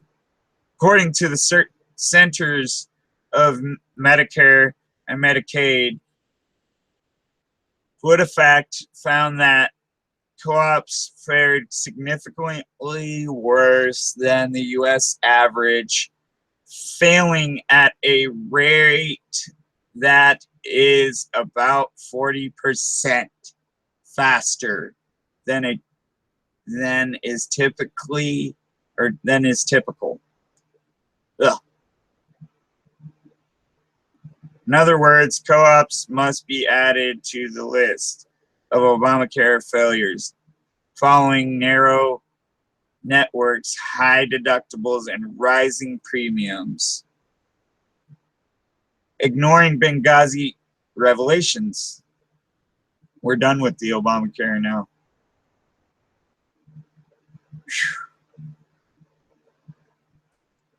I got 5 viewers talking about Obamacare.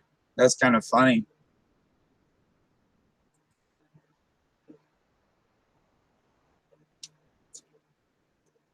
Anyhow.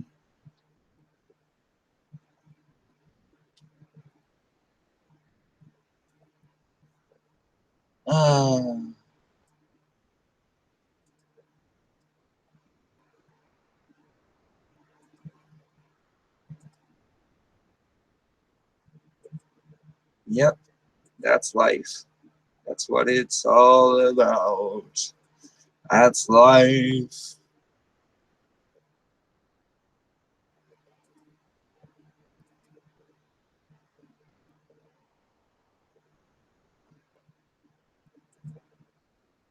Okay.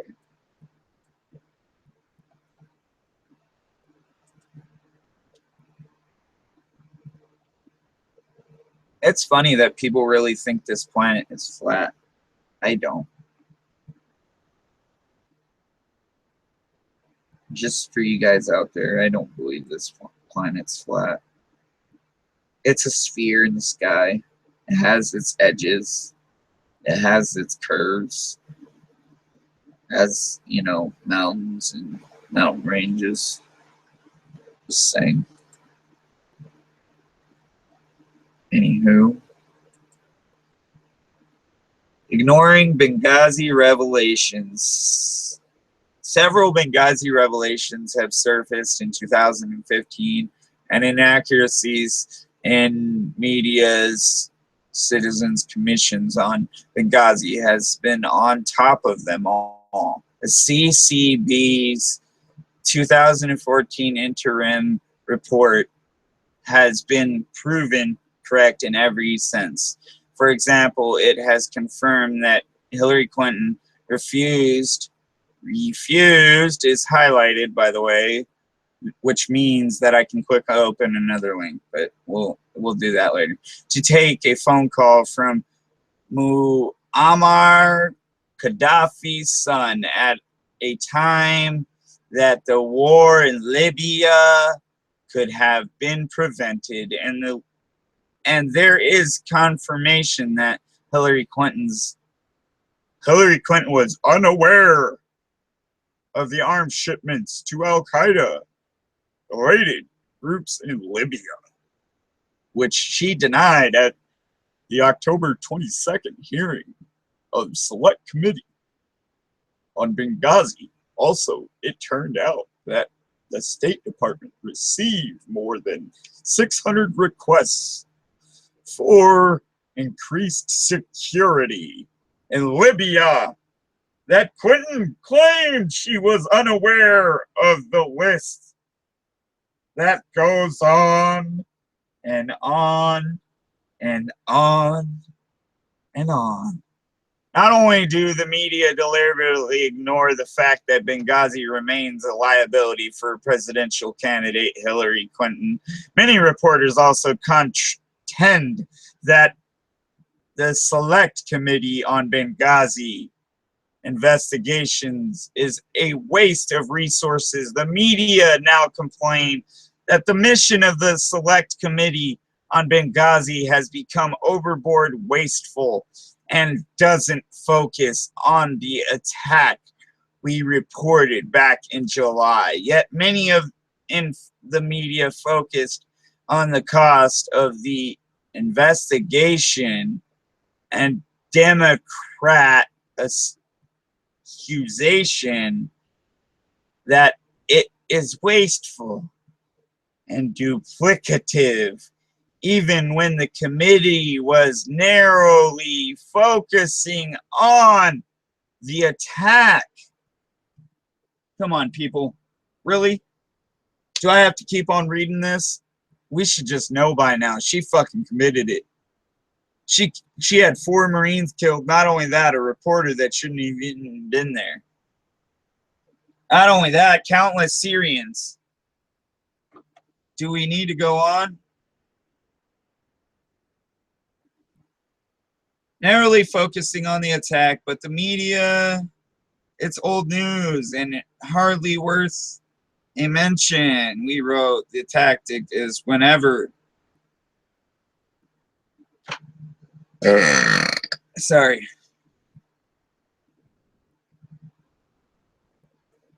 The tactic is whenever possible to repeat assertions by various administrations supporters that Benghazi investigation is a partisan witch hunt.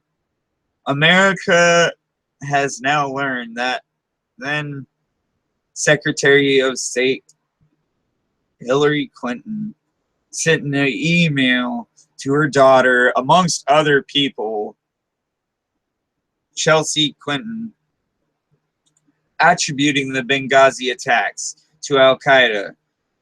She also contacted the Egyptian Prime Minister and said it was a planned attack, not a protest. Based on the information we saw today, we believe that the group that claimed responsibility of this affiliated with Al-Qaeda. Secretary Clinton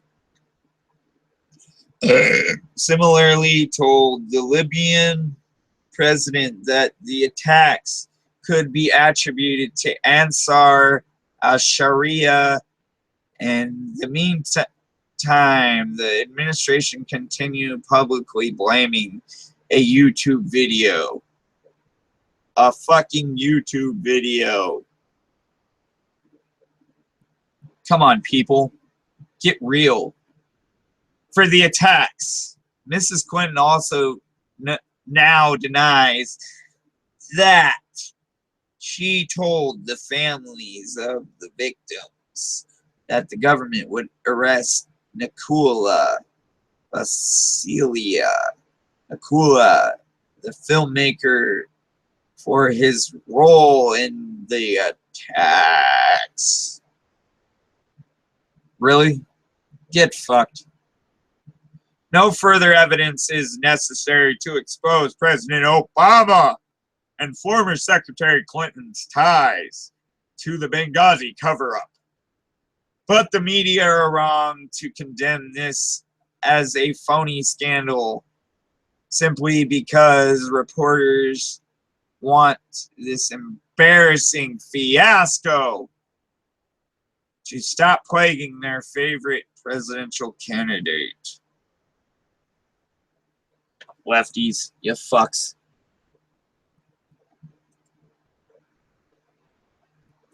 Yeah, I said it.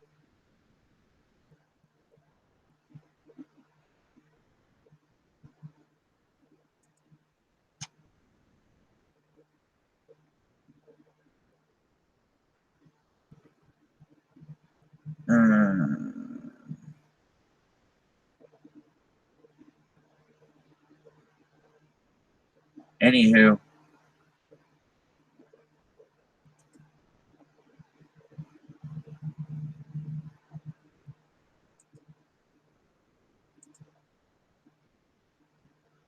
Yeah, really, I wouldn't be able to join if I tried, or if I dropped connection right now. That would suck.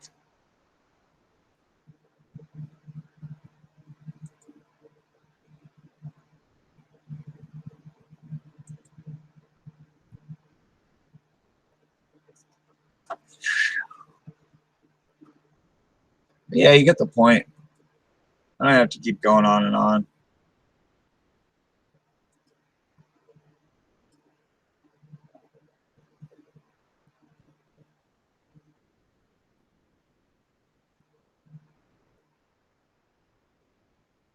You guys get the point. You know what I mean. I'm anti-Hillary. I'm fucking pro-Trump. And anybody who comes at me saying I should vote for Gary Johnson, get fucked. Because he believes in the same shit that fucking Obama believes in. And it's sad. It saddens me that you guys actually believe Hillary and Gary are any different than Obama, because Hillary and Gary both believe in open borders. Both of them.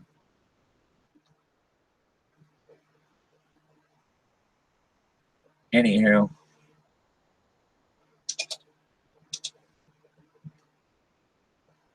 Point being is,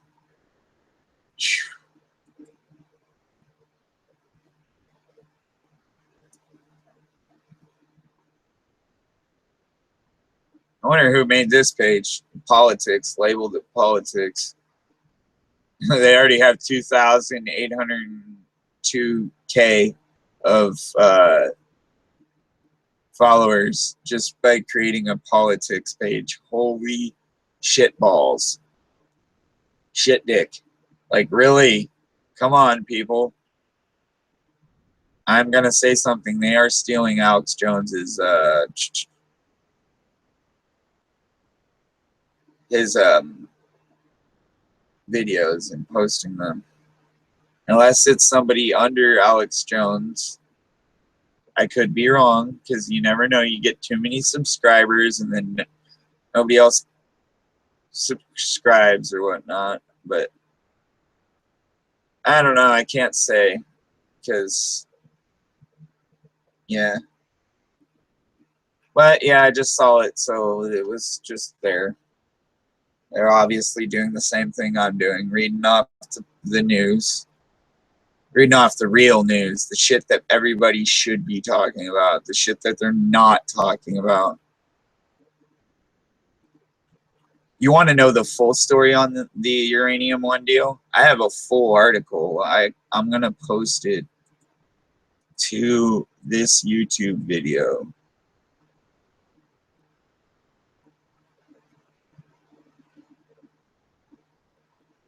Anyhow, I had a piss. Again.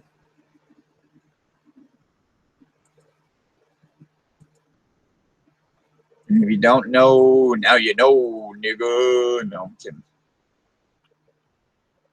That was a joke, ladies. That was a joke.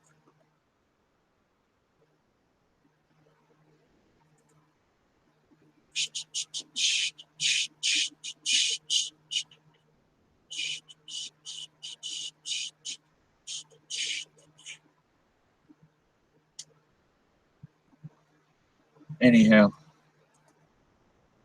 Paste. Post. There you go, uranium one deal.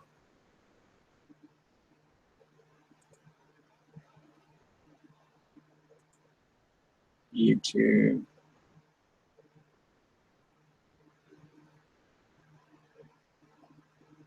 This is what I really wanted to talk about tonight. So, and you know what? I know it sounds like a lot, but it is a lot.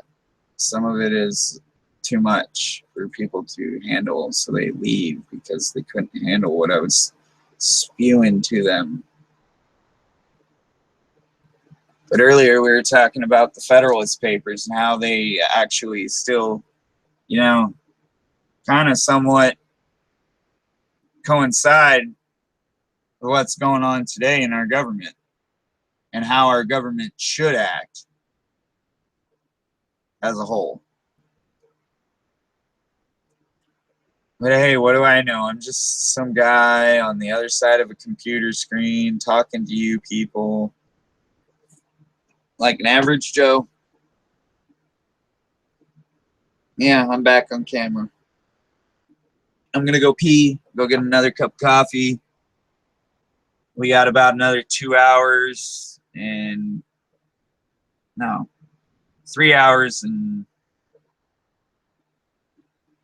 15 minutes.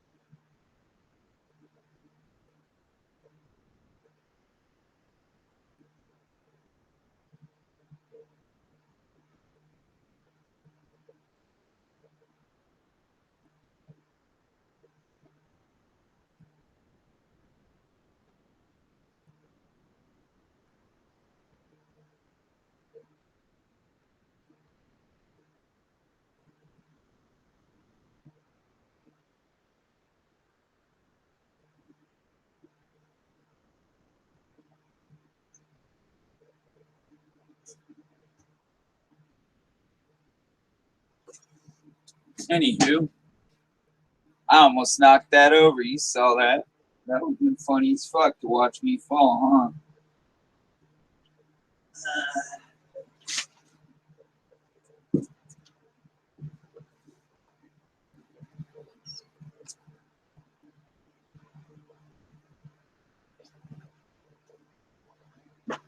Those shoes need to be washed, so I had to put them up out of the way.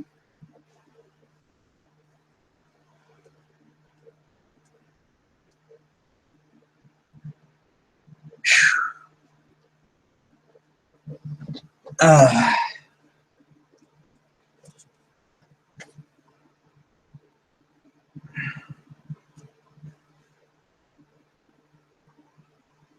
that's cool. Urban farmer Curtis Stone shows you how to turn your lawn into farm. Just heads up for anybody out there who likes doing that kind of shit. Anywho, let's get back to the matter at hand. We already touched on the gun control one. That was the first one I read, actually. The Islamic State. I've been waiting to read this one. The Islamic State. Last year, Press Secretary Josh Earnest falsely claimed that President Obama didn't mean just the Islamic State when he spoke about jihadists who were engaged in various local power struggles and disputes. Often, Secretarian time, the Washington Post, Glenn Kessler awarded Ernest thereby the Obama administration an embarrassing 4 Pinocchios for an obvious lie. President Obama's original comments were meant to differentiate between terrorists who target the near enemy within their own nations or region, and those intent on killing Americans. But after the Paris attacks and San Bernardino attacks and California shooting, it seems that ISIS and those inspired by ISIS have begun to focus on the enemy, or the far enemy, the Western powers, including America. Reporting on ISIS-sponsored or ISIS-inspired attacks is easy for the press, but members of the mainstream media refuse to address the larger issue of the Islamic jihadist terrorism and the number of hostile jihadists overall. Now, as the Islamic State continues to hold large swaths of Syria and Iraq, the administration and the media both refuse to condemn ISIS for what it really is. One of the many branches of the Islamic jihadist groups, the Islamic State, need not necessarily win in either Syria or Iraq in order for there to be terror attacks against Americans. ISIS could be replaced by other Islamic jihadists once defeated. Whether we like it or not, ISIS currently plays a role in the balancing act of Shia and Sunni in the Middle East, wrote Citizens Commissions on Benghazi members Pete Hocastra and Claire Lopez. What happens to equilibrium is removed from equation, or what happens to the equilibrium once it's removed from the equation. The Obama administration has already demonstrated its proclivity to side with the wrong party, Al-Qaeda and Muslim Brotherhood in Libya and Egypt. they continue, we should not allow ourselves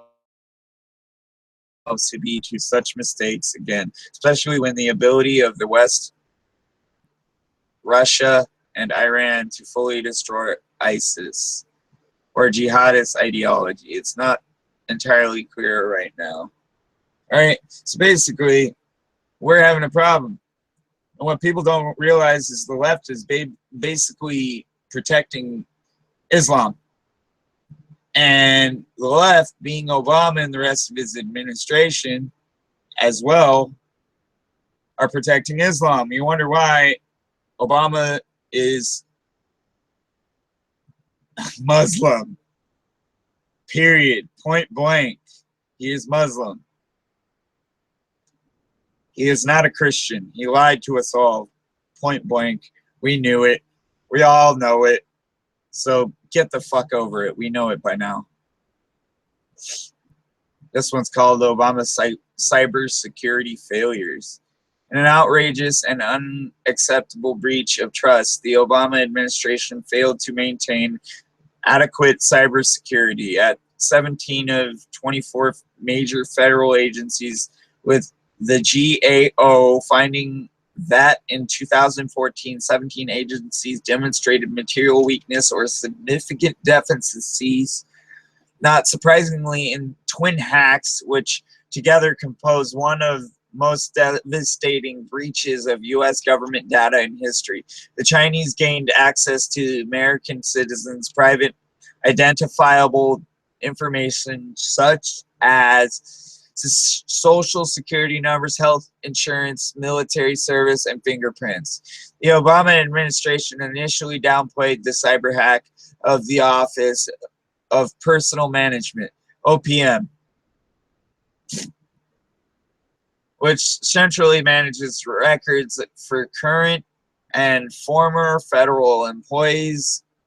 We reported it did so even though it had missed the hack for at least 4 months, if not more, until company Cytec Services, which was conducted a sales demonstration, found malware in OPM system that could have been there for a year or more.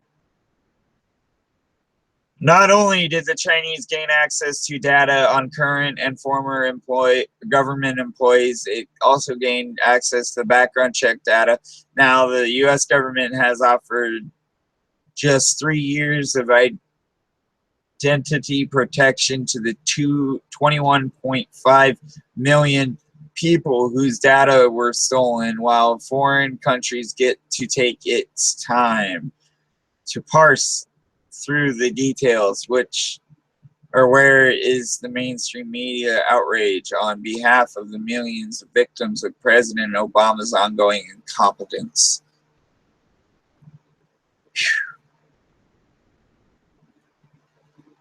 There's only 3 more of them, but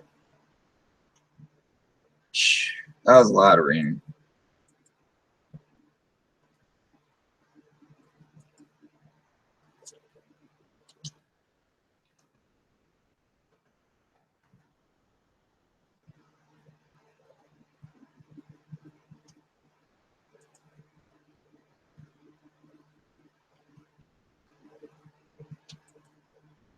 Mm-mm.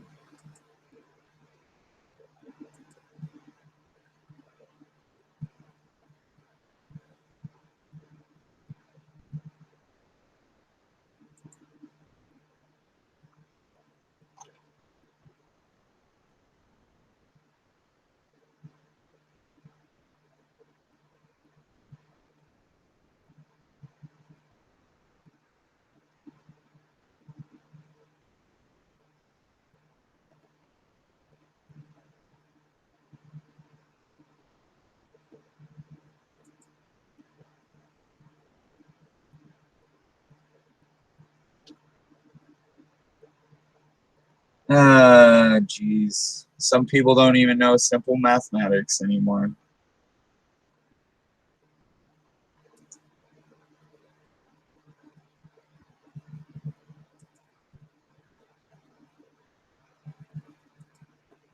Anywho, My voice is kind of...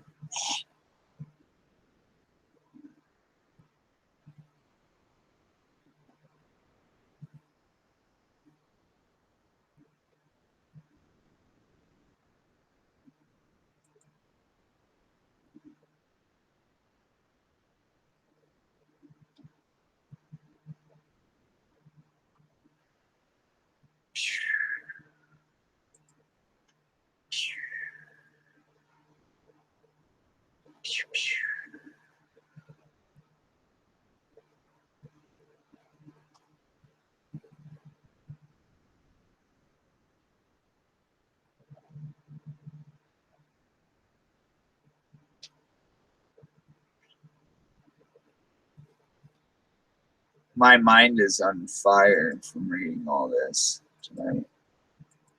It's just racing. Anywho, you want me to read the full article on the Uranium One deal? I will. I am down.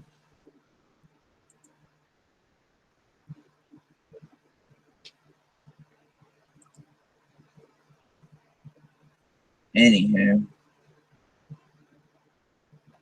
I should share that too. That would be a smart idea.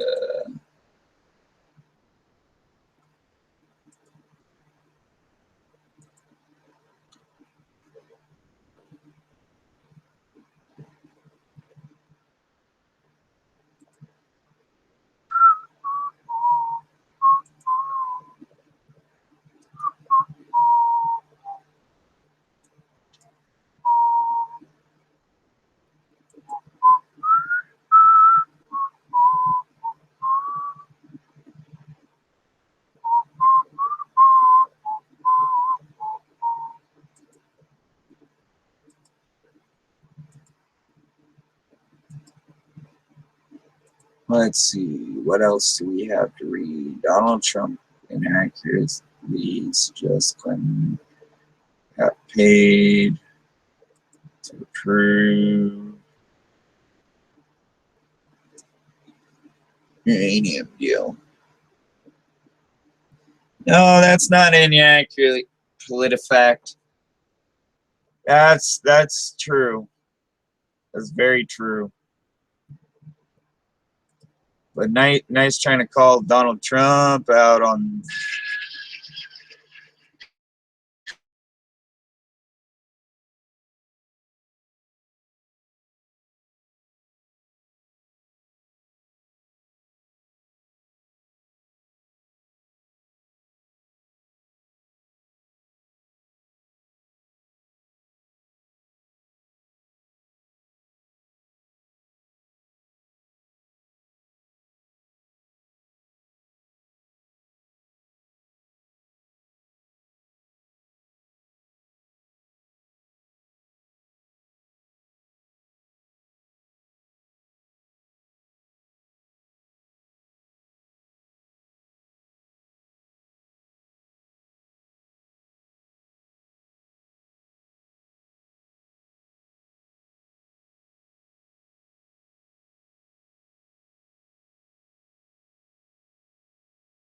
Saw that one coming. It crashed me like hot liver. Anywho, back to what we were at before it crashed. PolitiFact fucking crashed my computer. That's one thing you should know. Because obviously some people don't like what they are saying, vice versa. And yeah, you get the point.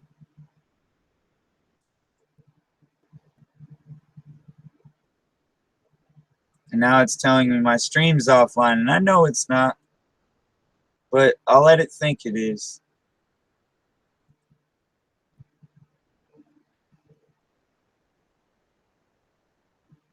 And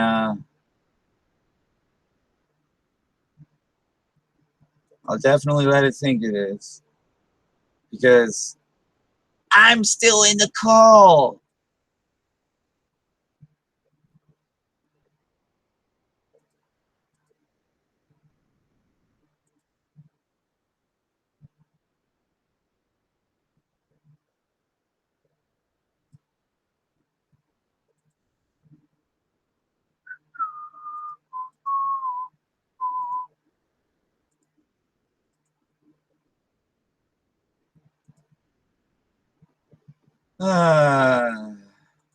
Let's see if this helps a little. Just going back to not being on camera, because I noticed it doesn't lag as much when I'm not on camera, to whereas when I am on camera, it lags a little bit harder.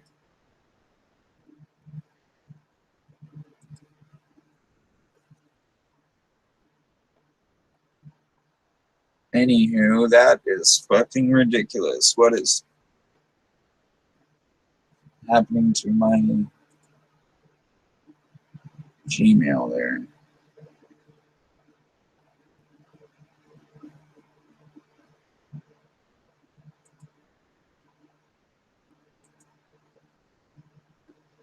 Wizard keeps trying to pull me back like I'm their little whore.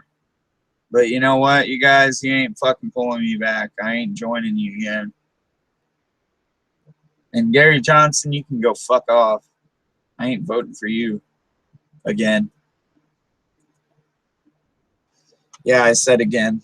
You heard me. You heard me correct. I will never vote for your ass ever again. That's how fucking pathetic you are of an excuse as a presidential candidate. Never ever again.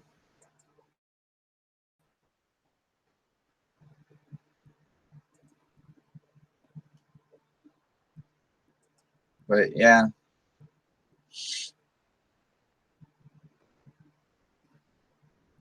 Point being, we're over in 2 hours, so I just thought I'd let you guys know.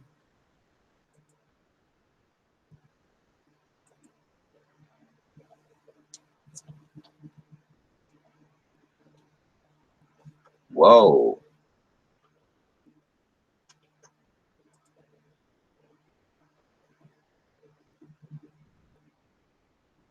My email is really fucking acting funky. It's syncing.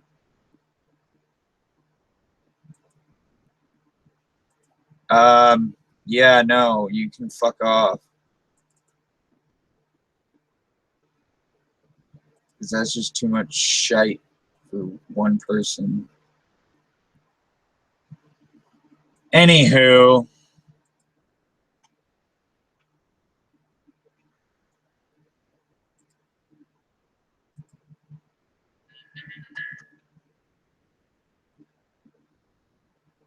Dismiss. I don't know why that even popped up. You're annoying the fucking piss out of me. Email.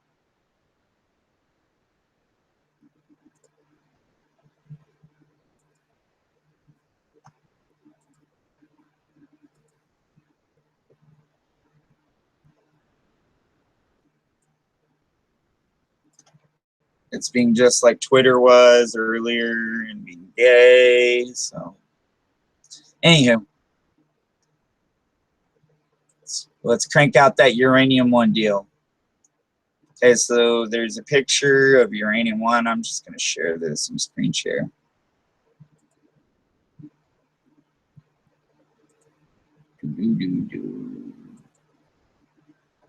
Anywho. Cash flowed to Clinton Foundation amid Russian uranium deal. The headline on the website Pravda trumpeted President Vladimir V. Putin latest coup up. Its nationalistic fervor recalling an era when its precursor served as the official mouthpiece of the Kremlin,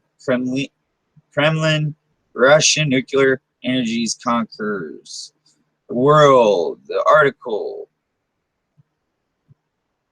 in January 2013 detailed how the Russian atomic energy Rosatom had taken over a Canadian company with uranium stakes.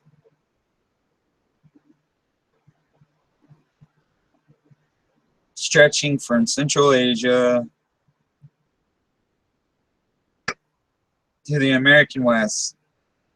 The deal made Rosatom one of the world's largest uranium producers and brought Mr. Putin closer to his goal of controlling much of the global uranium supply chain.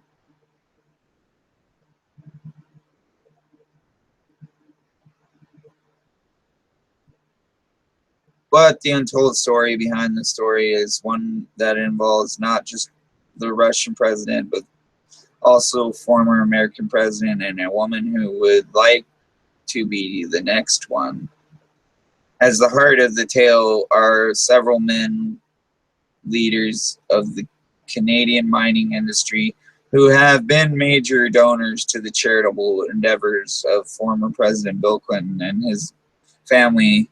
Members of that group built, financed, and eventually sold off the Russian company that would become known as Uranium One. Beyond mines in Kazakhstan that are among the most lucrative in the world, the sale gave the Russian control of 1/5 of all uranium production's capacity in the United States, since uranium is considered a strategic asset with implications that for national security. The deal had to be approved by a committee composed of representatives from a number of United States government agencies. Among the agencies that eventually signed off was State Department, and then headed by Mr. Clinton's wife, Hillary Rodham Clinton.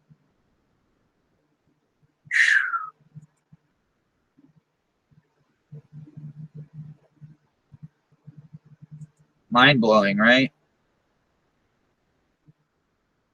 Anywho,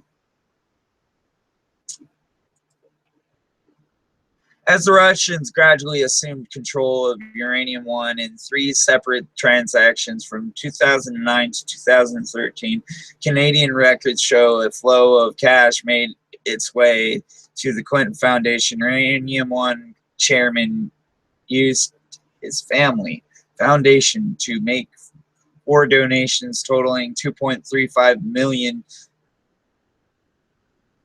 Those contributions were not publicly disclosed by the Clintons, despite an agreement, not arrangement, Ms. Clinton had struck with the Obama White House to publicly identify all donors, people with ties to the company made donation as well. That's a lot to read. Sorry.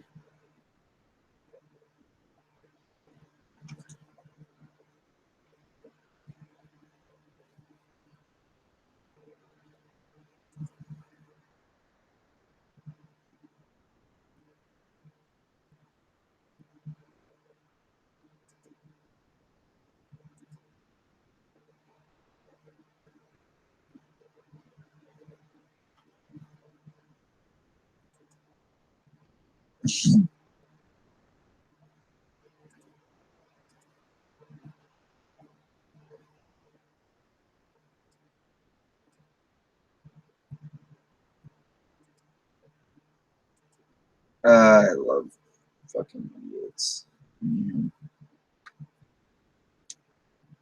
Sorry, I was reading the comment from earlier that somebody just so lovely had to comment on my page because they were a fucking hater. Oh, you're a part of Black Lives Matter. Oh, you know, that's your problem, bitch. Get the fuck over yourself.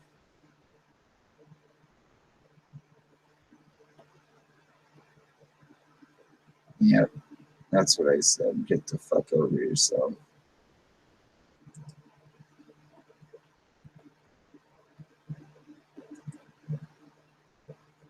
I'm not sharing the link to people I don't know right now, so you can watch me, because I don't allow trolls.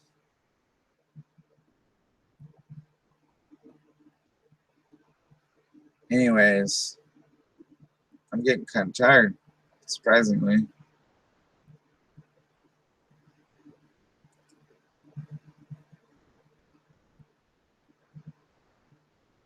I could really use that. Exploding arrowhead bow mag, 357 Magnum. That would be badass.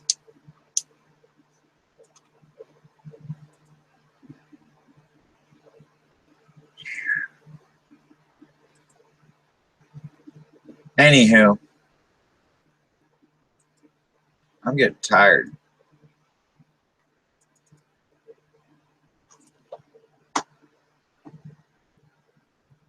Whoa, almost fell backwards in my chair. That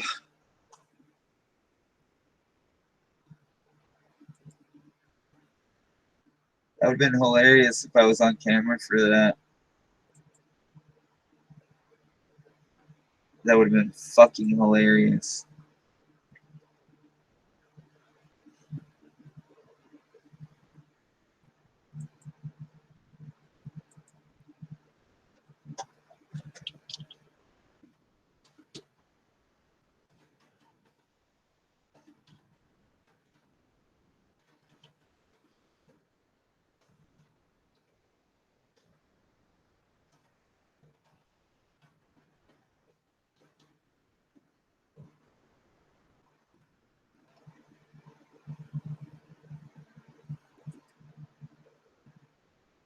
Why is it not allowing me to post on my own damn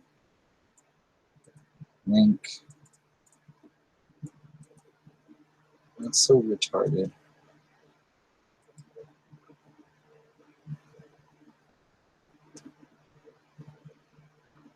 I must have to change my settings again.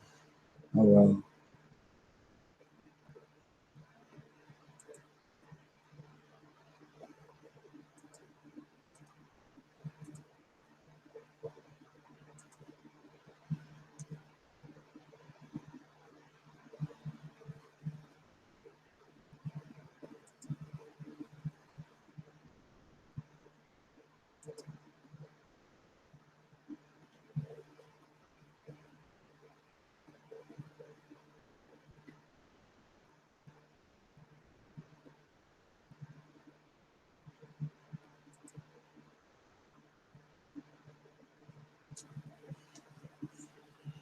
And shortly after the Russians announced their intention to acquire a majority stake in Uranium One, Mr. Clinton received $500,000 for a Moscow speech from Russian investment bank with the links to Kremlin that was promoting Uranium One stock.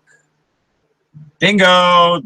The answer that they were funding the Clinton Foundation and Uranium One with, or the Clinton Foundation with Uranium One's money. Put two and two together. Connect the dots, people. Come on, connect the dots. If you don't ever connect the dots, what are you ever going to do? You're going to sit there fucking blind in the dark, sitting there like every other person in this damn country, believing every little lie the media tells you and feeds you because you're a brainwashed fucking baby.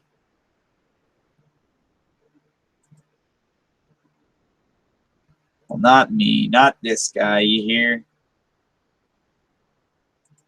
And never will I ever be brainwashed. Because it's ridiculous to think that you're going to get anywhere in life ever being brainwashed. You're never going to get anywhere in life being brainwashed. You're going to be behind.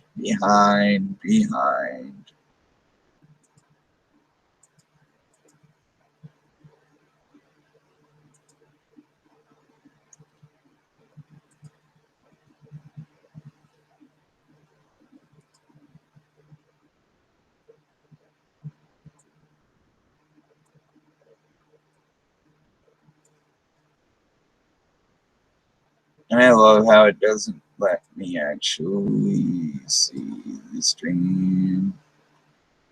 Restore chat.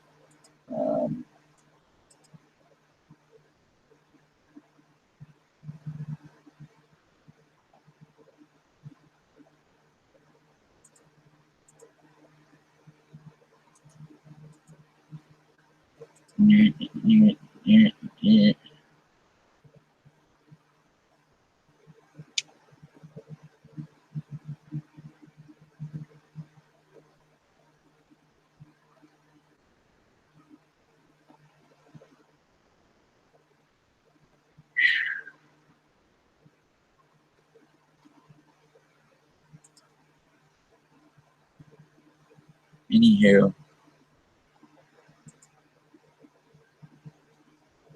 At the time, both Rosatom and the United States government made promises intended to ease concerns about ceding control of the company's assets to the Russians.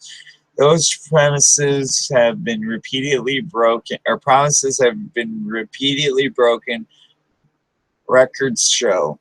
The New York Times examination of the Uranium One deal is based on dozens of interviews, as well as review of public records and securities filings and Canada, Russia, and the United States. Some of the connections between Uranium One and the Clinton Foundation were unearthed by Peter Schuizer, a former fellow at the Wright Learning Hoover Institution and author of a forthcoming book, Quentin Cash.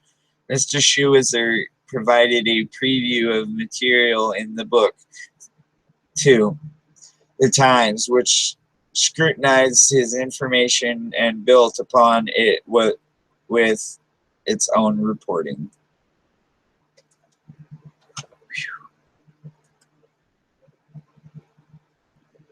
A lot of reading. Whether the donations played any role in the approval of the Uranium One deal, they did. We all know they did. Is unknown, but the episode underscores the special ethical challenges presented by the Clinton Foundation, headed by a former president who relied heavily on foreign cash to accumulate $250 million in assets, even as his wife helped steer American foreign policy as Secretary of State, presiding over decisions with potential to benefit the foundation donors. Wow, a bunch of corruption. That's what I'm reading. That's all I keep reading is corruption, corruption, corruption. Hey, more corruption. When does it end? In a statement, Brian Fallone, a spokesman for Mrs. Clinton presidential campaign, said no one has ever produced a shred of evidence supporting the theory that Hillary Clinton ever took action as Secretary of State to support the interests of donors to Clinton Foundation. He emphasized that multiple United States agencies, as well as the Canadian government, had signed off on the deal, and that in general, such were handled at the level below the secretary. Really? You guys believe that? To suggest the State Department under then Secretary Clinton exerted undue influences in the U.S. government review of the sale of Uranium One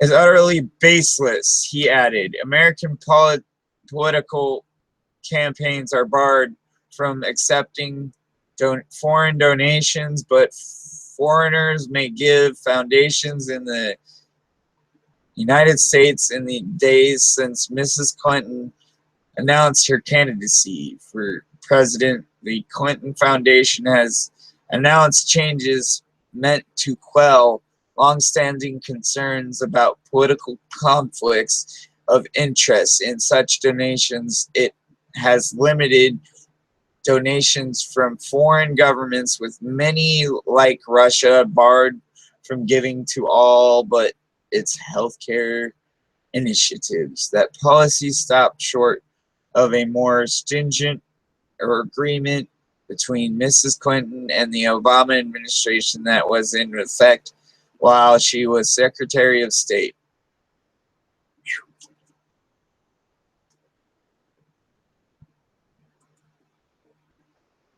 That's a lot of reading, people.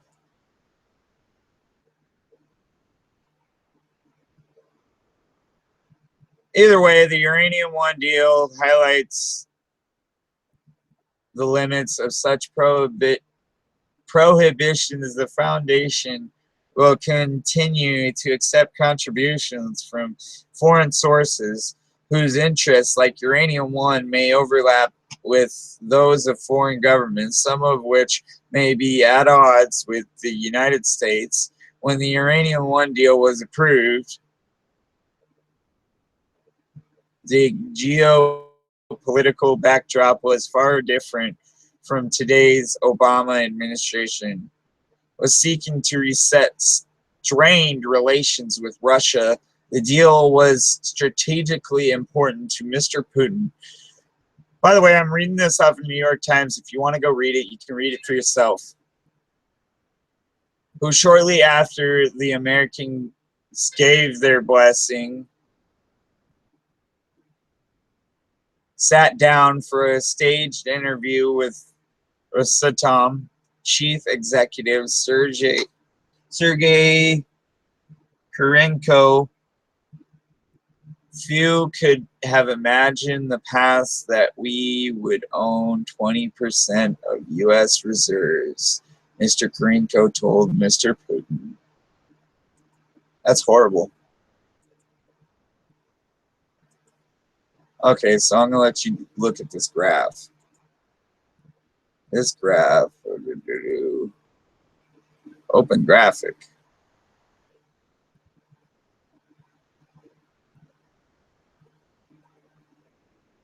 Oh, actually, I'll read the graphic. Anyways, donations to the Clinton Foundation and a Russian uranium takeover. Uranium investors' efforts to buy mining assets in Kazakhstan and the United States led to a takeover bid by a Russian state-owned energy company.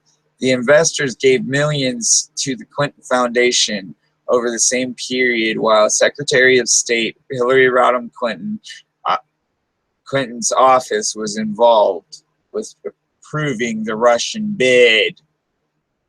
Uranium investors, September 2005, Frank Gustra, a Canadian mining financier, wins a major uranium deal in Kazakhstan for his company, Eurasia, days after visiting the country.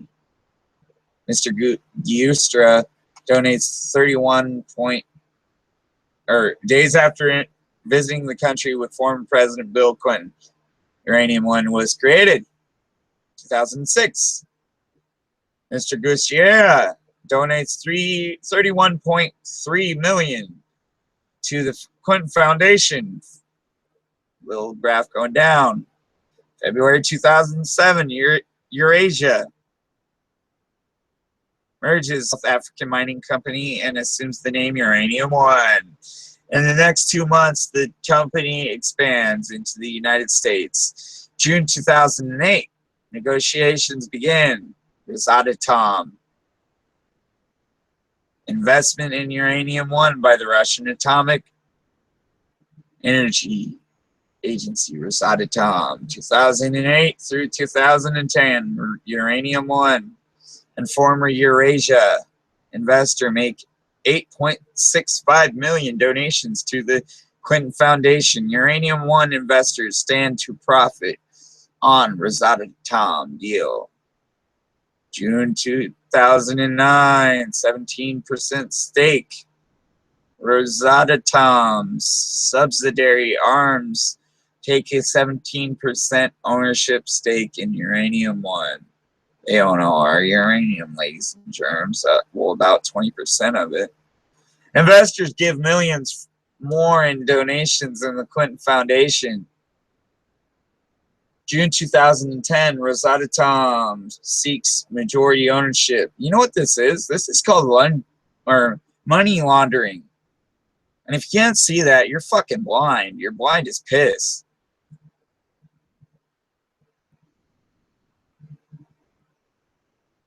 Rosatom seeks majority ownership of the Uranium One pending approval by the Committee on Foreign Investments in the United States, of which the State Department is a member. Really? Come on. Can't say corruption without saying corruption. Corruption.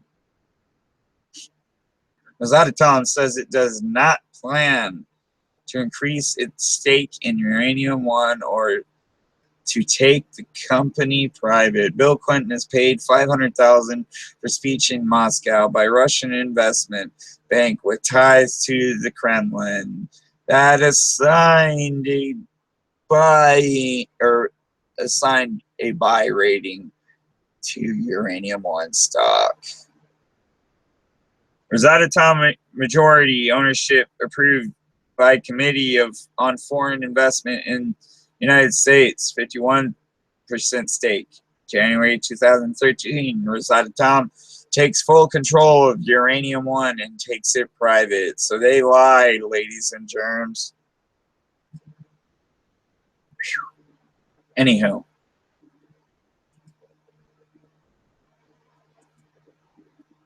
Point being, lies, corruption, lies, corruption, lies, corruption. Now after Russia annexation of Crimea and aggression in Ukraine, the Moscow-Washington relationship is devolving toward Cold War levels, a point several experts made in evaluating a deal so beneficial to Mr. Putin, a man known to use energy resources to project power around the world. Should we be concerned? Absolutely. And Michael McFaul, who served under Mrs. Clinton as the American ambassador to Russia, but said he had been unaware of the Uranium One deal until asked about it. Do we want Putin to have a monopoly on this? Of course we don't. We don't want to be dependent on Putin for anything in this climate.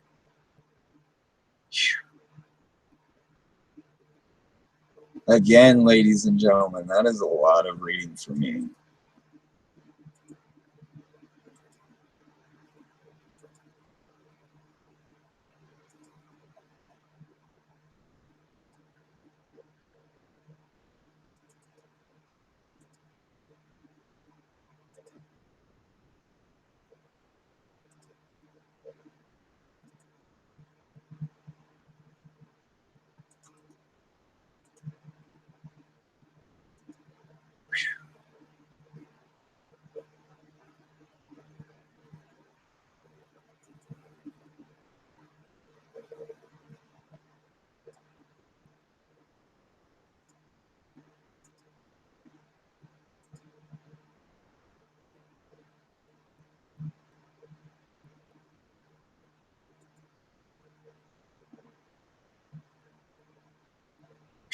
That was a long read. Sorry, I was posting that to Facebook.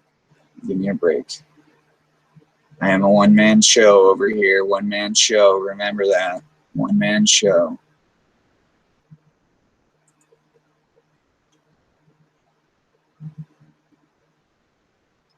The path to the Russian acquisition.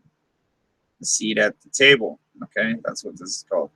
American uranium deposits began in 2005 in Kazakhstan, where the Canadian mining financier Frank Guess, we already knew this, orchestrated his first big uranium deal with Mr. Clinton at the side. The two men had flown aboard Mr. Yastru. Am I saying his last name right? Gustrats private jet to Almaty, Kazakhstan, where they dined with the authoritarian president Nursultant. Or no, I'm saying that wrong. Nursultan. A Nazar Mr. Clinton handed the Kazakh president a propaganda co-op when he expressed support for Mr. Nazarbayev's bid to head an international election monitoring group, uncutting American foreign policy and criticism Kazakhstan's poor human rights record by, among others, his wife, then a senator. Within days of the visit, Mr. Gustra's fleeting company, Eurasia Energy Ltd., signed a preliminary deal giving it stakes in their uranium mines controlled by the state-run uranium agency Kazatomprom, or Kazatomprom. Sorry, I read it wrong. If the Kazakh deal was majority victory, Eurasia did not wait long before resuming the hunt. In 2007, it merged with Uranium One, a South African company with assets in Africa and Australia. Wow, they're global, people. They're fucking global. And they're not going to give up. It's one thing you don't realize. They're not going to give up.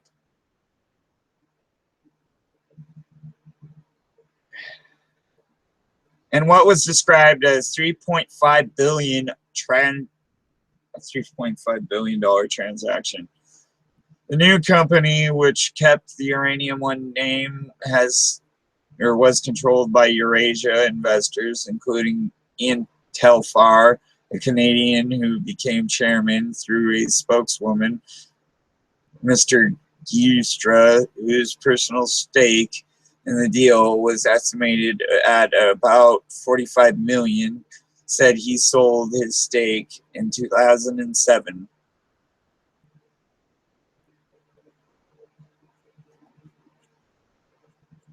That's a lot.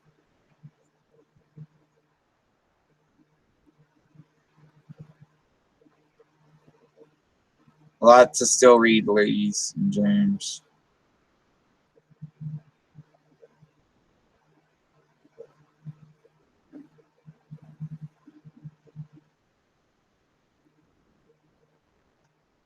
Soon, Uranium One began to snap up companies with assets in the United States. In April 2007, it announced the purchase of uranium mill in Utah and more than 38,000 acres of uranium properties in 4 western states, followed quickly by the acquisition, one of those states being Arizona,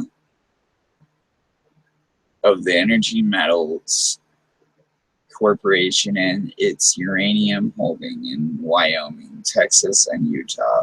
That deal made clear that Uranium One was intent on becoming a powerhouse in the United States uranium sector, with the potential to become the domestic supplier of choice for U.S. company declared. Still, the company front page news in the United States until early 2008. Obama's second term, huh? In the midst of Mrs. Clinton's failed presidential campaign, when the Times published an article revealing the 2005 link to Mr. Gustra's Kazakhstan mining deal. It also reported that several months later, Mr. Gustra had donated $31.3 million to Mr. Clinton's foundation. In a statement issued after this article appeared online, Mr. Gustra said he was extremely proud of his charitable work with Mr. Clinton, and he urged the media to focus on poverty, health care, and real challenges of the world. Really, motherfucker, go fuck yourself. You're trying to kill our whole fucking planet. World domination is a sick fucking goal. And I'll be right back so I can go grab and make myself some dinner. And Damian Carter, you're just a little late for the show, but maybe if you're lucky, I'll start another one right at 12 o'clock.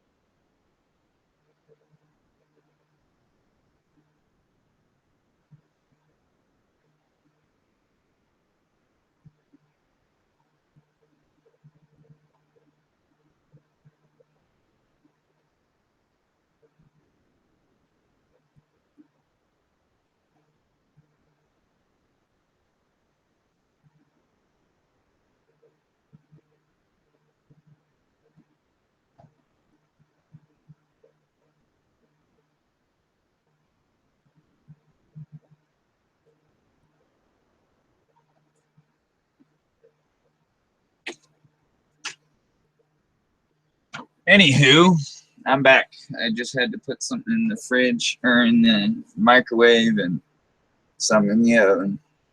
Everybody's got to eat, right? Everybody's got to eat. Anywho, Damo wants the link, I'm guessing, I'm presuming.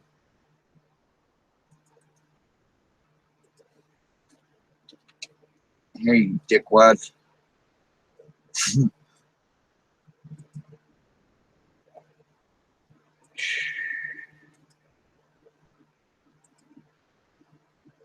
Point being,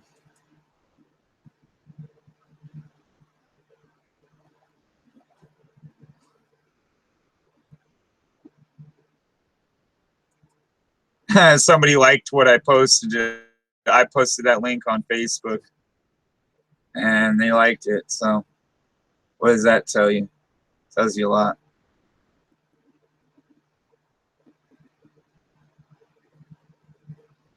Though the 2008 article quoted the former head of Kazdamaprom,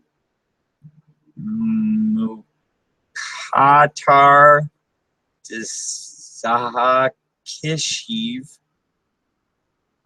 That's a fucking weird ass name, but all right. Anywho, keep reading.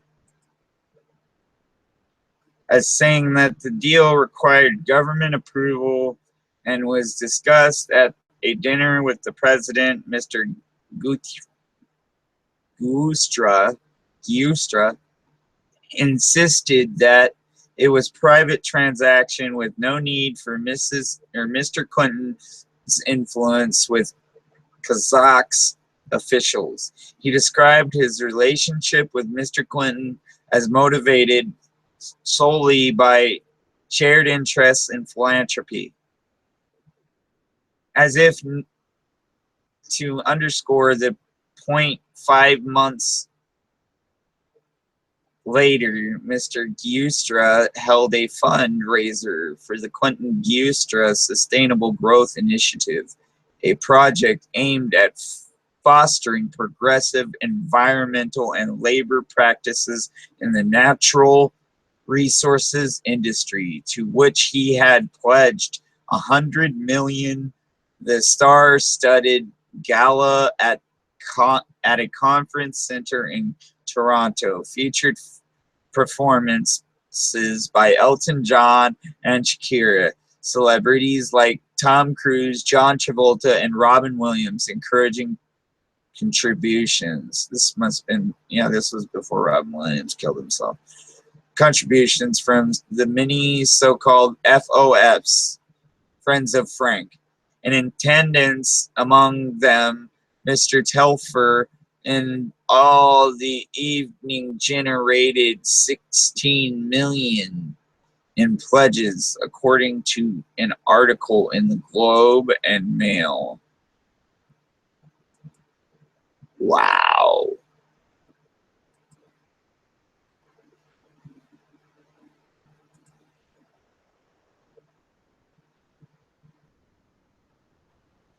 None of this would have been possible if Frank Giustra didn't have a remarkable combination of caring and modesty, of vision and energy, iron determination, Mr. Clinton told those gathered, adding, "I love this guy, and you should too."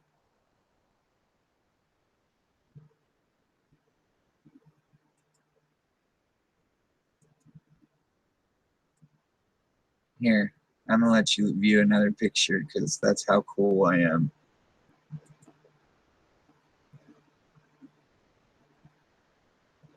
But what had been a string of success was about to hit a speed bump. Arrests in progress. By June 2009, a little over a year after the star-studded evening in Toronto, Uranium One stock was in free fall, down 40%. Mr.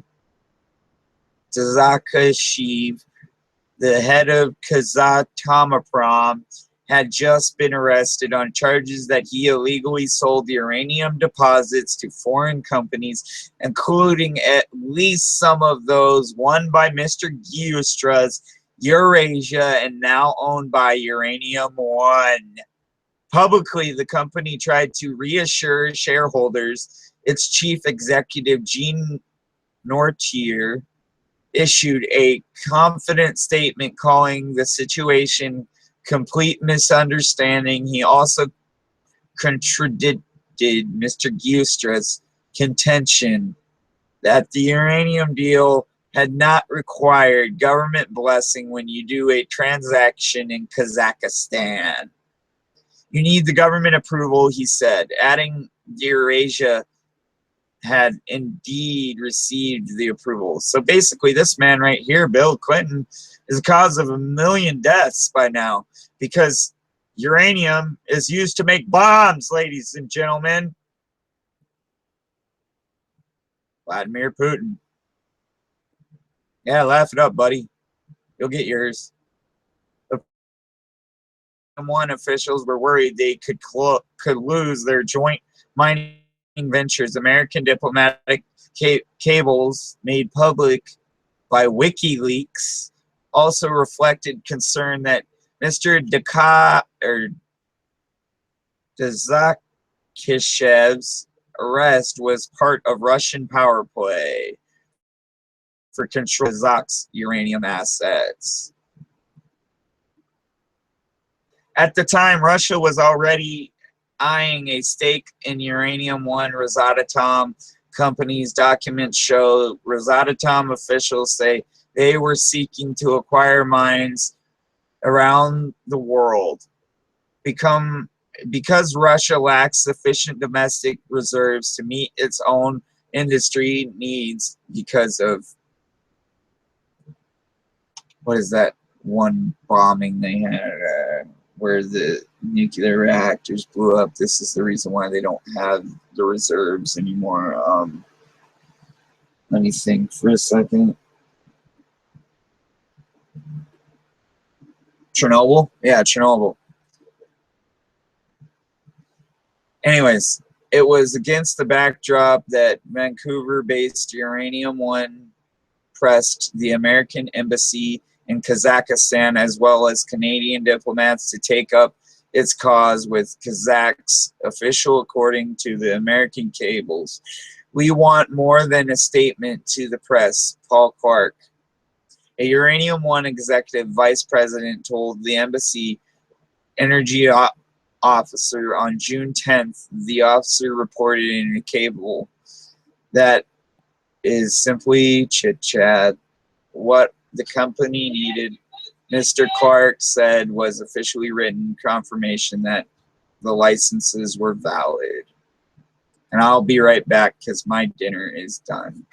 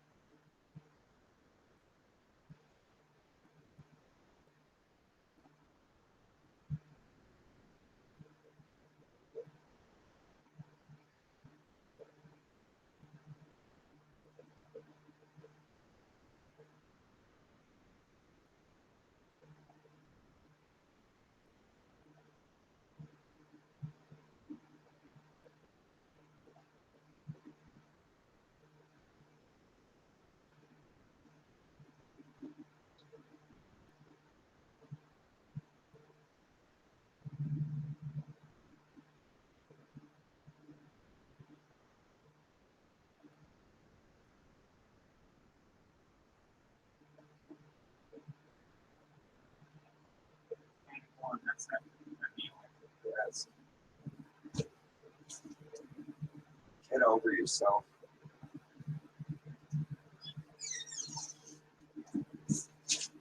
Anywho, almost fell over the damn stop sign again. That would have been hilarious if it was on camera. Fucking hilarious. But yeah.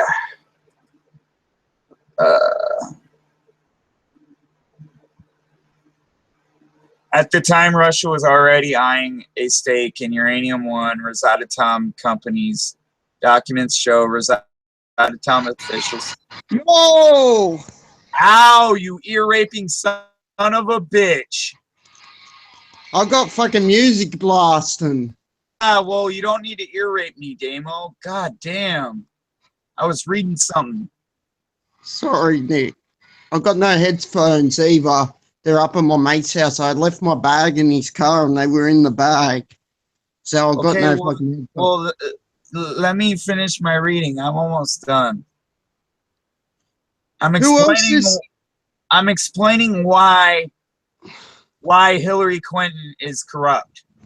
All right? Okay. Well, you do that. I'll sit here and listen to my music. Well, then mute your microphone before you do so. What's through my headset? You shouldn't hear it. I was like, never mind. I actually can hear some of what you're listening You can't hear it? Listen to that. No, Damo, you can't do that. Loud as fuck. You're gonna fucking... Dude, I just got my account back today. Don't fucking get me banned again. Okay. I'm just showing you how loud they are. Other people fucking reported my videos in the past for playing the same kind of music you're just playing there. Because that's the most popular fucking music out there. Because it's hard style. That's okay, why. well, back up from the microphone. You're not allowed to have it playing over a Google Hangout.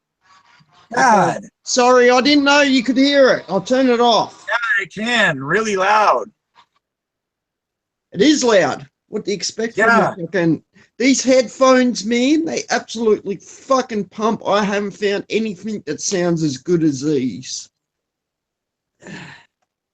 At the time, Russia was already eyeing a stake in Uranium One's Rosatom company. Documents show Rosatom's officials say they were seeking to acquire mines around the world because Russia lacks sufficient domestic reserves to meet its own industry needs. Hence Chernobyl, like I mentioned a couple minutes ago. It was against this backdrop that Vancouver-based Uranium One pressed the American embassy in Kazakh, as well as Canadian diplomats, to take up the cause with Kazakh officials, according to the American cables. We want more than a statement to the press, Paul Clark, Uranium One executive vice president, told the embassy energy officers on June 10th. The officers reported in cabal, I keep saying cable, is simply chit-chat. What the company needed, Mr. Clark said, was official written confirmation that the licenses were valid. The American embassy ultimately reported to Secretary of State, Mrs. Clinton, though the Clark cabal was copied to her. It has given, and it is unclear if she would have read it. The Clinton campaign did not address questions about the cable. What is clear is the embassies acted with the cables, showing that the energy officers met with Kazakh's officials to discuss the issue on June 10th and 11th. I'm trying to do a benchmark and compare it with this program, HW bot. It come with my fucking computer.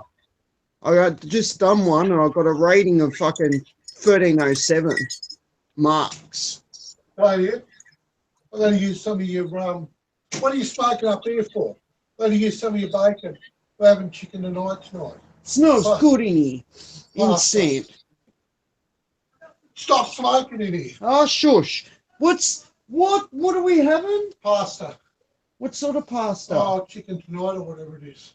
Hey, Damo, not everybody else wants to hear your conversation between you and your dad. Okay, sorry, Nick. Okay. Rightio. Mm. Off you go. He wants Sorry, to I use- dick, but No, yeah. it's all right, Nick. He wants to use some of my pasta so he can cook pasta. Some of my bacon that I bought the other day. the American Yep. Embassy. I'm gonna continue reading where I left off. The American Embassy ultimately reported to the Secretary of State, Mrs. Clinton. Oh no, I was way past there already. Okay, I was down here. 3 days later, a wholly owned subsidiary of Rosatom completed a deal of 17% of Uranium One, and within a year, a Russian government substantially upped the ante with generous offers to shareholders that would give it a 51% control stake. But first, Uranium One had to get the American government to sign off on the deal. Among the donors to the Clinton Foundation, Frank Ustra, 31.3 million, and a pledge for 100 million more. He built a company that later merged with Uranium One. Ian Telfer, 2.35 million, mining investor who chairman of Uranium One when an arm of Russia government Rosatom acquired it. So on and so forth. Ian Tefler, Paul Reynolds, 1 million to 5 million. Advisor, 2007, Eurasia Uranium One merger. Later helped 260 million for the company. Frank Holmes, 250,000 to 500,000, chief executive of U.S. Global Investors Inc., which held 4.7 million in Uranium One shares in the first quarter of 2011. Neil Whittier, 50,000 to 100,000, advisor to Uranium One, founded Endeavor Mining with Mr. Giustra. GMP Securities Ltd, donating portions of profits, worked on debt issue that raised 260 million for Uranium One. Say no. This is what America needs to learn. The power to say no. Not only America, but Australia too, bro. Yes, and do you know what I'm doing in future? When I go to vote, on the form, I'm going to put, like I do with the council election, that doesn't matter. Like a whole of Australia election. When I go there, I'm going to put, I don't give a fuck in big letters because they're all the fucking same and they're all fucking up the country. I ain't voting anymore. They can get fucked. I'll go there to get my fucking name crossed off, but they're gonna get. I don't give a fuck on the bit of paper in big letters because they're fucking the country up more and more and more and more. It's just not on. They're all the fucking same. They're in there for themselves, just to make their fucking paycheck. They get a fucking when they leave, they earn get 400,000 a year pension. When you're a prime minister and you get fired, like Johnny Howard, when he left, he gets $400,000 a year. That's more than any worker, more or less, out here. Just for the sitting in on his ass because he was prime minister. Almost said president then, but prime minister. It's bullshit, Nick. They're all in it for themselves. Do you know what I reckon? Everyone should stop voting because then they might change their mind. someone needs to step up, and everyone needs to step up and say, fuck this, let's get together, and we ain't voting for no prick. Then they can't get in the shit and fuck up the country more. Like, if there was a fucking lot of people that stood together and realized what they're doing, then shit might change. Because I think, hang on, they know about what we're doing here. Let's change our ways. Don't you reckon, Nick?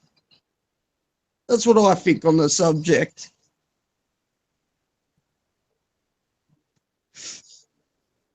Getting a pretty good benchmark here, 1287 marks.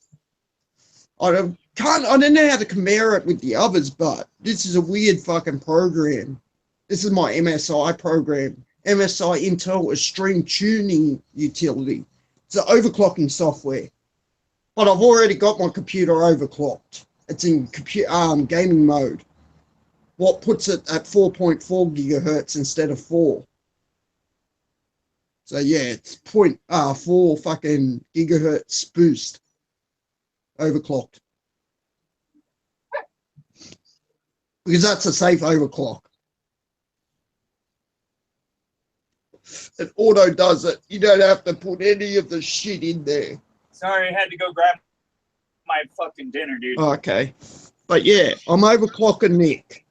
I've done an overclock on my computer. It's a safe one, but it's the one that comes with the computer. You got a gaming mode that boosts it from 4 to 4.4 gigahertz. And that's what I've got it on. It does it auto for you. You know that your country was one of the 4th countries to sign off on this Uranium One deal? Yeah, I know. But Nick, as I was saying earlier, you missed it. What everyone got to do, what I'm going to do in future when I go to vote, I'm going to put I don't give a fuck on the form because they're all in it for themselves. What we need to do is all get together as one person. No one vote at all. So these bastards can't get in. And then they might change their ways, think, hey, they're on to us. They know what we know. That works over there, but it doesn't work over here. Well, yeah. Well, that's what I'm saying over here because this is where I live, but no one will do it. Like, people say I'm a crazy fuck when I start telling them shit about what's going down. They don't know. Like, my mate posted this fucking picture of Chinese restaurant with all this menu, and I said to her, I wouldn't trust the sly little fucks. I said, they're fucking, how do you know they're not feeding us cat and dog? And I said, give it a few years, they're going to take over. Them and Russia have joined forces. And not just them and Russia. No, it's going to be fucking China and Russia. They're joined forces. Just China and Russia, dude. China, Russia, Iran. I reckon it'll be China and Russia. But I reckon China mainly. I reckon that Russia will end up taking out Iran if they keep on doing their shit. Yeah, well, what's going to happen, Nick? Who has the strongest fucking army in the world? The most troops? China. They got a fucking army of over 10 million or something. Well, China and Russia, actually. Well, Russia was broke. But Russia, other than getting rich off of the Uranium One deal, like I've been mentioning for the last 4 hours. They're broke, but they're broke. China's broke. That's why they're joining forces with China, because China ain't broke. That's why you see out here, we're selling out to the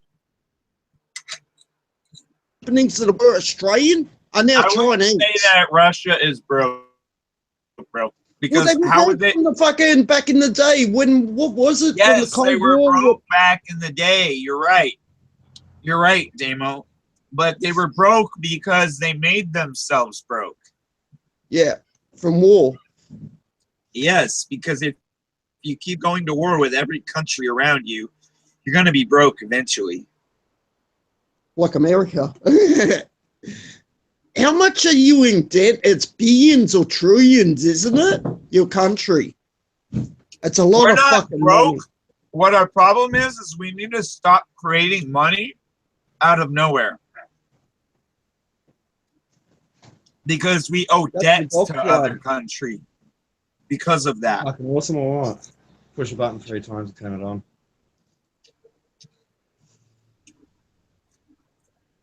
That's going to be strong for you. Is that How nice? Hold it in like anything else. What are you talking about, vape? You just gotta hold it in. Oh, do you? Yeah. Oh, fuck. Jesus. That's the double strength. I think I need to get the single strength. No, double's all right. What you talking about, a vape? Yeah, it's strong as fuck. Oh, shit. Just took the nozzle off it. Come with 3 spare nozzles, O-rings, spare battery and everything. Yeah, that shit's better for you than smoking cigarettes, Damo. You need to switch over. That's fucking awesome. Yeah, I know. Hey, dude. Just whack it in here when you put it out in there. Huh? No, not a half. I'm You know, having a giving dough it- right now. Yeah, it tastes all right. Red Bull. Yeah, it tastes like Red Bull, eh, Davo? It's fucking awesome. Oh, mate, it wasn't an abusive message. I called you twice today and you fucking said nothing. Anyhow, I'm gonna Hey? get You're back on gonna- camera. Yeah, I might head off for a bit because my mate just walked up. I went to far the away call you from later on. Okay? Oh, bro. Look back there. Kira's just about at my place. Okay. That's for Yeah, my birthday. Oh, half an hour. Oh, half an hour away. Righty-o, Nick, I'm going to head off for about 10 minutes. I'll come back. Is it? All right. Okay? It ends in about All right, bro. I'll see you in half a. 45 minutes. Oh, you come past Craig's old place. Just let you know. Yeah, righto. Yeah, righto. Yeah, I wouldn't mind. Don't get that All right, we'll go straight home.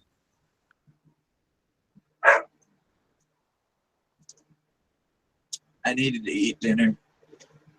My head was starting to hurt from lack thereof food. In my belly, that is.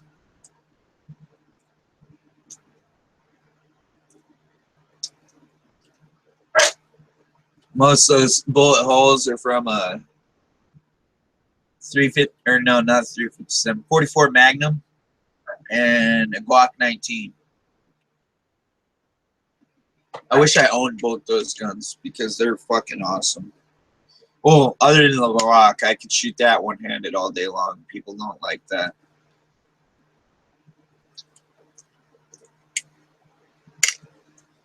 They think that a controlled bullet shot is better done like this.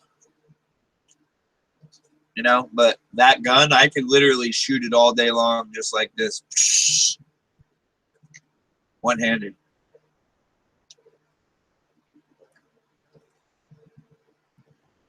With an extended clip.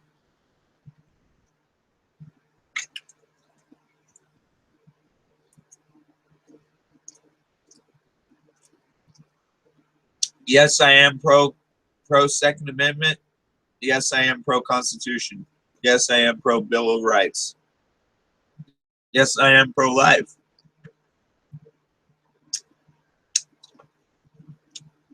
So there you go. There's a little bit about me, other than what you already knew.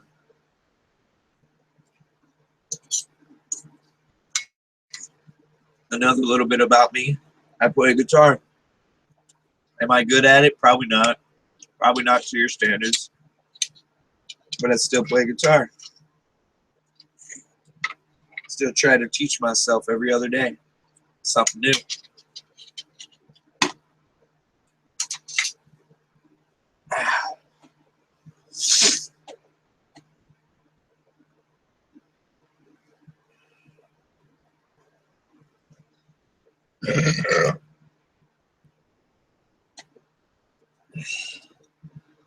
Anywho, back to reading that article.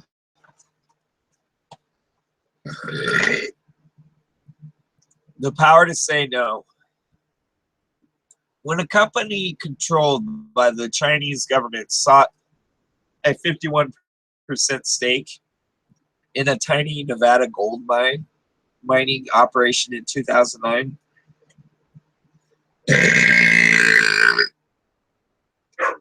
it set off a secretive review process in Washington where officials raised concern primarily about the mine's proximity to military installation, but also about the potential for materials at the site, including uranium, to come under Chinese control. The officials killed the deal. Such is the power of the Committee on Foreign the United States. Committee compromises some of the most powerful members of the cabinet, including the Attorney General, the Secretary of Treasury,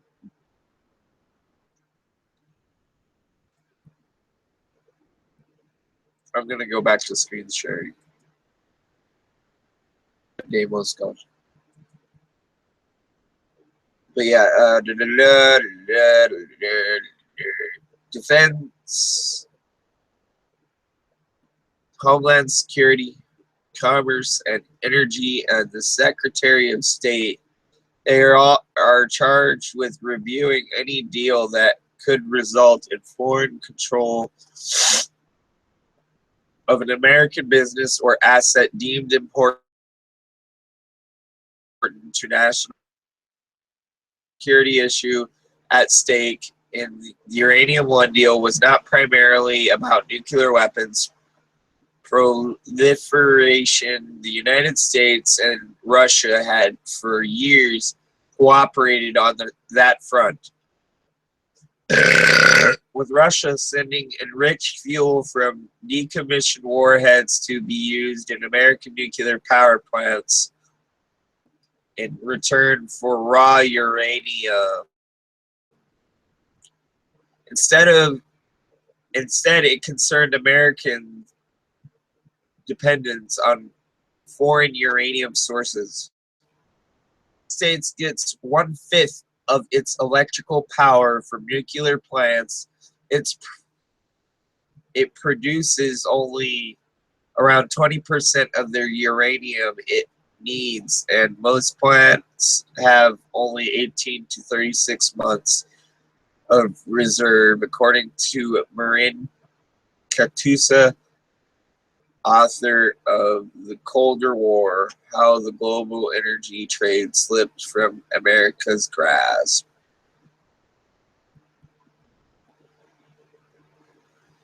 The Russians are easily winning the uranium war, and nobody's talking about it.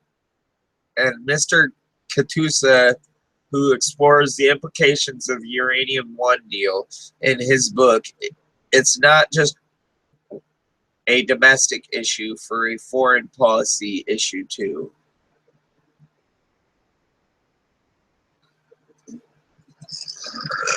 When ARMS, ARMZ, an arm of Rosatom, took its first 17% stake in Uranium One in 2009, the two parties signed an agreement founded in securities but fillings to seek the Foreign Investment Committee review, but it was the 2010 deal giving the Russians a controlling 51% stake that set off alarm bells for members of the House of Representatives signed.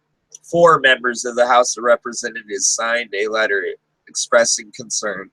2 more began pushing legislations to kill the deal. Senator John Barrasso, a Republican from Wyoming, where Uranium One's largest American operation was, wrote the President Obama saying to or saying the deal would give Russian government control over a sizable portion of America's uranium production capacity. Putin and the Sergei Kurenko. Sergei Kurenko, sorry, Sergei. Because he's Sergei. Equally alarming, Mr. Barroso added, this sale gives arms a significant stake in uranium mines in Kazakhstan. Uranium One shareholders were also alarmed and were afraid of Rosatom's as the Russian state giant. Novikov, a company smuggled in an interview, he said Rosatom's chief, Mr. Kurenko, reassure Uranium One investors, promising that Rosatom. Hold up. I'm gonna have to mute this. I know it's at 19 something.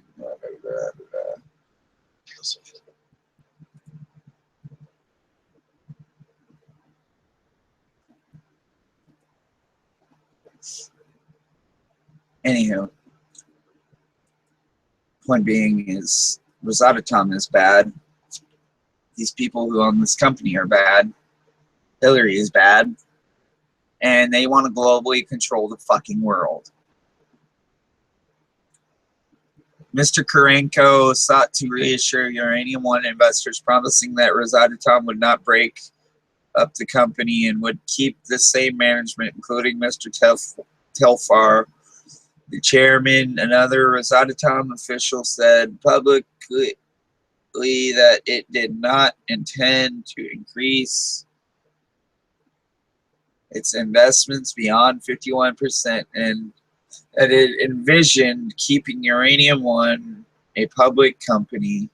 Regularly, American nuclear officials too seemed eager to assure fears. The Nuclear Regulatory Commission wrote to Mr. Barroso, assuring him that American uranium would be preserved for domestic use regardless of who owned it. Oh, really?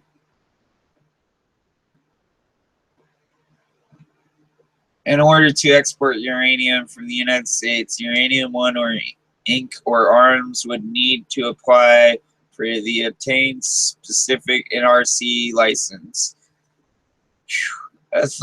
authorizing the export of uranium for use of reactor fuel. The letter said, still the ultimate authority to approve or reject the Russian acquisition rested within the cabinet officials on the Foreign Investment Committee, including Mrs. Clinton, whose husband was collecting millions in donations from people associated with Uranium One.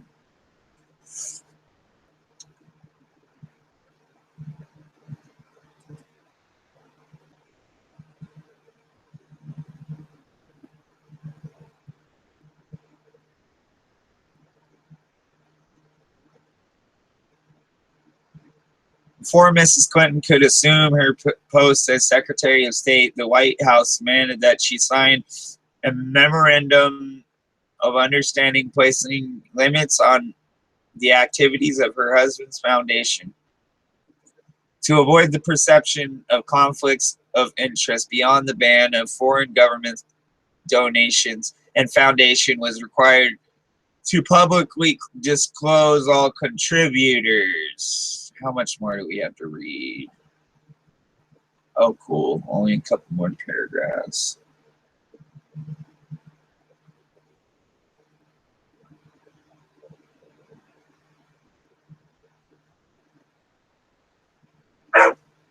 Judge from those disclosures which list contributions range rather than precise amounts. The Uranium One official to give the Clinton Foundation was Mr. Telfer, the chairman, and the amount of a relatively small, no more than 250,000, and that was in 2007 before talk of Rosatom deal began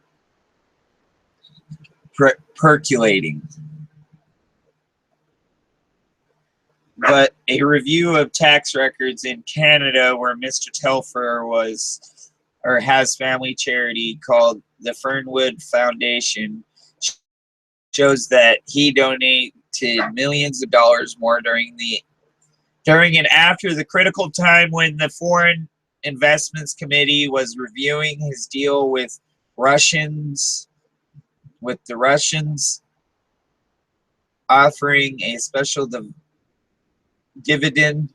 Shareholders like Mr. Telfer stood to profit. It's a lot to read.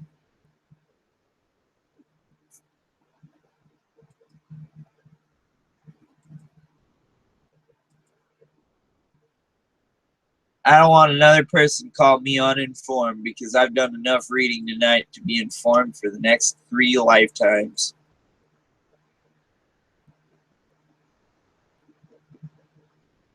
Anywho.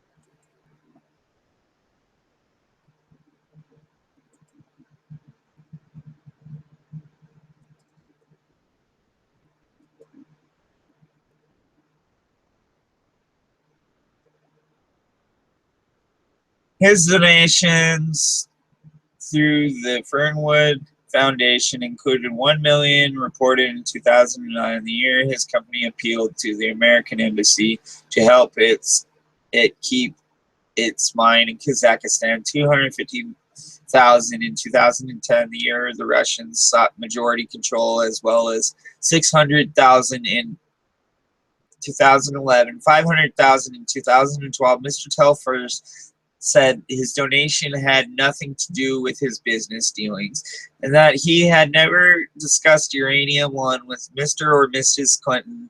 He said he had given the money because he wanted to support Mr. Gutierrez's charitable endeavors with Mr. Clinton. Frank and I have been friends and business partners for almost 20 years, he said. The Clinton campaign left it to the foundation to reply questions about the Fernwood donation. The foundation did not provide a response.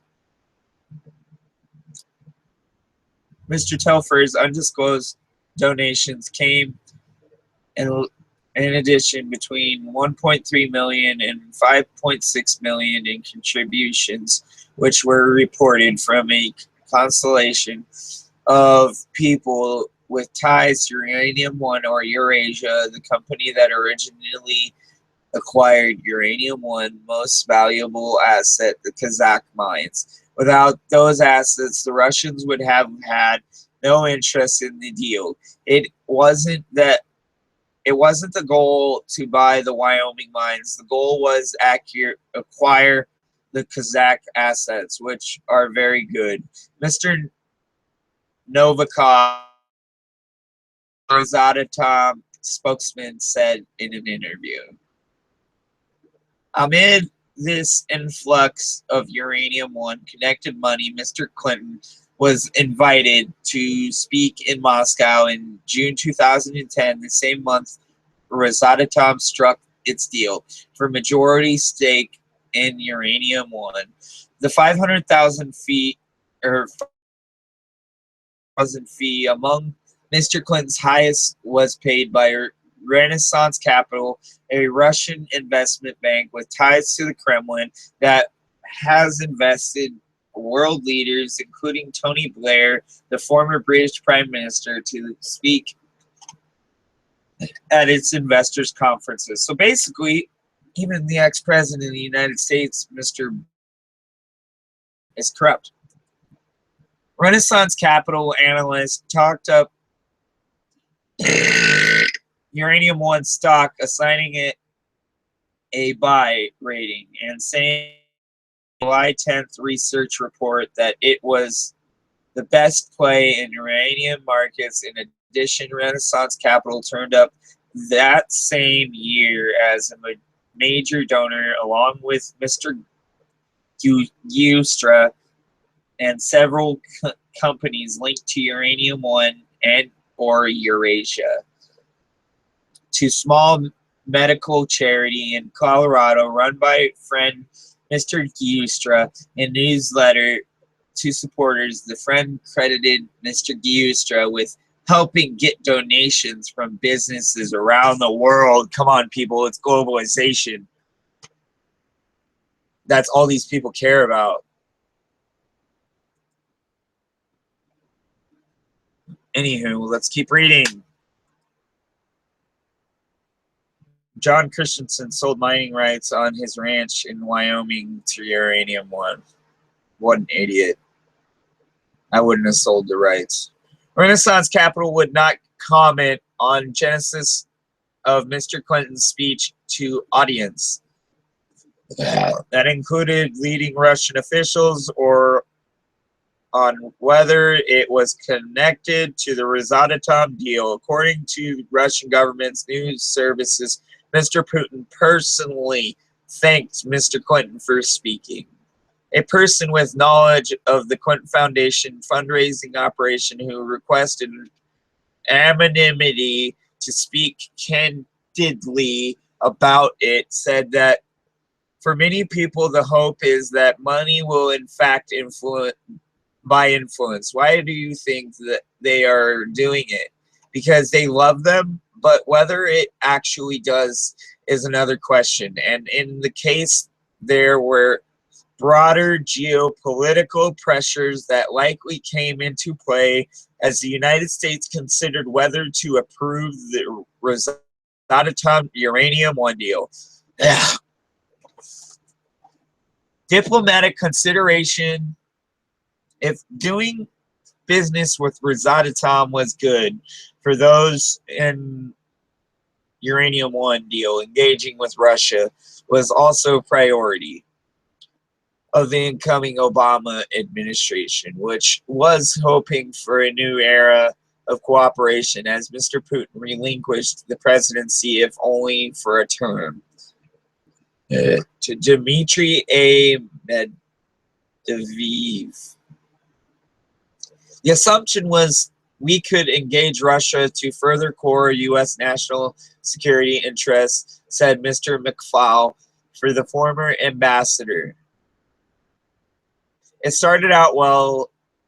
The two countries made progress on nuclear proliferation issues and expanded use of Russia or Russian territory to resupply American forces in Afghanistan. Keeping Iran from obtaining a nuclear weapon was among the United States' top priorities. In 2010, Russia signed off on the United Nations resolution imposing tough new sanctions on the country.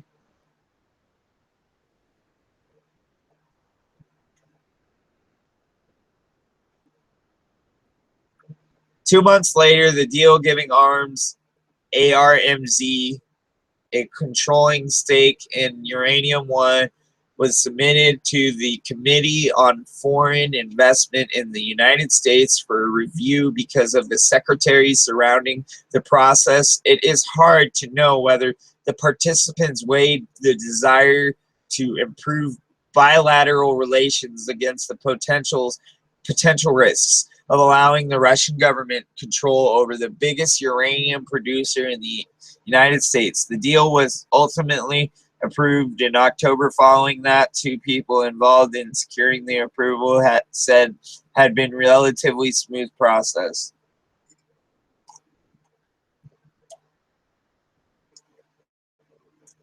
Not all of the committee's decisions are personally debated by the agency heads themselves. In less controversial cases, deputy of assistant secretaries may sign off, but experts and former committee members say Russia's interest in Uranium One and in its American uranium reserves seem to warrant attention at the highest levels. The deal had generated press it had captured the attention of Congress and it was strategically important, said Richard Russell, who served on the committee during George W. Bush's administration. When I was there, invariably any one of those conditions would cause this to get pushed way up the chain. And here you are, you had all three. And Mrs. Clinton brought a reputation for hawkishness to the process as a senator. She was a vocal critic of the committee's approval of a deal that would have transferred the management of major American seaports to a company based in the United Arab Emirates. And as a presidential candidate, she had advocated legislation to strengthen the process. The Clinton campaign spokesman, Mr. Fallon, said that in general, these matters did not rise to the secretary's level. He would not commit whether Mrs. Clinton had been briefed on the matter, but he gave the Times a statement from the former assistant secretary assigned to the Foreign Investment Committee at the time, Jose Fernandez, while not addressing the specifics of Uranium One deal. Mr. Fernandez said, Mrs. Clinton never inverted with me on any CFIUS matter. Mr. Fallon also noted that if any agency had raised national security concerns about the Uranium One deal, it could have taken them directly to the president. That's how big this deal is. That's how big it is. That's how big the corruption is. People don't understand it. Anne Marie Slaughter, at the State Department Director of Policy Planning at the time, said she was unaware of the transaction, of the extent to which it made Russia a dominant uranium supplier, but speaking generally, she urged caution in evaluating its wisdom. In hindsight, Russia was not a country we took lightly at the time or thought was cuddly, she said, but it wasn't the adversary it is today. That renewed hold on a sec. That renewed adversarial relationship has raised concerns about European dependency on Russian energy resources, including nuclear fuel. The unease reaches beyond diplomatic circles in Wyoming, where Uranium One equipment is scattered across his 35,000-acre ranch. John Christensen is frustrated that repeated changes in corrupt ownership over the years led to French, South African, Canadian, and finally Russian control over mining rights on his property. I hate to see foreign government own mining rights here in the United States, he said. I don't think that should happen. I'm going to take a break on reading.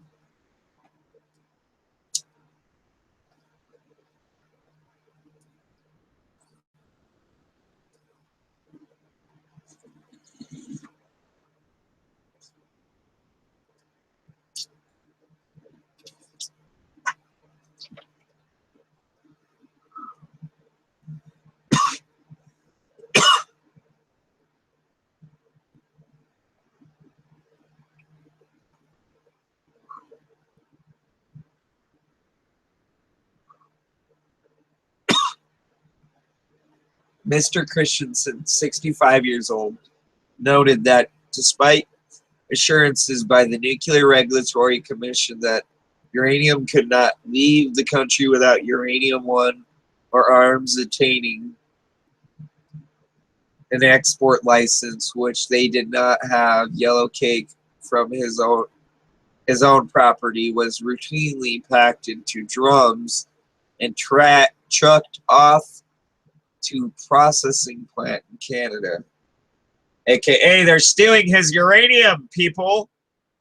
It asked about the commission confirmed that Uranium-1 has in fact shipped yellow cake to Canada, even though it does not have an export license. Instead, the transport company doing the shipping, RSB Logistics Service, has the license. A commission spokesman said that, to the best of our knowledge, that most of uranium sent to Canada for processing was returned for use in the United States of America.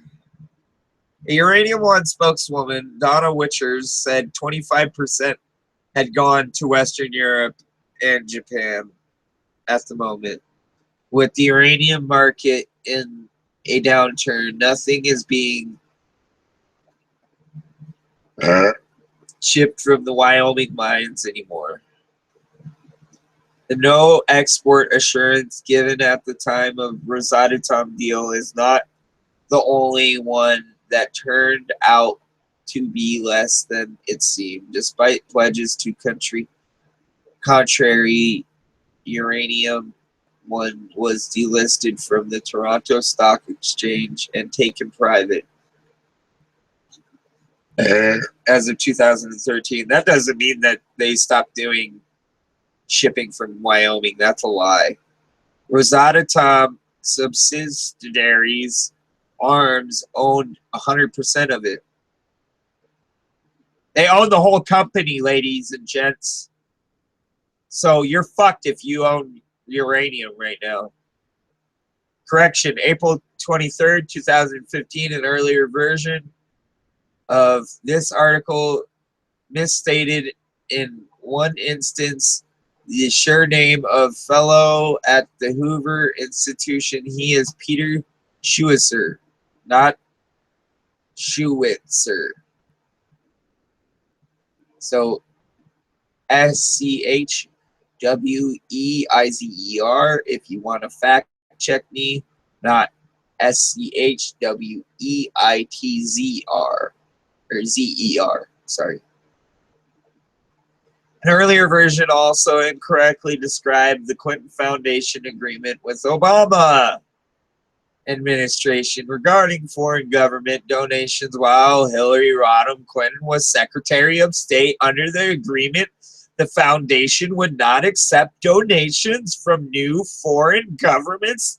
Through it could seek State Department waivers in specific cases. It was not barred from accepting all foreign government donations, ladies and germs. Hello, McFly, you out there, McFly? You know that the movie Back to the Future actually talks about a uranium deal happening. And Doc gets shot at the uranium deal.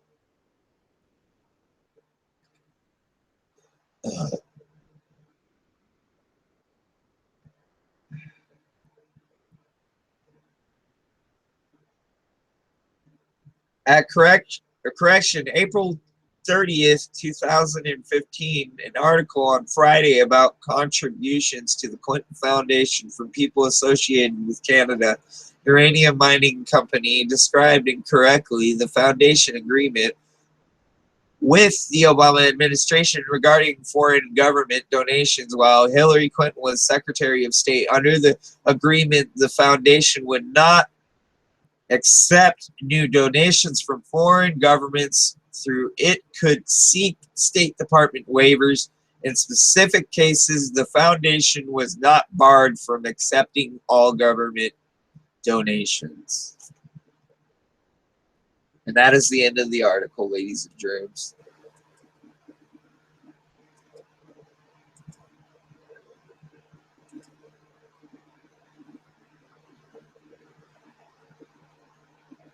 Oh, we got a new asshat trying to comment. Let's see what the new asshat wants to say on the video. Something about his profile picture says Ali Akbar, so obviously he's going to be a jihadist.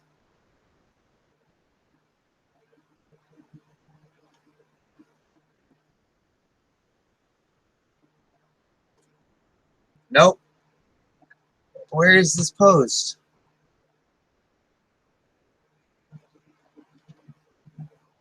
I guess not.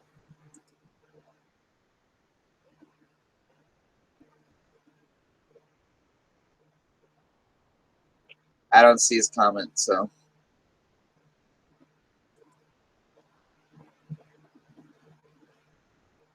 He must have deleted it. That's usually how pussies are.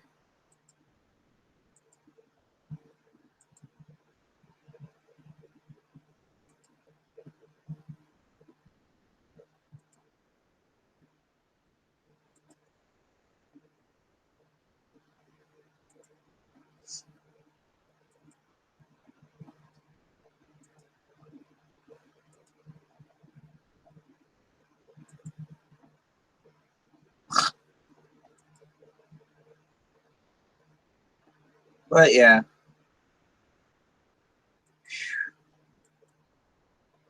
That was a long read.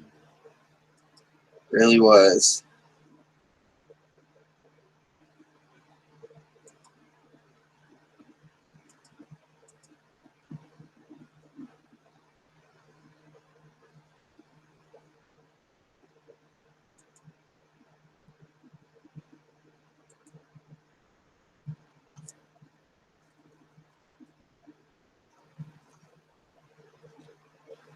Anyways, we were on page 19 of the Federalist Papers.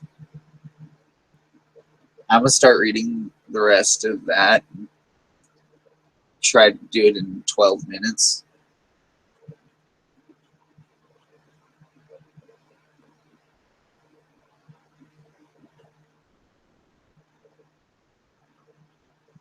No, we are on page 20, that's right.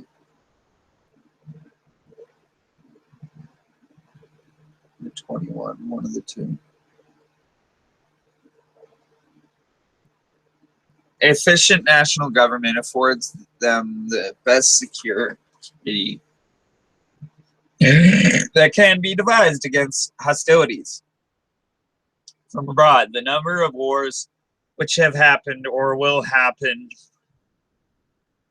in the world will always be found to the proper or to the proportion to the number of the and weight of the causes, whether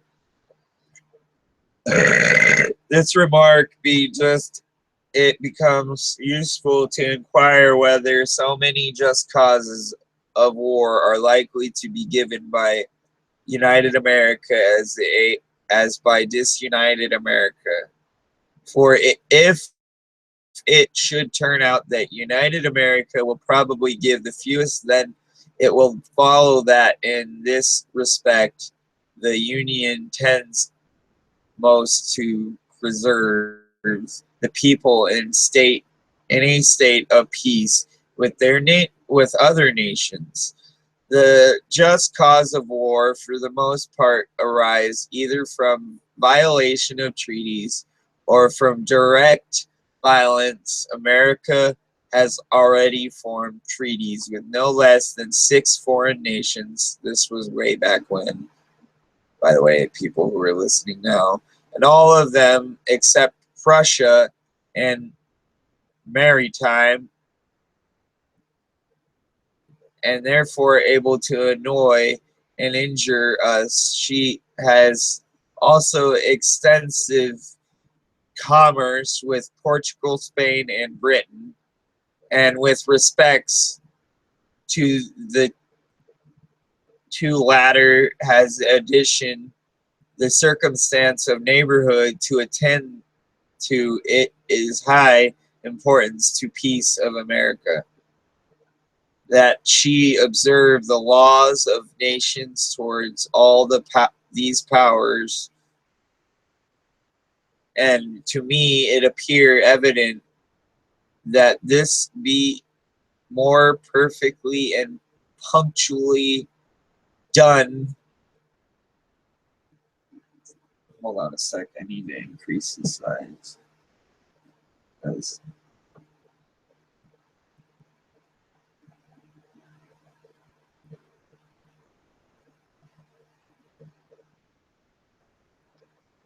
That is just way too small to keep reading like that. It's way too late at night for me to read without it being increased in size. Punctually done by the one national government, then it could be either by 13 separate states or by 3 or 4 distinct confederacies, because when once an efficient national government is established, the best men in the country will not only consent to serve, but also will generally be appointed to manage it. For although town or country or other contracted influence may place men in state assemblies or senate or courts or justices or executive departments, yet more general and extensive reputation for talents and other qualifications will be necessary to recommend men to offices under the national government, especially as it will have the widest fields for choice and never experience that want of proper persons which is not uncommon in some of the states. Hence, it will result that the administration, the political councils, and the judicial decisions of the national government will be more wise systematically and judiciously than those of individual state, and consequently more satisfactory with respect to other nations, as well as more safe with respect to us. Safe was capitalized, by the way. All one word was capitalized. Because under the national government, treaties and articles of treaties, as well as the laws of nations, will always be expounded in one sense and executed in the same manner, whereas jurisdictions on the same point, same manner, whereas on the same point and questions in 13 states, on in 3 of 4 confederacies. No, I'm fucking with you hardcore. Sorry.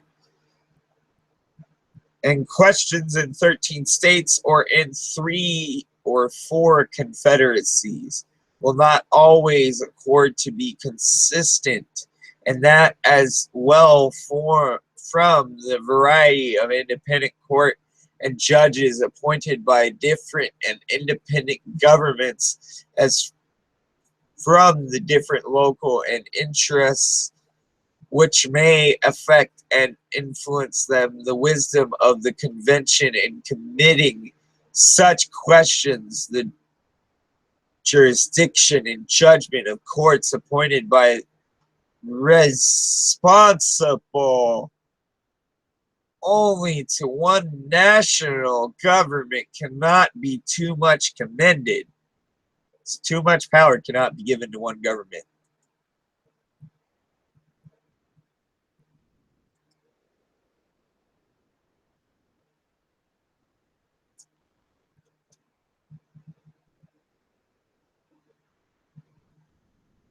Anywho, continue reading.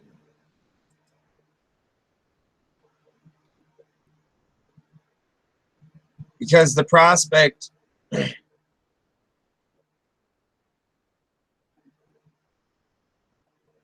of present loss of advantage may often tempt the government party in 1 or 2 states to swerve from good faith and justice, but those temptations not reaching the other state and consequently having little or no influence on the national government, the temptation will be fruitless and good faith and justice be preserved. The case of the Treaty of Peace with Britain adds great weight to this reasoning, because if the governing party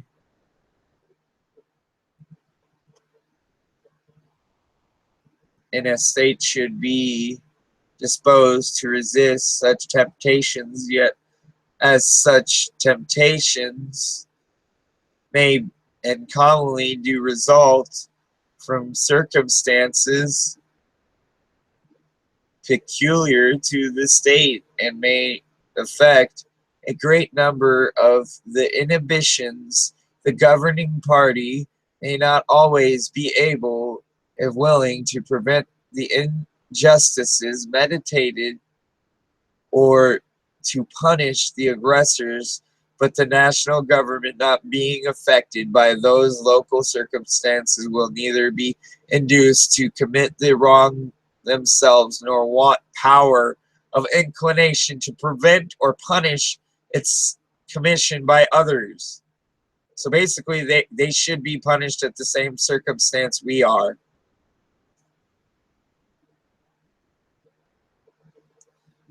So therefore, as either design or accidental violations of treaties and laws of nations afford just causes of war, they are less to be apprehended under one general government than under several lesser ones. And in the respects the government most favors the safety of the people. As to those just causes of war which proceed from direct and unlawful violences, it appears equally clear to me that one good national government affords vastly more security against dangers of that sort than can be derived from any other quarter, because such violences are more frequently caused by the passions and interests of a part than of the whole. Of one of two states that of the Union, not a single Indian war has yet, that was a lie. Well, at that time it wasn't a lie, been occasionized by aggressions of the present federal government, feeble as it is, but there are several instances of an Indian hostile having been provoked by the improper conduct of individual states who either unable or unwilling to restrain or punish offenses have given occasions to the slaughter of many innocent inhabitants. The neighborhood of Spain and British territories bordering on some state and not others naturally confines the causes of quarrel more immediately to borders. The bordering state, if any, will be those who, under the impulse of sudden irritation and quick senses of apparent interest or injury, will be most likely by directed or direct violence to excite war with these nations.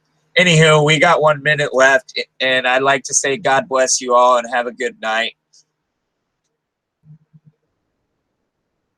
And nothing can be effectively or effectually obviate that danger as a national government whose wisdom and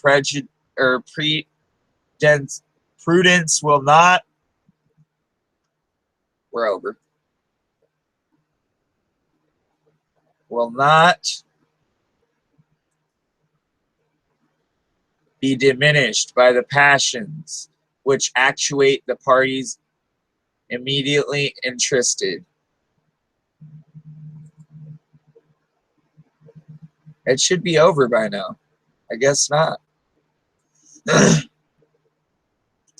But not only fewer just causes of war will be given by the national government, but it will also be more in their power to accommodate and settle them amicably.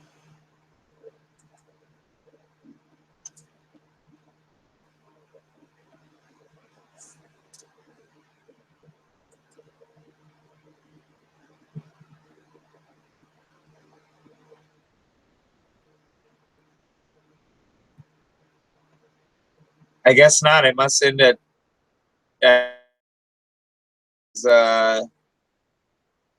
yeah, 8 hours. That's right. Not 7.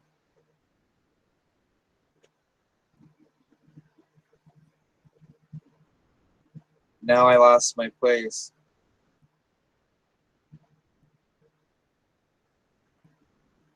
They will be more temperate and cool, and in that respect, as well as in others, will be more in capacity to advisedly than the offending state.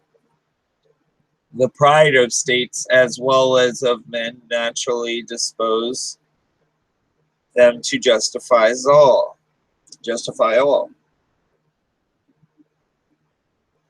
Their actions and oppose their acknowledging, correcting, or repairing their errors and offenses.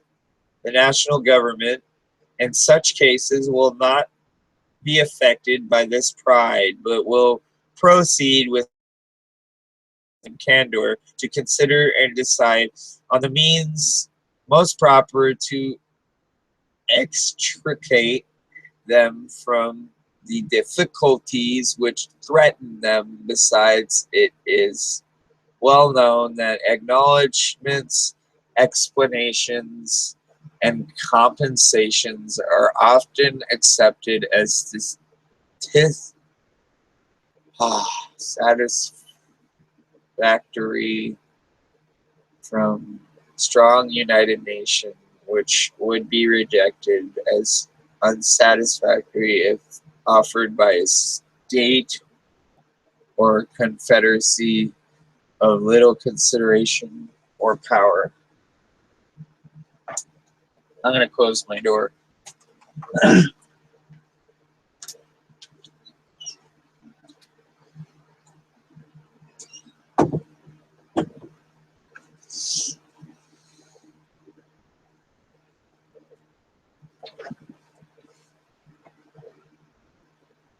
In the year 1685, the state of Genoa, having offended Louis XIV, endeavored to appease him. He demanded that they should send their doge or chief magistrate, accompanied by 4 of their senators, to France to ask his pardon and receive his terms. They were obliged to submit to it for sake of peace. Would he on any occasion either have demanded or have received the like humiliation from Spain or Britain or any other powerful nation? Publius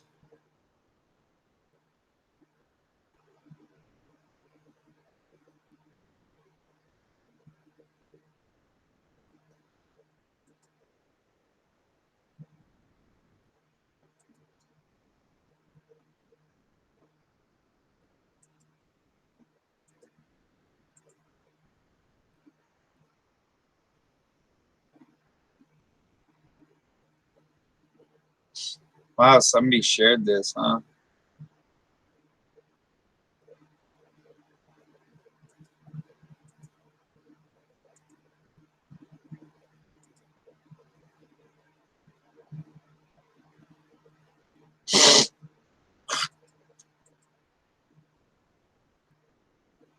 Hey, if you gotta say no to my event just to fucking get your point across, Go fuck yourself.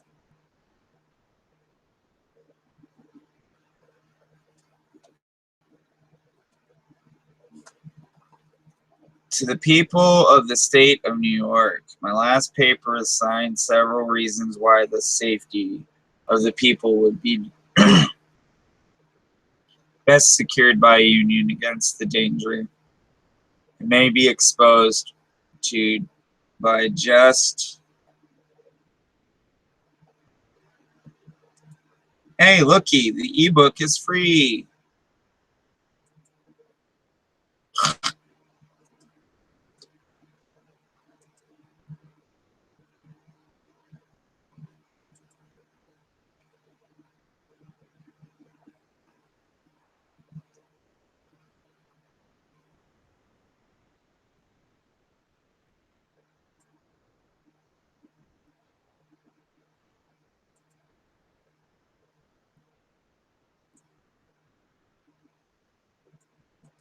I guess I have to open up my cookies, though, to allow it.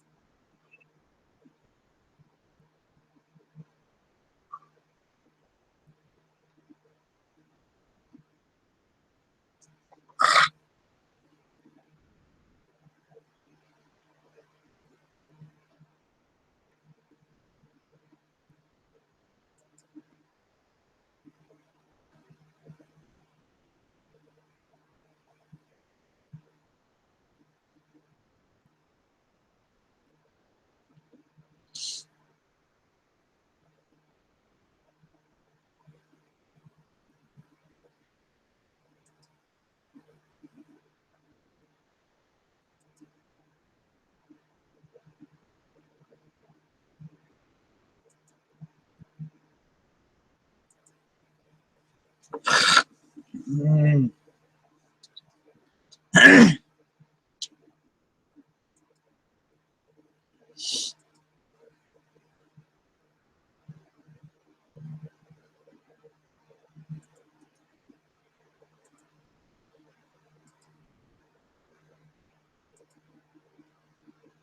And there's that.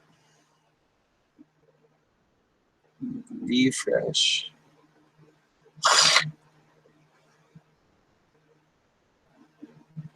And now I have the ebook. Yay, ladies and germs. I don't have to go out and buy a book. Yay, yay. Nick fucking wins. Yay. It's my birthday. Yay.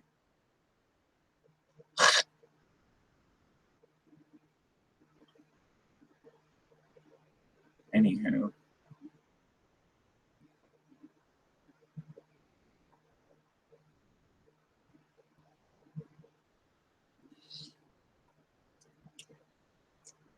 My last paper is signed.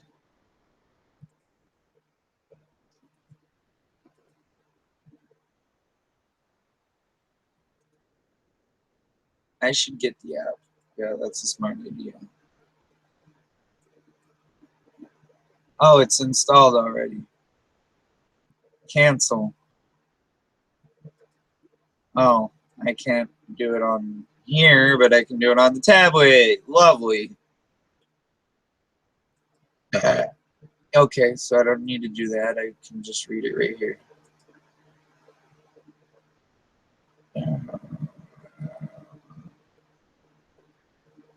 To the people of the state of New York, my last paper assigned several reasons why the safety of the people would be best secured by the Union against the danger it may be exposed to just causes of war given to other nations, and those reasons show that such causes would not only be more rarely given, but would also be more easily accommodated by national government than either by the state governments.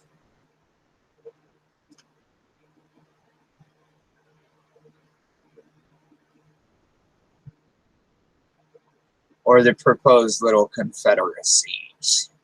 But the safety of the people of America against dangers from foreign forces depends not only on their forbearing to give just causes of war to other nations, but also on their placing and continuing themselves in such a situation as not to invite hostility or insult, for it needed not be observed that there are pretended as well as just causes of war. Funny, right? I thought so.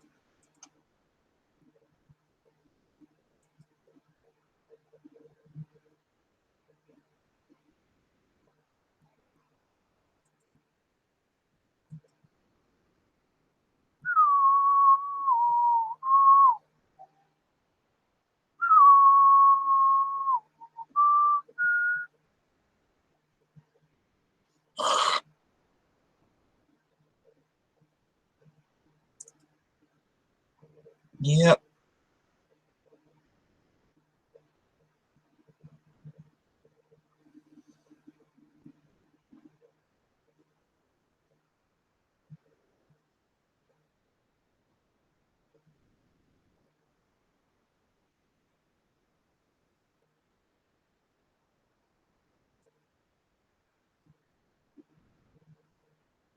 I am Cornholio.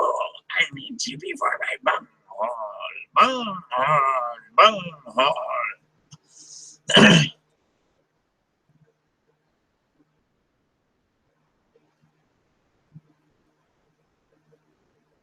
Anywho, that was a joke. Back to reading the papers. But the safety of the people of America against dangers. Oh wait, I already read that part. It is too true, however disgraceful it may be, to human nature, that nations in general will make war whenever they have a prospect of getting anything by it. Nay, absolute monarchs will often make war when their nations are to get nothing by it, but for the purposes and objections merely personal, such as thirst for military glory, revenge, or personal affronts, ambition, or private compacts to aggrandize or support their particular families or partisans. These and a variety of other motives which affect only the mind of the sovereign often lead him to engage in wars not sanctified by justice or the voice and interests of his people, but independent of the inducements of war, which are more prevalent in absolute monarchies, but which will deserve our attention. There are others which affect nations as often as kings, and some of them will on examination be found to grow out of our relative situation and circumstances with France and with Britain. We are rivals in the fisheries and can supply their markets cheaper than they can themselves, notwithstanding any efforts to prevent it by bounties on their own duties on foreign fish with them and with most European nations.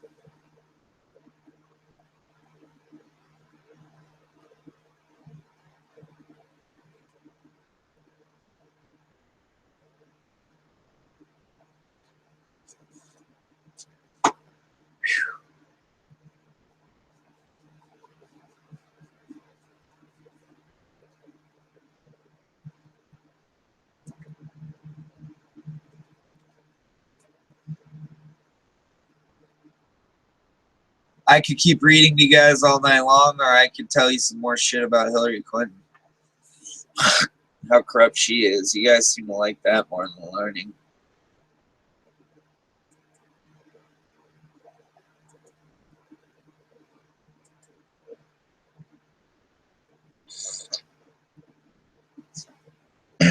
Vetting Hillary Clinton. No matter how shameful her falsehoods or accompanying excuses, the mainstream media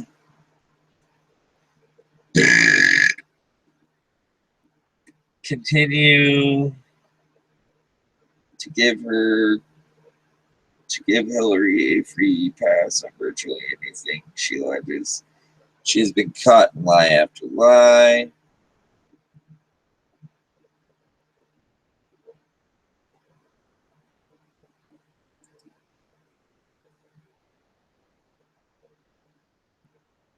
ABC's George Stephanopoulos in particular brought Clinton Cash author Peter Schweizer on his show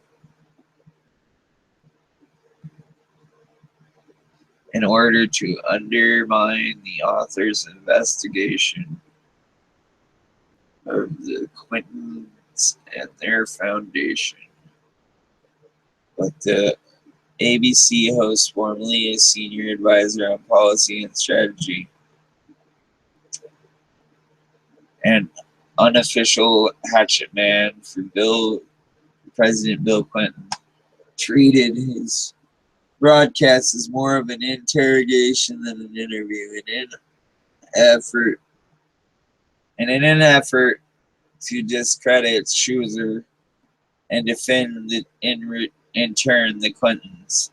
We reported at the time it turned out that Stephanopoulos had himself contributed to the Clinton Foundation without telling his employer, his guests, or his viewers, highlighting once again the ongoing incestuous relationships between the media and the Clintons.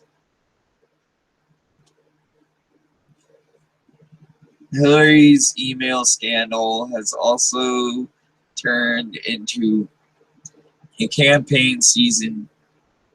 30 minutes, ladies and germs. Debacle of drip drip.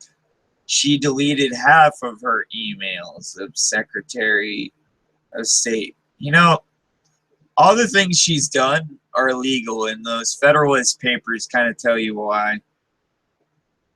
Any treaties that are broken is treason.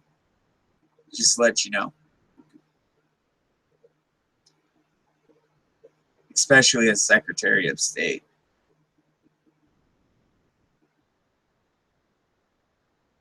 They would have fucking hung her from the neck.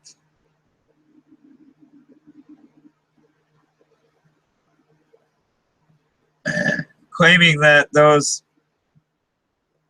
deleted half of her emails as Secretary of State, which were stored on a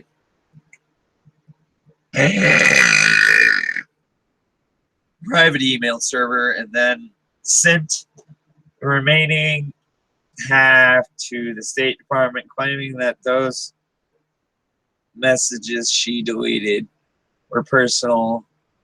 It turns out she deleted portions of the emails she sent on the State Department and also failed to provide a number of emails that were sent between her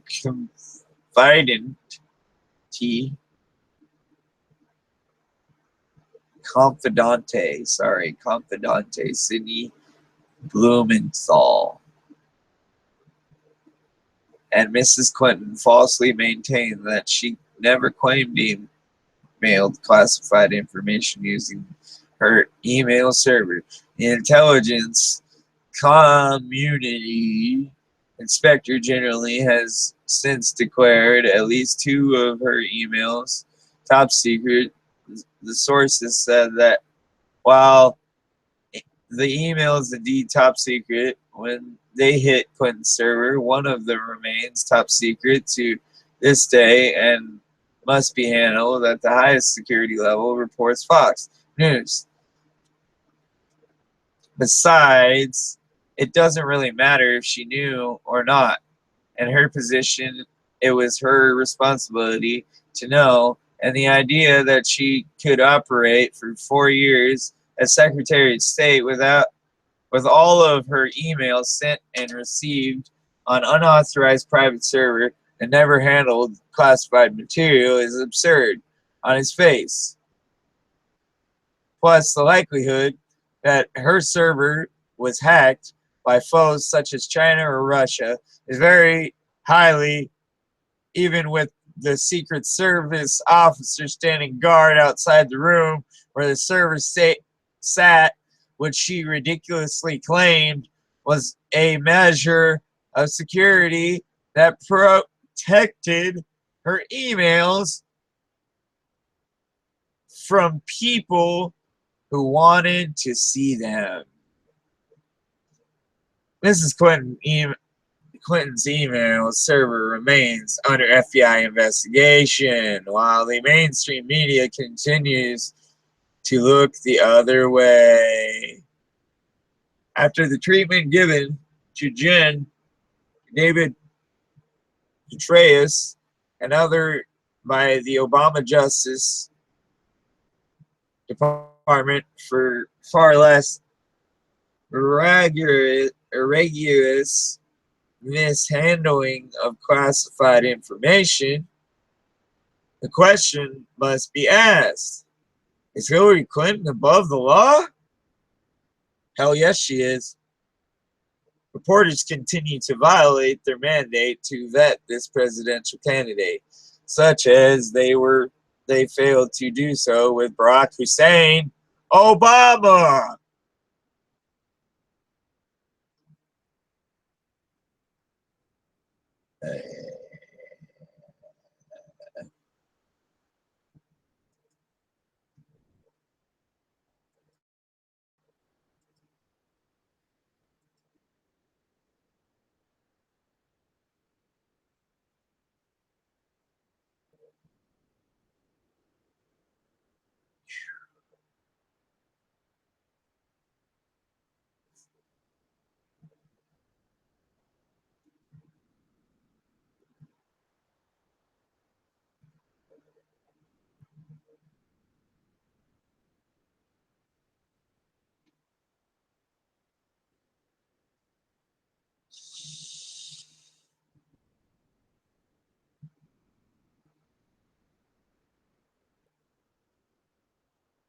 Yeah, I need a break. I've been at it for hours.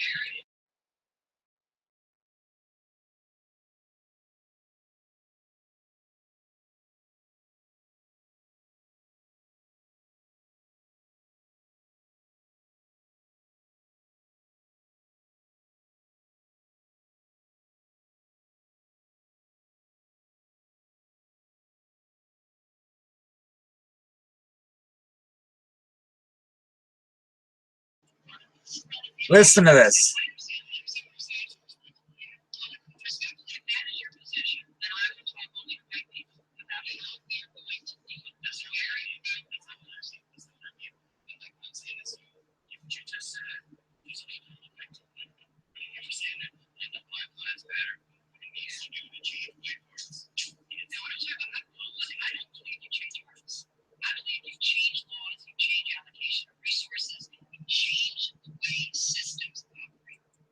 She's basically saying that you changed the Constitution. Oh, that's funny, huh? That's funny. That's hilarious. That's so funny I forgot to freaking laugh.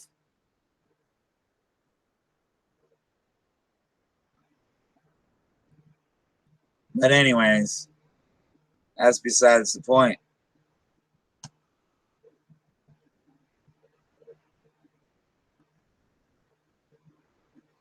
"14 people hospitalized due to possible synthetic marijuana overdose," report says.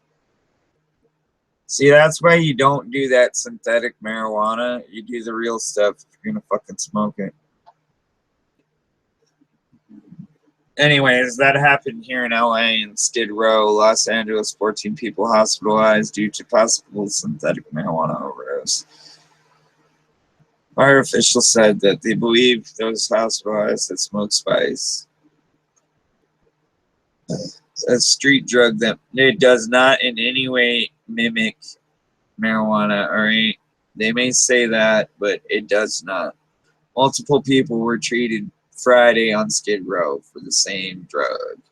You know what? And in no way mimics marijuana. It is completely altered chemically.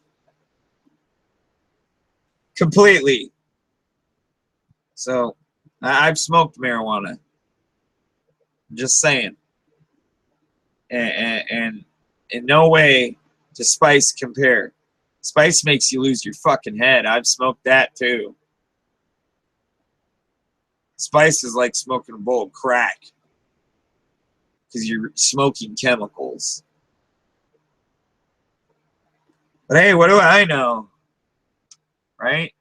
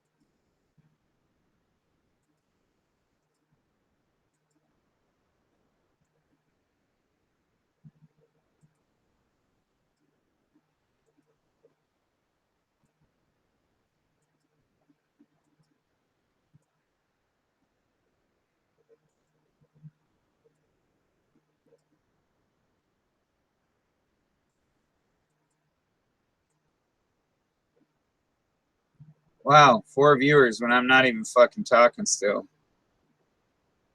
Okay, absolute monarchies, but which will deserve our attention. There are others which affect nations as often as kings, and some of them will, on examination, be found to grow out of our relative situation and circumstances with France and with Britain, and we are rivals in the fisheries and can supply their markets cheaper than they can themselves now, notwithstanding. See, what they were talking about is world trade even back then. Wow. Worst trade agreement ever, TPP. Trans-Pacific Partnership.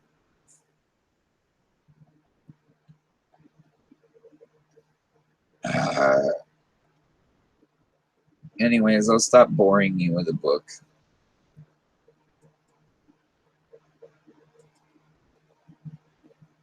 I'll save that for my own time.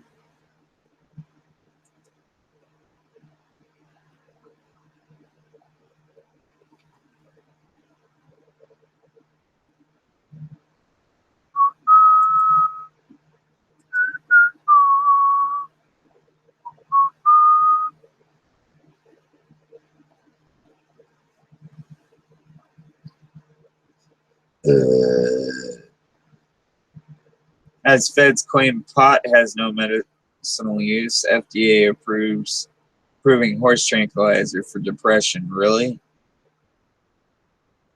That has no fucking use on depression. Sorry to tell you. Ketamine shouldn't even be given to people who have depression.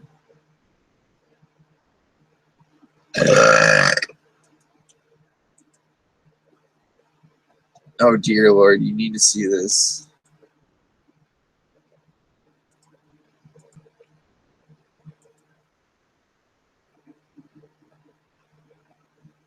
Oh, where'd the picture go?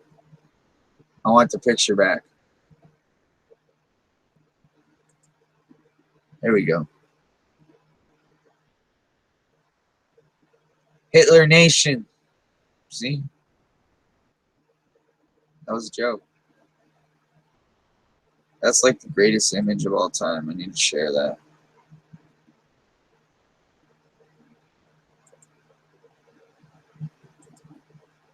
That'll probably get me banned from Facebook, but I don't give a fuck.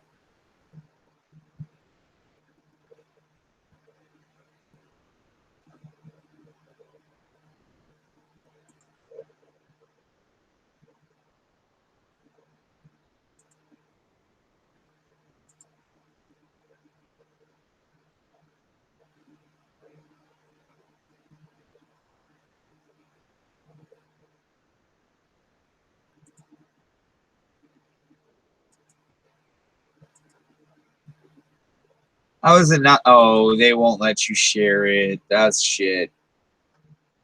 Sorry, but that's complete and utter shit.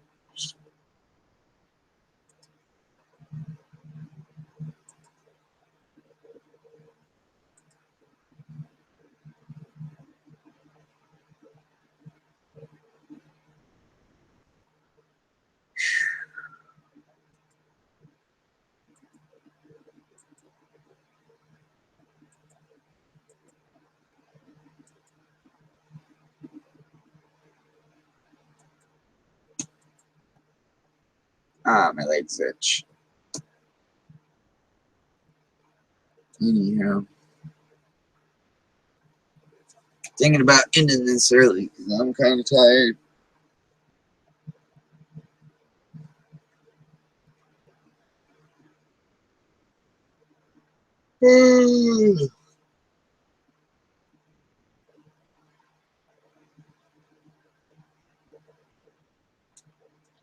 Pro-Marxist sells grease to Moscow. You gotta be joking.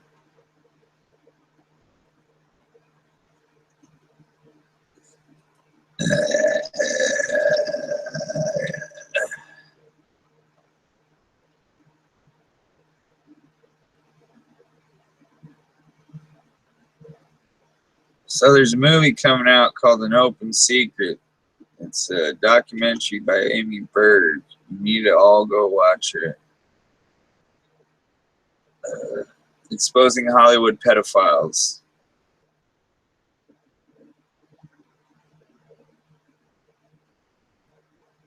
That's disgusting.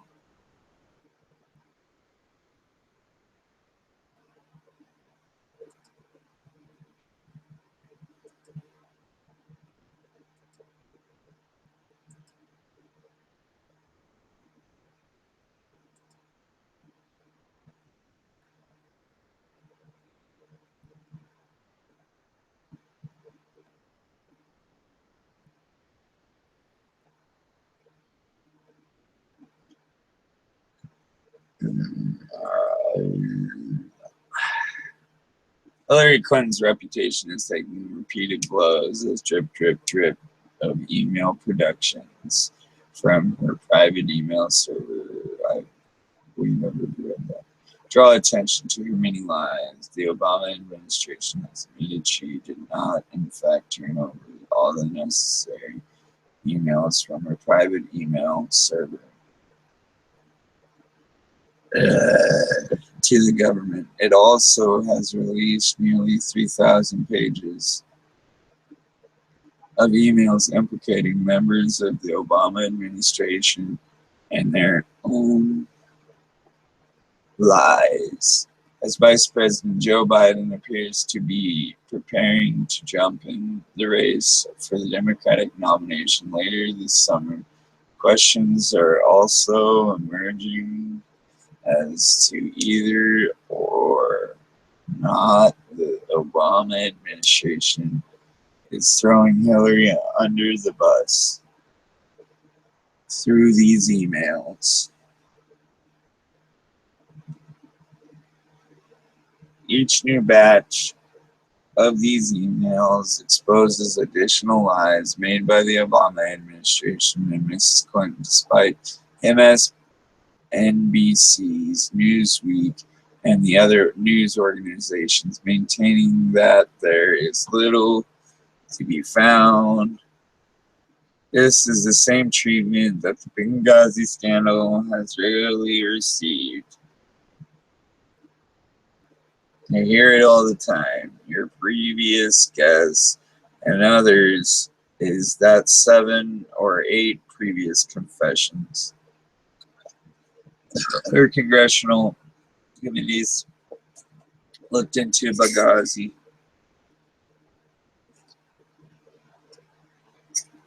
Said Chairman of Select Committee on Benghazi, Trey Gowdy, R-SC, on CBS Space on the Nation on June 28th. Well, none of those other committees looked at a single one of her emails. So our committee has done things that none of those 7 other committees were able to do.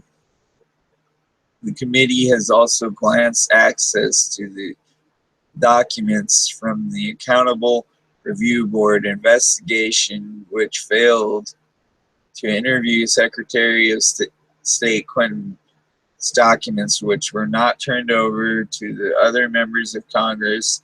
It also recently received information related to Clinton aide Jake Sullivan and Cheryl Mills, as well as former United Nations Ambassador Susan Rice.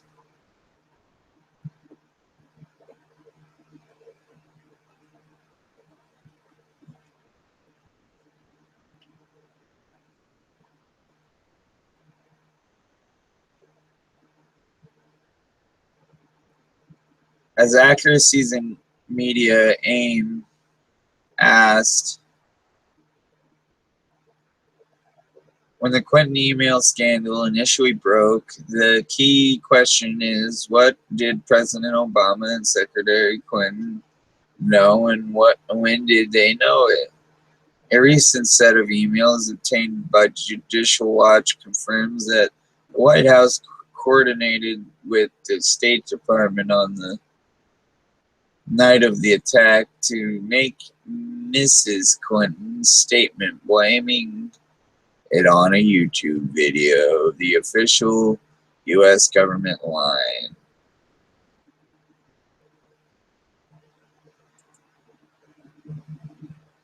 It's pretty fucking sad, dude.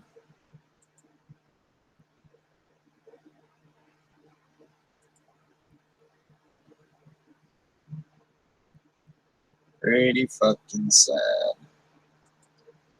They've got to lie to the people, and it's just disgusting.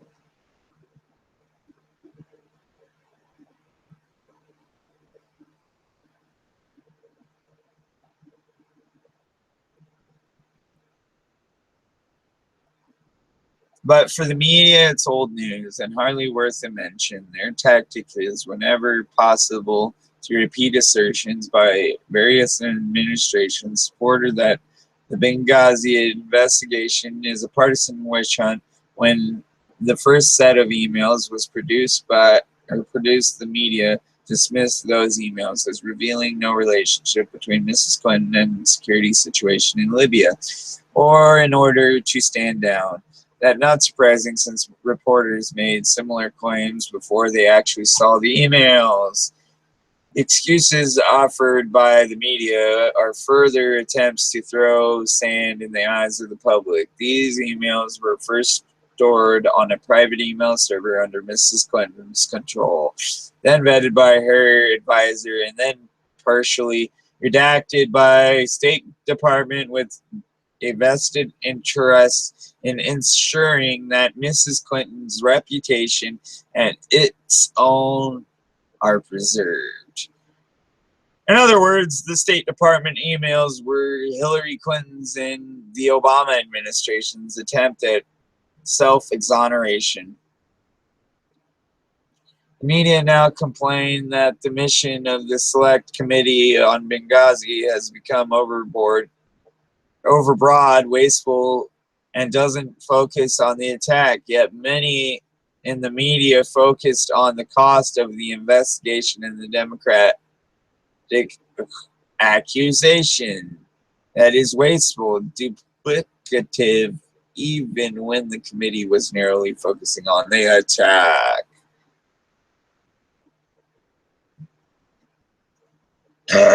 She said that the public record was complete, noted Rep. Gowdy on CBS. You will remember in her single press conference, she said that she had turned over everything related to work to Department of State. We know that not to be true. That was false.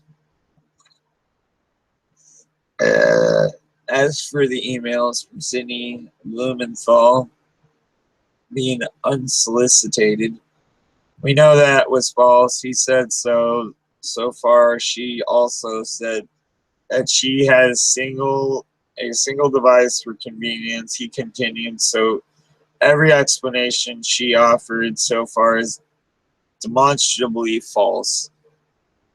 It's even worse than that, as Kimberly Strassel reported for the Wall Street Journal. We know that the State Department has now upgraded at least 25 of Mrs. Clinton's emails to classified status. State is suggesting this is no big deal, noting that it is routine to upgrade material during the public disclosure process, but that besides the point. This isn't about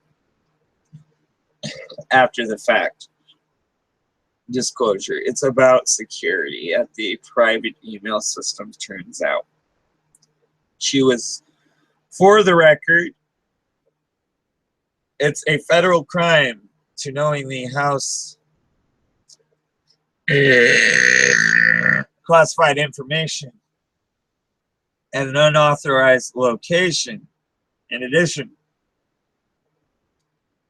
Strassel stated that the real bombshell news was the State Department's admission that in at least 6 instances the Clinton team altered the emails before handing them over. Sentences or entire paragraphs, which, by the way, were work-related, were removed. State was able to confirm this because it could double-check against Mr. Blumenthal's documents.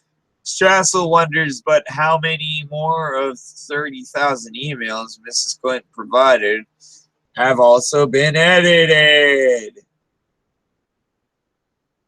Apparently, Blumenthal, longtime hatchet man for the Clintons, was not prepared to withhold documents from the Select Committee and risk contempt citation. Instead, he chose, in effect, to throw Mrs. Clinton under the bus.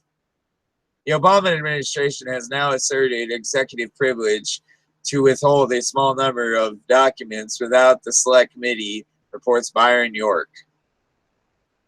The plot thickens. Well, anyways, we're going to have to continue tomorrow because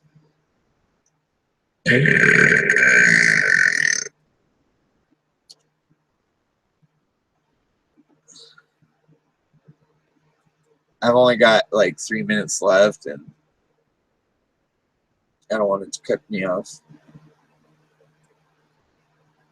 So I'll highlight that portion of the page and then I'll click over to another page. I'll read it to you all tomorrow. Have a blessed night, and God bless you all. One love.